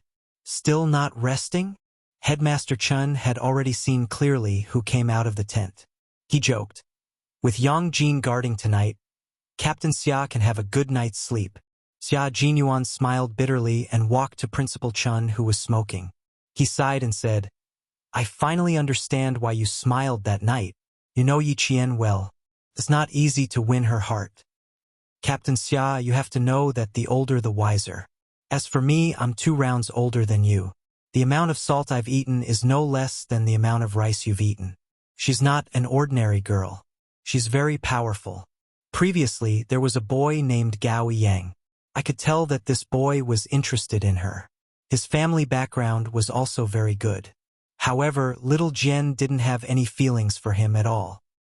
In her eyes, family background isn't an advantage, and it's not worth it for her to waver. Captain Xia, you're on your own now." After that, Principal Chun smiled and patted Xia Jinyuan on the shoulder. He said earnestly, "Uncle Jian and I both hope that little Jian is a responsible and independent girl. If she is really easily won over by you, ha ha ha, then she won't be the little Jian we like." This was the reason why Principal Chun and Uncle Jian didn't stop Xia Jinyuan at all. The truth was that they knew from the beginning that Yi Qian was not easy to win over. Hearing this, Xia Jinyuan raised his eyebrows. After a bitter smile, he revealed a calm and confident expression. "It's good news for me. She doesn't like Gao Yang, and she doesn't like Xia Jinyuan. One is rich and the other is handsome. Well, the little girl has high standards. It's really something to be happy about. Ha ha ha, you're right, you're right. As Captain Xia said, I really don't have to worry about little Jian falling in love at such a young age." Principal Chun laughed even louder. There was a hint of schadenfreude in his laughter. "Good luck, Major Xia. Falling in love with little Jian? This was a test of one's patience. If he really persevered, it would be a good thing. Both of them were in the army. At least they could walk side by side and understand each other." Under the starry night sky, Xia Jinyuan smiled calmly and said elegantly, "I never change my mind about the things I've decided on. No one will interfere. Not even my family can influence my decisions." This was to tell Principal Chun that he was definitely not doing this on the spur of the moment. Moreover, his family background was not a problem. That was why Xia Jinyuan was said to be a very reassuring man. He would always be the first to speak out other people's concerns. The certainty in his words made people feel his sincerity. Every word he said was powerful and resonant. Principal Chun did not immediately express his opinion. He would not be swayed by a few words from a young man. Distance tests a horse's strength, and time reveals a person's heart. A person's heart was the most fickle. It was better to wait and see. On the 3rd day, under Xia Jinyuan's care, Yi Qian's injuries had recovered to the point where he could walk with lighter steps. He no longer had to worry about inflammation every day. Chapter 320. Yi Qian had been hoping for her wound to heal quickly, so she was especially careful. Now, she didn't need to lie on the bed and let Xia Jinyuan change the sterile gauze. She could sit down so that it would be more convenient for him. After changing the gauze this time, you don't have to change it again. Although the wound is healing, remember not to move too much. After changing the dressing, it was almost time for Xia Jinyuan to leave. Before he left, he reminded her in more detail, "Don't touch the water or climb the slope. If you want to go outside to get some fresh air, walk around the tent. Today is the 3rd day. After the 7th day, I'll drive over to pick you and Uncle Chin up." After changing the gauze, Yi Qian put on a shawl to cover the curves from her shoulders to her slender waist. She smiled and said, "I'll be careful. Don't worry. I also want to leave as soon as possible. I have to report to school in a few days." Her high school life was about to begin. She was looking forward to it. Number 1 middle school is not bad. So far, there have been a few students from military schools. However, there are none from the National University of Science and Technology. If you can get in, you'll be the pride of the school. Xia Jinyuan found out from Principal Chun that she had given up on the provincial number 1 middle school and chose number 1 middle school because it was closer to Fujian town, and she could come back anytime on Saturday and Sunday. High school is much more important than junior high school. You should take care of your studies while training. Otherwise, if your grades drop after training, it will be as difficult as getting into a military school. This time, there was a 1-month break after leaving the mountain. He would see if he could send her directly to number 1 middle school. Xia Jinyuan made up his mind and did not stay in the no-man's land for long. After giving a few instructions, he stood up without hesitation. I'll be leaving first. Take good care of yourself for the next few days. When he stayed, Yi Qian really wanted him to leave quickly. Now that he was really leaving, she felt a little uncomfortable. She stood up quickly and turned around. She saw that his mountain-like figure had already walked to the curtain of the tent. Just as she was about to catch up, Xia Jinyuan stopped abruptly. He lifted the curtain with one hand and looked back with a deep gaze. Bon voyage, Captain Xia. All of a sudden, Yi Qian felt a little uneasy. Under his burning gaze, he said softly, "Return to the military depot safe and sound." Xia Jinyuan was about to take a step out of the room, but when he saw her looking at him with sparkling eyes that seemed to be filled with reluctance to part with him, his heart skipped a beat and he suddenly turned back. Yi Qian was startled by him turning around. Dai Qing furrowed her brows and looked nervously at the man who was striding back. She couldn't help but purse her lips. His gaze was too scorching, bursting with light like the sun. The heat was so great that it seemed as if the slightest bit closer would cause one to turn into ashes. This feeling made her unable to get used to it. What a sly little fox. She always took a step back just as he was about to take a step forward. When he took a step back, she would carefully take a step forward. This kind of advance and retreat was really sweet torture. Xia Jinyuan walked closer with a faint smile on his thin lips. He was so close that she could feel his breath on her jade-like face. When he saw the faint blush on her face, he smiled and sighed. "Oh, you!" The word "you" was filled with inexplicable helplessness and endless affection. His slender and strong arms gently wrapped around her shoulders and pulled her gently into his embrace. "I'll be safe and sound too. You too. Rest well. You're still young. Don't think too much." Chapter 321. I wanted to leave in a more natural manner without looking back. Who knew that when I turned around, I would see a little fox looking at me with teary eyes. Sigh, forget it. I'll just come back and comfort my little fox for a while. Yi Qian's body had been stiff ever since he suddenly pulled her into his arms. When she heard what he said, she immediately lifted her head and looked up. She was both angry and amused. "Captain Xia, your eyesight is really bad. I just wanted to send you off to show how much you've taken care of me these past few days." "Why? Oh, it seems that I misunderstood again." He smiled and interrupted Yi Qian. "A sweet misunderstanding. Little fox, if you really want to thank me, don't say anything in 3 seconds." His kiss fell softly along with his words, landing beside her forehead. His thin lips pressed against her skin, bringing a warmth that could make one's heart tremble. He paused for about 3 seconds before leaving. His voice was as clear as water as he smiled and said, "I'll come to pick you up soon. A kiss goodbye as a way of thanking me." Yi Qian's body became even stiffer. Even after he left, she was still stiff in the tent and didn't move for a long time. Her eyes were still wide open in shock. Obviously, she still hadn't come back to her senses. A kiss as a way of thanking him? What a twisted logic. She raised her hand and wiped her forehead. Yi Qian was once again defeated by Major Xia's shamelessness. A kiss as a way of thanking him. She didn't want to use this method of thanking him at all. Yi Qian's hand stopped on her forehead. After standing there for a while, she slowly walked out of the tent. She saw Xia Jinyuan walking far away with a few herdsmen. He wasn't wearing his combat uniform. He was still dressed in his gorgeous Tibetan clothing. When he walked with the herdsmen, he looked like a noble young master.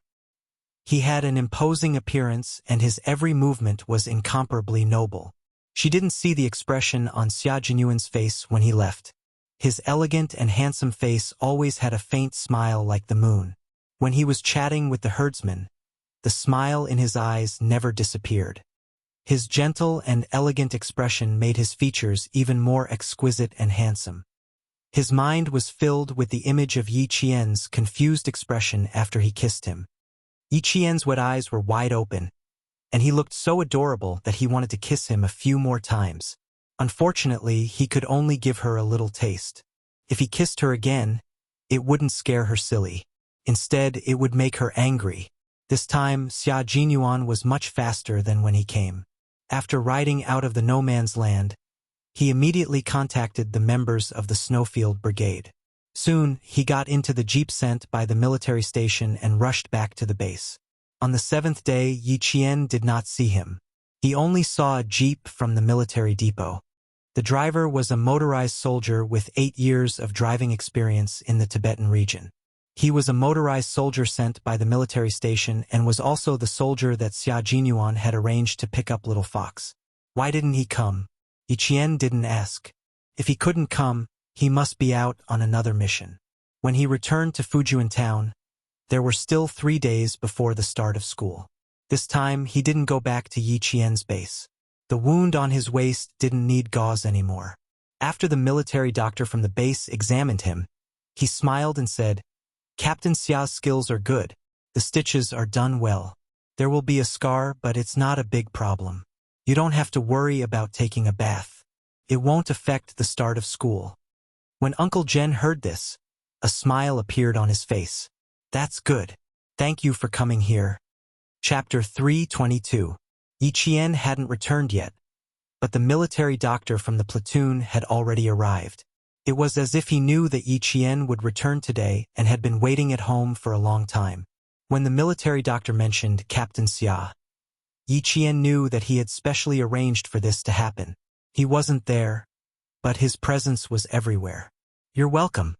This is what we should do." The military doctor tidied up the simple medical kit and reminded him with a smile. "Yi Qian, don't come to the platoon for the next few days. The male soldiers in the platoon don't know how to hold back. Also, you still have a few days before school starts. Rest well at home." He looked at her and started joking again. "You've been missing for a month. The regiment commander and the political commissar have been nagging about why you haven't come to the platoon. Is it because you guys secretly roasted pheasant last time? They criticized you so harshly that you didn't dare to come over. As for me, even if I stayed in the infirmary, I was still nagged about it. The regiment commander kept nagging about me, and I really didn't dare to go. The first time I was caught secretly roasting pheasant, I was already traumatized." Yi Qian put down his t-shirt and smiled.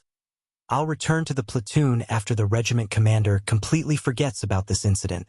Thank you for your hard work today." Everyone in the platoon knew who Yi Qian was.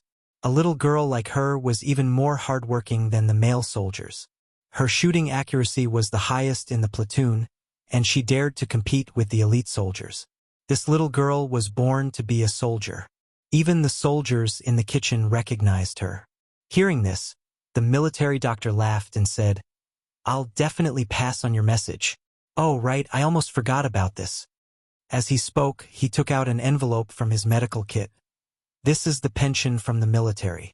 You're the orphan of a martyr, so you'll receive a pension every year until you graduate from university. Here's $2,000. It's not a lot, but it's enough for your living expenses."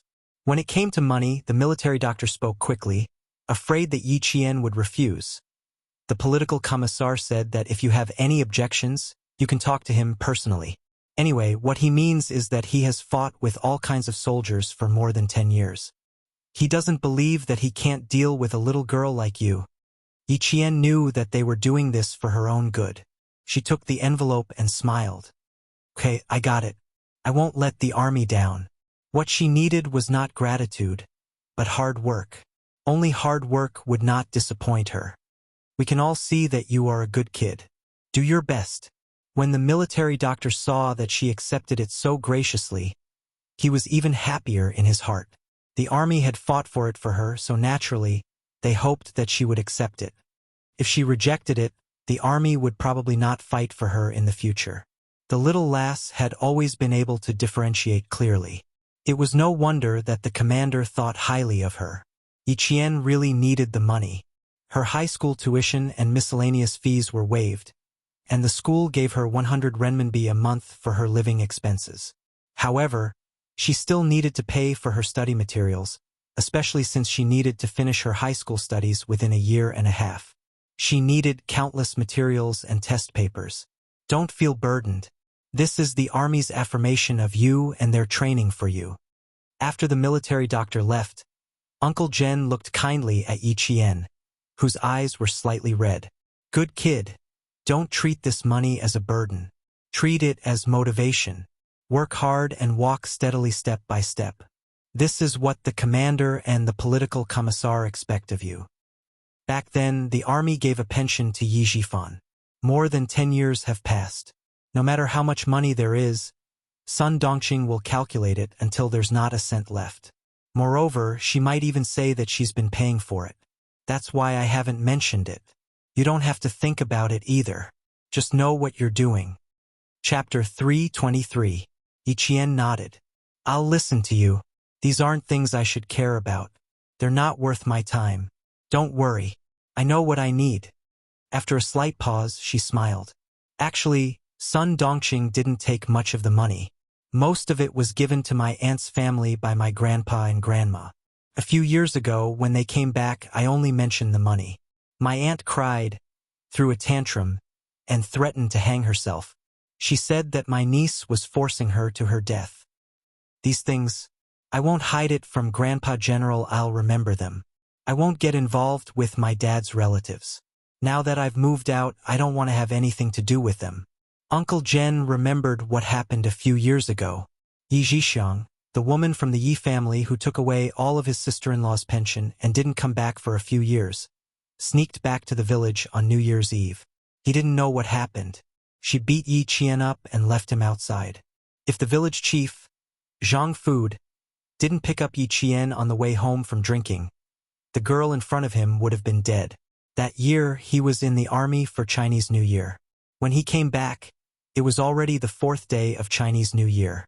Yi Zhixiang's family had already left the village. Since then, he didn't go back to the army for Chinese New Year.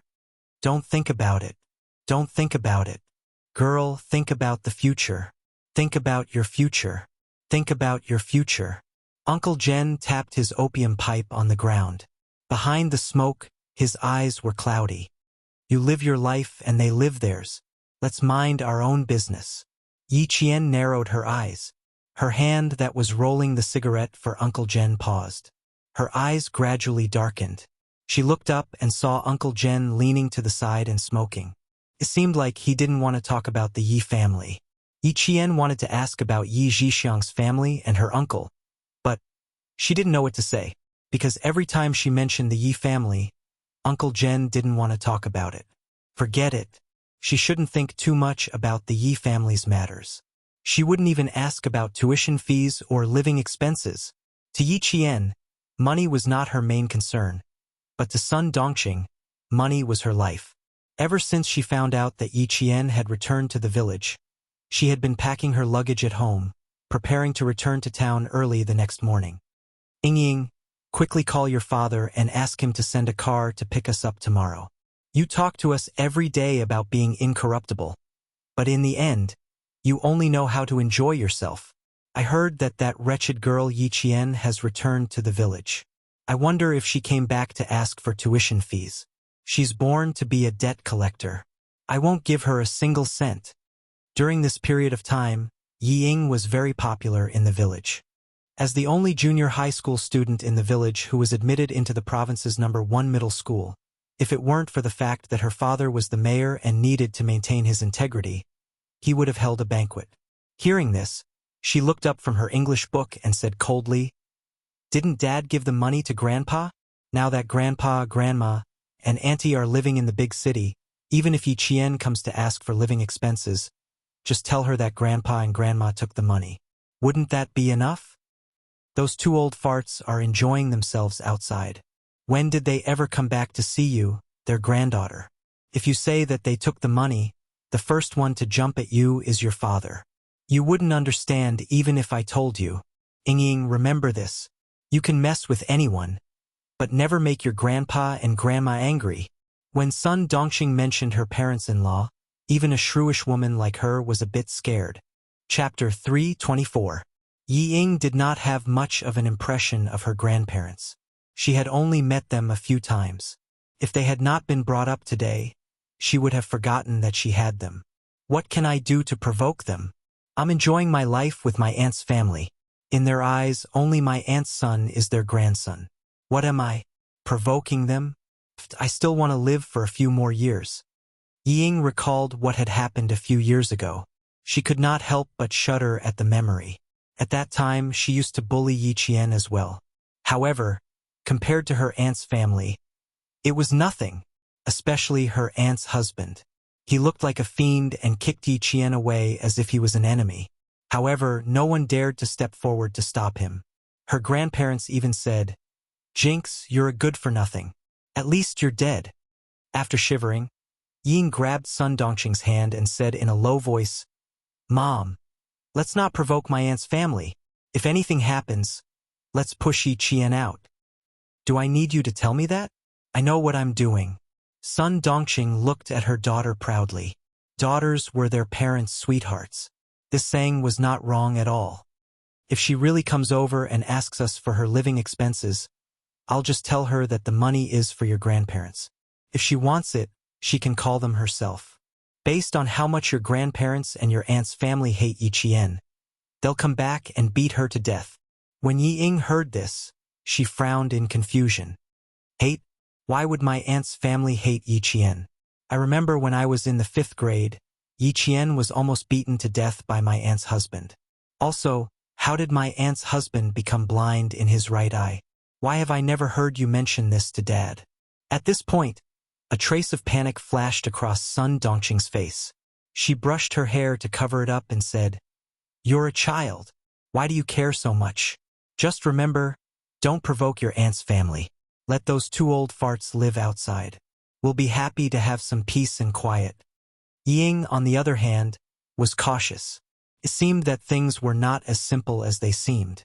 Her aunt's family didn't come back for years. When she was in the 5th grade, they came back in the middle of the night.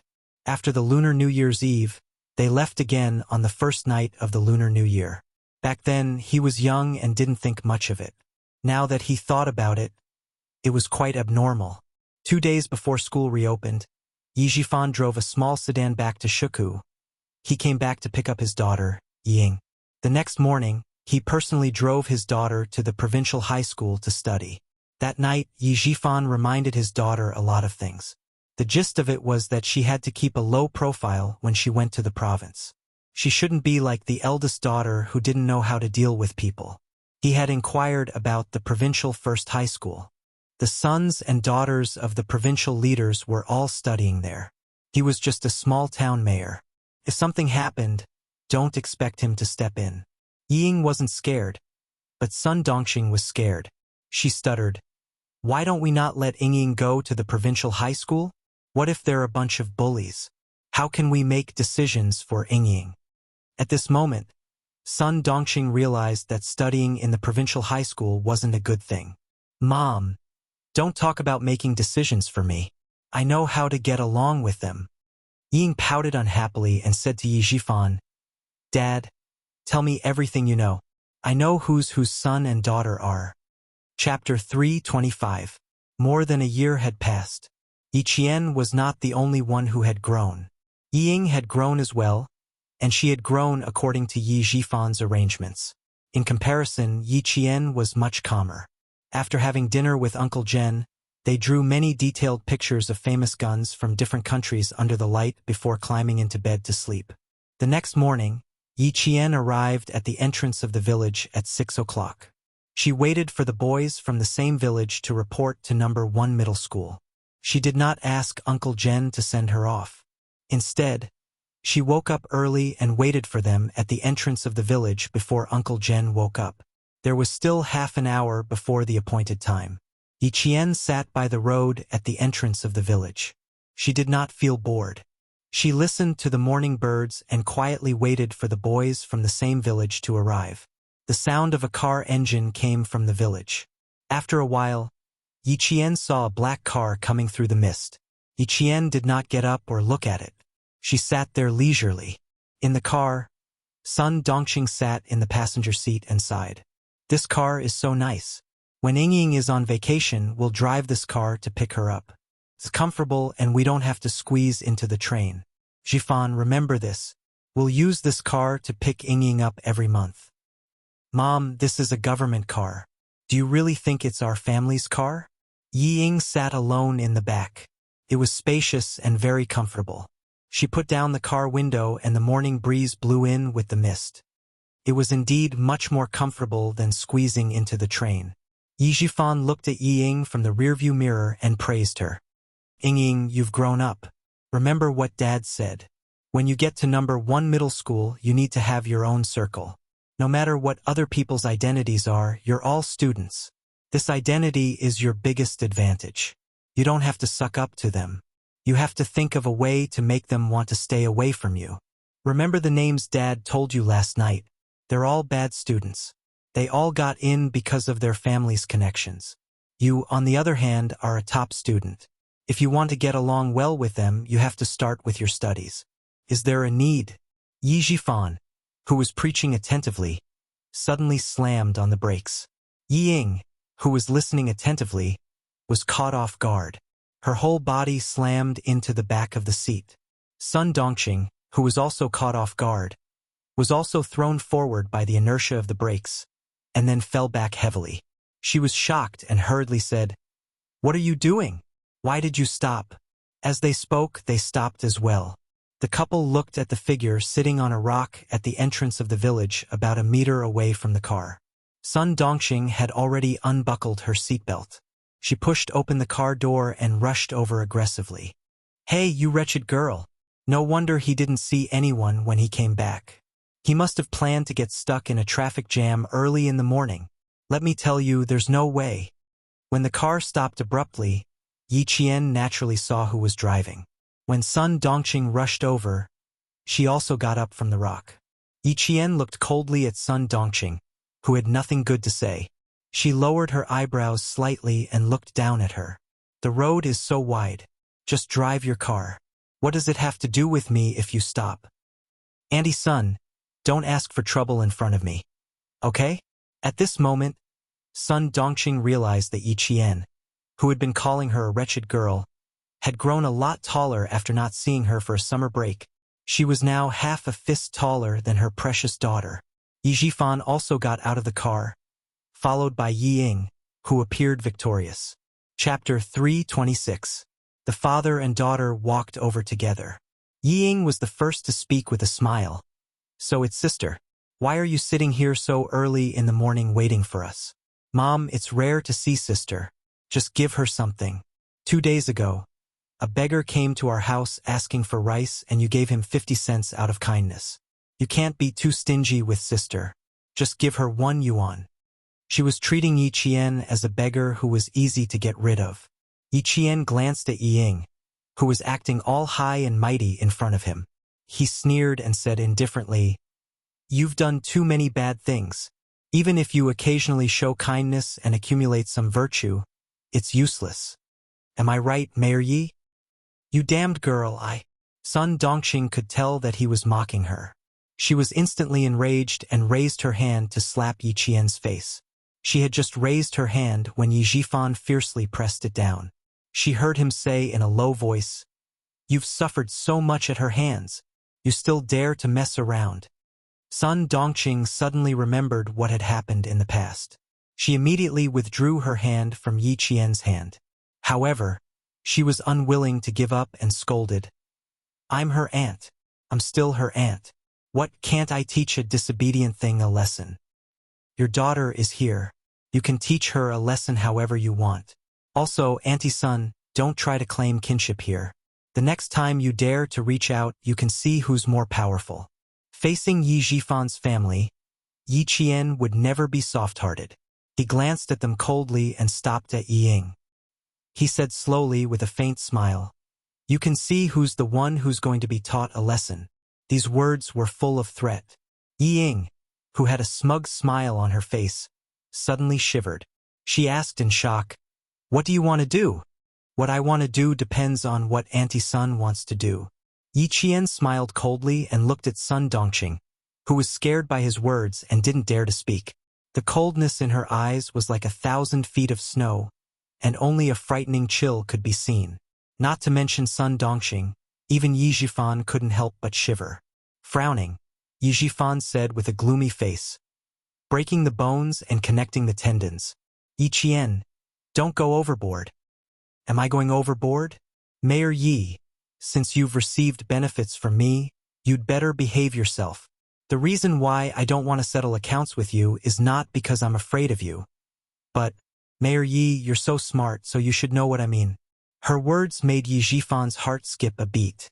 He suddenly remembered that his niece had a monstrous memory. He had originally wanted to suppress her with a few words, but now he gave up. When Ying heard that her parents had been forced into silence by Yi Qian's words, she gritted her teeth and said scornfully, "What are you so proud of? Just you wait, Yi Qian. I will make you inferior to me for the rest of your life. Let's wait and see." Yi Qian raised his eyebrows, and a smile appeared on his face. He had an indescribable wildness. "I'll wait for you for the rest of my life. Ying, I've told you to wait. Just wait for me for the rest of your life. Someone who can't even get into the provincial first high school dares to compete with me. Ah, you overestimate yourself." When Ying heard this, it was as if she had heard the funniest joke in the world. She giggled. "You've been inferior to me since the beginning, and now you want to compete with me? Dream on." Hearing this, Yi Zhifan saw Yi Qian's smile gradually deepen, as if there was an indescribable meaning behind it. He didn't stop him, and his eyebrows furrowed slightly. He then heard Yi Qian say calmly, "The school that you treat like a treasure is a school that I can do without. With it, it won't be the icing on the cake. Without it, I will still be me." Chapter 327. Ying, you're still as ridiculous as ever. You've wasted Mayor Ye's painstaking efforts on you. After Yi Qian finished speaking, Yi Zhifan finally realized why her smile was so deep. To his daughter, the provincial first high school was a treasure, but to Yi Qian it was a worthless place. This was the difference, the biggest difference. She could easily get it, but she could also easily give it up. But his daughter, Ying, couldn't, because the provincial first high school was her goal. Ying also reacted. Her delicate face instantly twisted, and she screamed, "Yi Qian, don't even think about surpassing me. Don't even think about it in this lifetime. Hurry up and take her to the car." Yi Zhifan clenched his jaw. He looked at Yi Qian's calm expression, then looked at his daughter's hysterical expression. It was clear who was stronger and who was weaker. After Sun Dongqing dragged Ying into the car, the scheming Yi Zhifan sneered, "Yi Qian, you're still too inexperienced. If you want to compete with Ying, you'll have to see if I agree." He originally wanted to threaten Yi Qian, but who knew that when he turned to get into the car, he heard a voice behind him that was deeper and colder than his own, with a hint of murderous intent. "Behave yourself, Mayor Yi. Don't provoke me." The voice was cold and murderous, instantly making Yi Zhifan's footsteps quicken. He turned his head and stared at the little girl who repeatedly threatened him, the mayor of a town. He saw that the smile on her face was still as calm as ever, and her posture was straight. She was clearly still a child, but she had an aura that made him tremble in fear. And her eyes were dark and cold. She wasn't joking. She was seriously warning him not to provoke her. On the way to the car, the gloomy Yi Zhifan's mind was still filled with this meaningful sentence. It was filled with a threat that only he could understand. She must know something. He turned his head and looked at his daughter, whose face was full of unwillingness, and said in a low voice, "Ying, remember, you must keep that jade pendant well. Don't take it out for others to see." Sun Dongqing, who had always been taken advantage of by Yi Qian, got into the car with a straight face. At this moment, she was about to vent her anger on her husband. "You gave me a fake. Mom, can you keep your mouth shut?" Yi Ying, who was being dragged into the car, shouted, "If you didn't get out of the car, I would have been humiliated by Yi Qian, right? You don't have a brain, don't implicate me and me." Yi Zhifan, who was driving, was livid. It was not because of Sun Dongqing, but because of Yi Ying. He gripped the steering wheel tightly and shouted, "Yi Ying, who gave you the guts to scold your own mother? Yi Yes Yi Ying Yi and Ying and Ying." Yi Qian's mood was not affected at all. The boys from the same village arrived at 6:30 sharp. Compared to the boys' excitement, Yi Qian was much calmer. When the car drove onto the winding mountain road, Yi Qian's line of sight towards the village suddenly froze. She saw Uncle Zhen standing at the entrance of the village where the children often played, waving his hand. Yi Qian's tears flowed down her face. She stretched her hand out of the car window and waved at Uncle General even though she knew that he was too far away to hear. Yi Qian still shouted, "Go back quickly. I'll come back to see you soon." Chapter 328. Number 1 Middle School was the best middle school in Anyang City. It was divided into junior high school and senior high school. For the people of Anyang City, being admitted to number 1 middle school senior high school was equivalent to being admitted to one of the top universities in the country. In addition, 6 students from number 1 middle school had been admitted to Hua University and Shi University, which made the school even more famous. It was also because of this that number 1 middle school's enrollment this year was so strict that it was almost harsh. Adhering to the principle of quality over quantity, many students who were originally studying at number 1 middle school did not get admitted to number 1 middle school, and those who did get admitted had to retake the exam and be assigned to different classes based on their grades. Yi Qian had been in the Tibetan area all this time, so he had no idea that number 1 middle school had caused a big commotion recently. Parents whose children were studying at number 1 middle school's junior high school but did not get admitted to number 1 middle school's senior high school all gathered at the school gate on the first day of school. They held up red banners to protest the unfairness of this enrollment. Is there any justice in this world? Is there any law? Our children are studying at number 1 middle school, but they are not allowed to go to high school. Protest, protest, protest against the school's completely inhumane enrollment. Being assigned to different classes based on grades is clearly harming the students. All of us parents are protesting. These parents were not the only ones causing trouble at the gate of number 1 middle school. Some people who wanted to stir up trouble also joined in. Someone threw an egg at the school sign of number 1 middle school, and then the whole school gate became even more chaotic. As long as someone had something in their hands, they threw it at the school to show the unfair treatment of their children.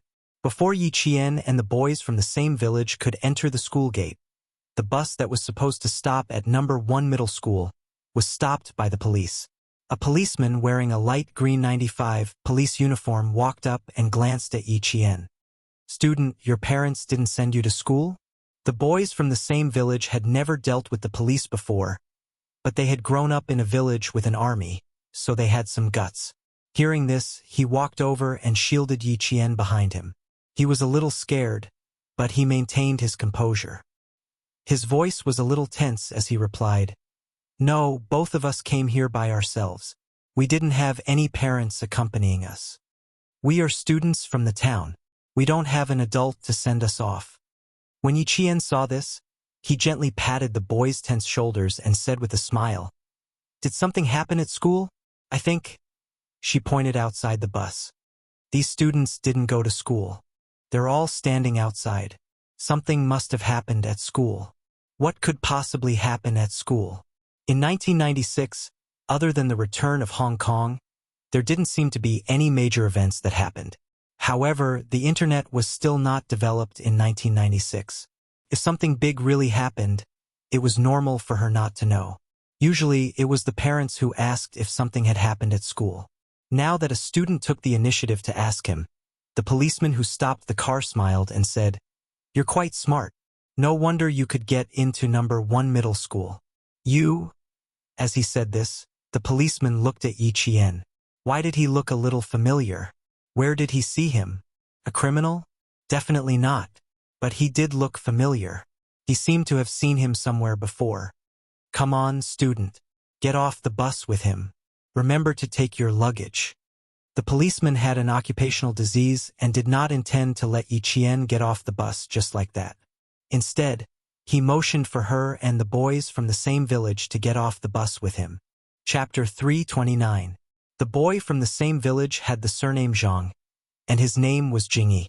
Shuka village was a village with the surname Zhang, so there were quite a lot of people with the surname Zhang. When he saw that he still had to follow the police, he was still a high school student. No matter how brave he was still a young high school student. When he heard this, his legs went weak. Why do I have to get off the bus with you? He was stuttering a little. When Yi Qian saw this, he turned around and smiled at him. You're still a student. Nothing bad has happened. What are you afraid of? Something must have happened at the school. They're here to protect the students and their parents. Girls are more meticulous than boys. Your classmate is right. Hurry up and get off the bus. Don't waste the bus driver's time. When the police heard this, they turned around and smiled. It has nothing to do with you students. Get off the bus. It has nothing to do with the students? Could it be the school and their parents? Yi Qian's gaze froze for a moment. Encountering such a situation at the beginning of school was indeed not something to be happy about. After getting off the bus, Yi Qian and Zhang Jingyi went straight to a convenience store on the road. The store was supposed to be a grocery store, but the police had temporarily recruited them to be on duty. There was also a group of students and parents outside the convenience store. The police walked quickly through the crowd and entered the convenience store. They lowered their heads and said a few words to their colleagues on duty. When they came out again, they waved at Yi Qian, who had not yet entered. Come. The sun is bright outside. Come here and enjoy the fan. Also, the two of you, pass the admission notice to Teacher Fu. Let him help you with the registration procedures. It turned out that the school could not handle the normal admission procedures. In order not to delay the start of school, the registration could only be done by 2 police officers and a school teacher outside. This was one of the registration points. There were 2 more registration points outside. The parents were causing trouble at the school entrance, but the school's normal admission procedures were still carried out. It was not much of an impact. Yi Qian took out the notice from his bag and handed it over. The policeman took the notice and opened it to take a look. His gaze immediately fell on the name Yi Qian. He then looked up and passed the notice back to Teacher Fu. You don't have any students with the same name, right? Yi Qian, this girl is here to report. Although they were communicating in a low voice, Yi Qian had undergone hellish training after all. For someone like Yi Qian, who was close to the level of a world-class sniper, even the slightest movement could not escape her eyes and ears. Not to mention, the teacher and the police were talking right under his nose. How could he not hear them clearly? I'm Yi Qian, Teacher Fu. Is there a problem? The indifferent Yi Qian smiled and asked politely, I'm reporting according to the date on the notice. I've already prepared all the other materials for the report. She did not want to ask too much, but she remembered Yi Zhifan's harsh words early in the morning.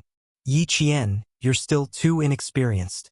If you want to compete with Yi Ying, you'll have to see if I agree or not. These words clearly showed that he did not want her to have an easy time at number 1 middle school. Now that she asked one more question, if she could find out something, she might as well not go to number 1 middle school. Teacher Fu looked at Yi Qian. Her expression was slightly dark and unclear. She stood up with the authority of a teacher and said, Go and sit on the side. I'll call the school management. The change in her expression was only a matter of a few breaths, but it made Yi Qian's eyes darken instantly. Based on the current situation, there was an 80% chance that he did something.